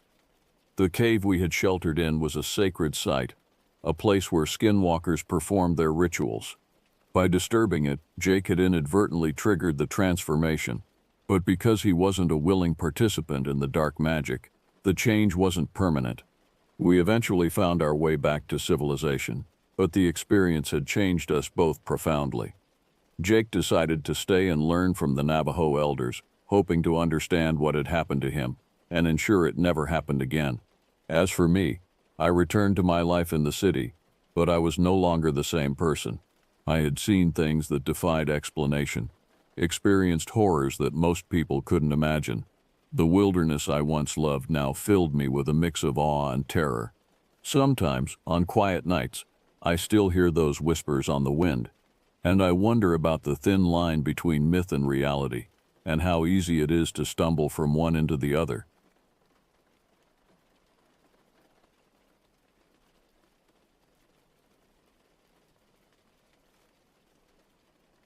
It was supposed to be a fun summer camping trip with my two best friends, John and Tyler.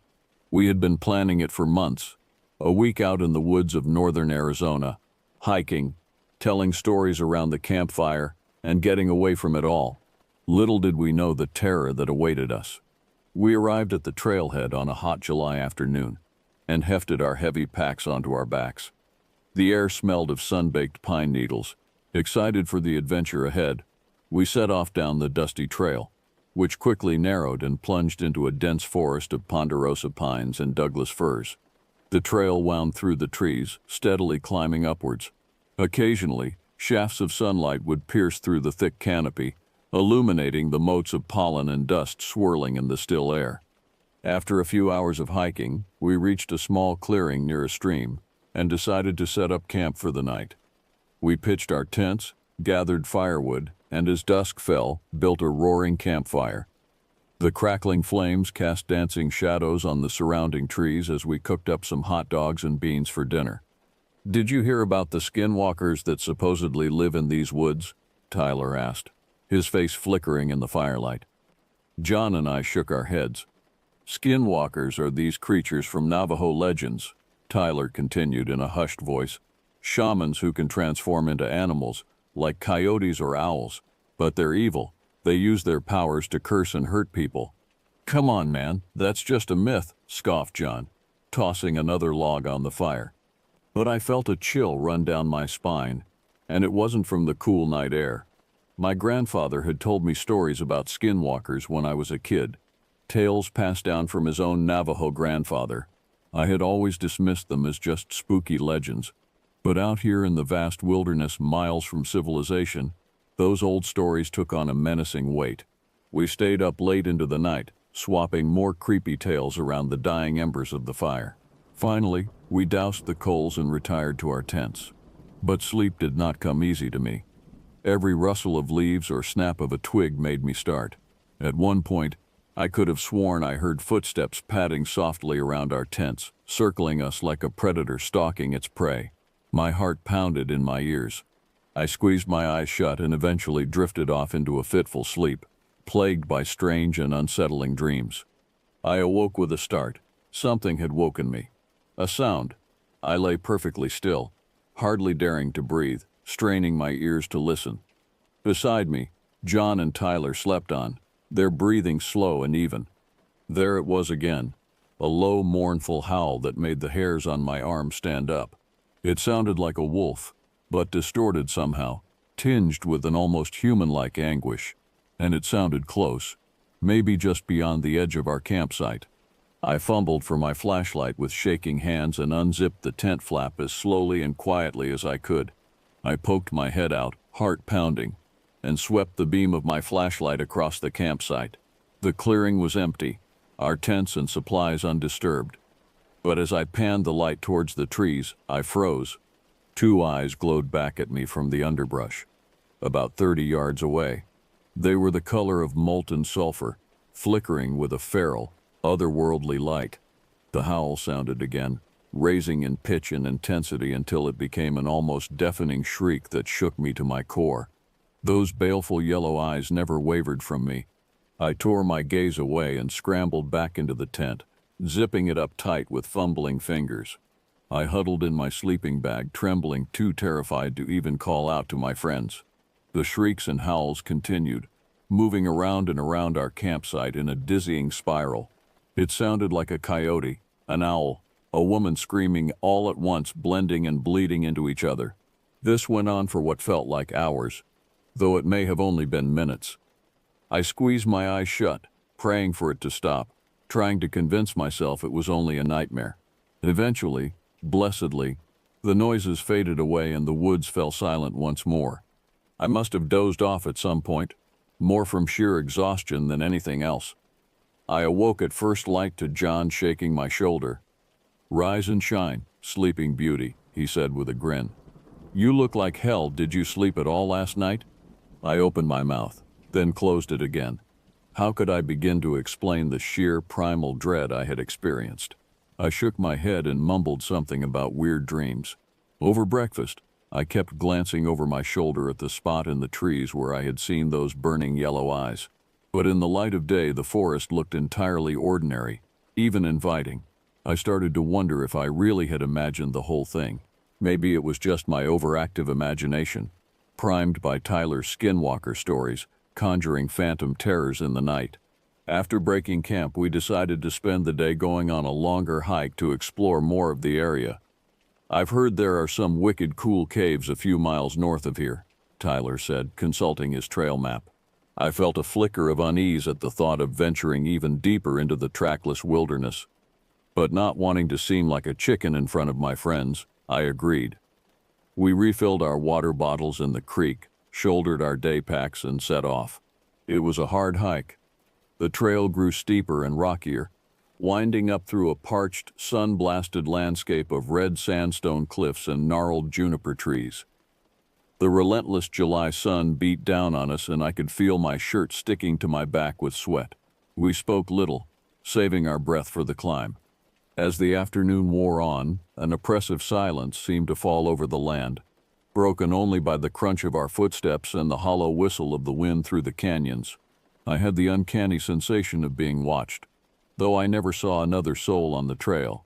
We reached the caves by late afternoon, a series of shadowy openings set into a sheer cliff face, a welcome relief from the heat of the day. A faint, musty smell wafted out, tinged with something sharper underneath that I couldn't place. Tyler produced a handful of glow sticks from his pack, and we each took one, snapping them to life. An eerie green light filled the mouth of the largest cave as we ducked inside, the air instantly cooling around us. Our glow sticks threw distorted, bobbing shadows on the rock walls as we moved deeper into the gloom. "Whoa, check these out," John called. He was crouched at the base of the wall a little ways in. As I drew closer, I saw what he was pointing at. A series of crude paintings etched into the stone. Stick figure men and animals danced across the rock. But there was something off about them. The proportions were all wrong, the limbs too long and spindly, the faces little more than gaping black holes. One figure in particular drew my eye. A towering man shape with the head of a coyote. Its jaws stretched wide in a silent howl. Something about it sent a spike of primal fear lancing through me. As I leaned in closer to look, my foot hit something that made a hollow clinking sound. I glanced down to see that I had kicked a small object out of the dust and gravel on the cave floor. I stooped to pick it up. It was some sort of talisman or fetish, a thing of knotted twigs and bits of bone and yellowed teeth, all bound together with scraps of sinew. And in the center, a large oval stone with a hole worn through it. It almost looked like an eye, and unless it was a trick of the strange light, it almost seemed to be gleaming with a faint inner glow. A sudden dizziness washed over me, and I swayed on my feet. It felt as though the air had grown thick and hard to breathe. Without thinking, I slipped the unnerving object into my pocket. I just wanted to get out of this cave, with its eerie paintings and stifling atmosphere. "Come on, let's keep going," I called ahead to Tyler and John, wincing at the high, thready note in my voice. They looked up from the paintings and nodded, and together we pressed on into the tunnel's inky depths, our meager light swallowed by the choking blackness. The deeper we pushed into the tangled guts of the cave system, the more uneasy I became. The passages twisted and turned, splitting off into side tunnels that gaped like hungry mouths. More than once I was sure we had gotten turned around and were going in circles. The air felt increasingly thick and stale, and I found myself panting for breath. My heart thudded against my ribs and my palms were slick with cold sweat. That strange dizziness from earlier still hadn't abated. "Does something feel off to you guys?" John asked, his voice echoing queerly in the confined space. "I don't like this place. I think we should turn back." "Don't be such a pussy," Tyler scoffed, though I noticed a tremor under his bravado. "These caves probably go on for miles. I bet we've barely scratched the surface." I was just about to suggest that maybe John was right, that we should call it a day, when Tyler's glow stick winked out, plunging his section of tunnel into inky blackness. A startled curse rang out. "Shit, guys, I'm out of glow sticks. I can't see a thing," Tyler called, a rising note of panic in his voice. "Where are you?" "Right here, we're coming. Just stay put," John replied. I could hear him scuffling cautiously forward in the darkness towards Tyler. I swept my own fading glow stick in a wide arc, trying to get my bearings. As I did, the light flared over a craggy side passage a few yards ahead of me. I hadn't noticed it before, but it looked bigger than the others, tall enough to stand in. A flicker of movement from within caught my eye. Or did I imagine it? I took a few steps closer, heart pounding. My dwindling light played over the jagged rock walls. There was a sharp bend in the passage, hiding the depths from view. As my eyes strained to pierce the gloom, a figure suddenly detached itself from the shadows beyond and glided forward. My breath seized in my throat. It was tall, skeletally thin, little more than a silhouette in the darkness, but I caught the gleam of teeth bared in a feral grin, the glint of reptilian eyes before the light sputtered and died, plunging me into Stygian blackness. A wave of sheer atavistic terror crashed over me. I screamed and spun away blindly, scrabbling back down the tunnel towards my friends. I could hear them yelling my name. I collided with them in the pitch dark, babbling in mindless panic. Together we fled through the labyrinthine dark, bouncing off unseen walls, tripping over stones, utterly lost. Finally, blessedly, I caught a whiff of fresher air and charged toward it like a crazed thing. We burst out of the caves into the fire-red light of sunset, gulping the warm evening air in great sobbing gasps. I collapsed to my knees in the dirt, my whole body shaking as if with ague. "What the hell happened back there?" demanded John, his face bone white. I just shook my head wordlessly. unable to give voice to the raw dread choking my throat. Had the terror in the dark caverns been real, or a figment of my increasingly unhinged mind? I couldn't be sure of anything anymore. The hike back to camp was a tense, silent affair. We skipped dinner, too shaken to have any appetite. I lay in my tent, staring at the canvas wall, the talisman I'd found burning a hole in my pocket. I was too afraid to even take it out and look at it again. At some point I lapsed into a thin, troubled sleep. Visions of reptilian eyes and fang-filled grins cavorted behind my eyelids. I startled awake in the gray pre-dawn light, my sleeping bag tangled around my sweat-soaked limbs.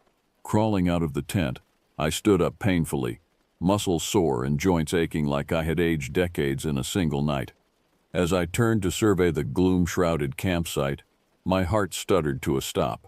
There, at the edge of the clearing, just visible through the shifting curtains of mist, a tall, spindly silhouette, its form wavering and blurring like a mirage. Even at this distance, I could feel the weight of its gaze on me, twin points of baleful, phosphorescent green. It raised one emaciated arm, a single skeletal finger pointed directly at me. Then, between one blink and the next, it was gone, dissolving into the murk as if it had never been. We broke camp in record time, not speaking a word to each other. I think by that point we all just wanted to get the hell out of those woods as quickly as possible, but I felt like a marked man stumbling through a nightmare from which I couldn't wake.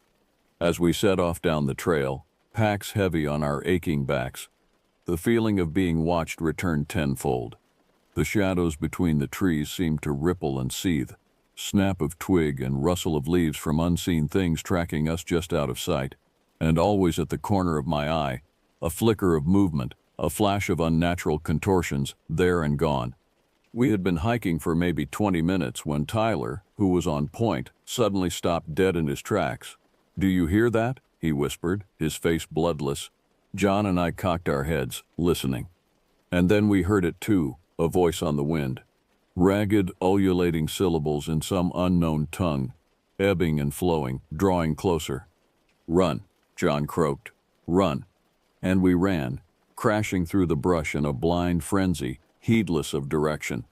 Brambles tore at our clothes, lashed our faces. Behind us, the eerie chanting swelled, the words resolving into an all-too-clear refrain. "My stone, return my stone." With a sinking feeling of dread, I remembered the talisman from the cave still jammed in the pocket of my jeans, the skinwalker's fetish, its power token. And I had taken it. Abruptly the trees fell away and we stumbled to a halt. Gasping for air, we had burst out into a small meadow, a still glade dappled with late afternoon sunlight, but the space had an expectant hush, like an audience holding its breath before the show begins. As we milled about wildly, unsure which way to turn, a figure emerged from the trees at the far side of the meadow. My blood turned to ice in my veins. It was the silhouette from the campsite, from the cave, but in the full light of day its true nature was laid bare, and it was so much worse than I could have ever imagined. Emaciated to the point of skeletal, its ash-gray skin was stretched drum-tight over jutting bones. Knobby stick limbs, long scabrous fingers tipped in barbed nails. Rags fluttered from its body, rank with filth and rot. But the face was the true horror. A coyote's narrow muzzle studded with jagged mismatched teeth, jammed too closely in a distended human jawbone. Pointed, attentive ears twitching spasmodically. Bile green eyes blazing with malice and sinister intelligence from underneath a heavy brow ridge. An abomination of nature, a mockery of all things right and good. "You have something of mine," it spoke, its voice the dry rasp of scales over stone. "Return it now and I will grant you a merciful death." I was paralyzed, rooted to the spot with terror. Tyler and John looked to me in mounting horror, realizing that I was the reason this thing had stalked and tormented us. With a trembling hand I reached into my pocket, pulled out that wretched talisman.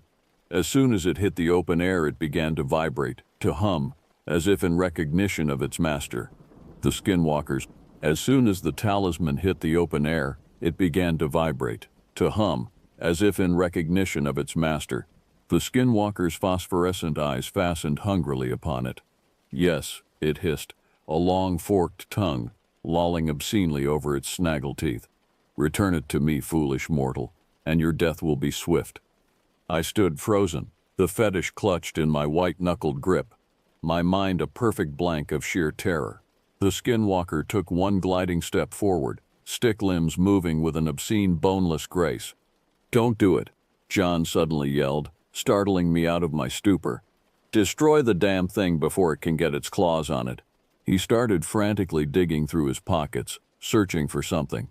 The skinwalker's head whipped towards him, a chilling snarl building in its throat. Then several things seemed to happen at once.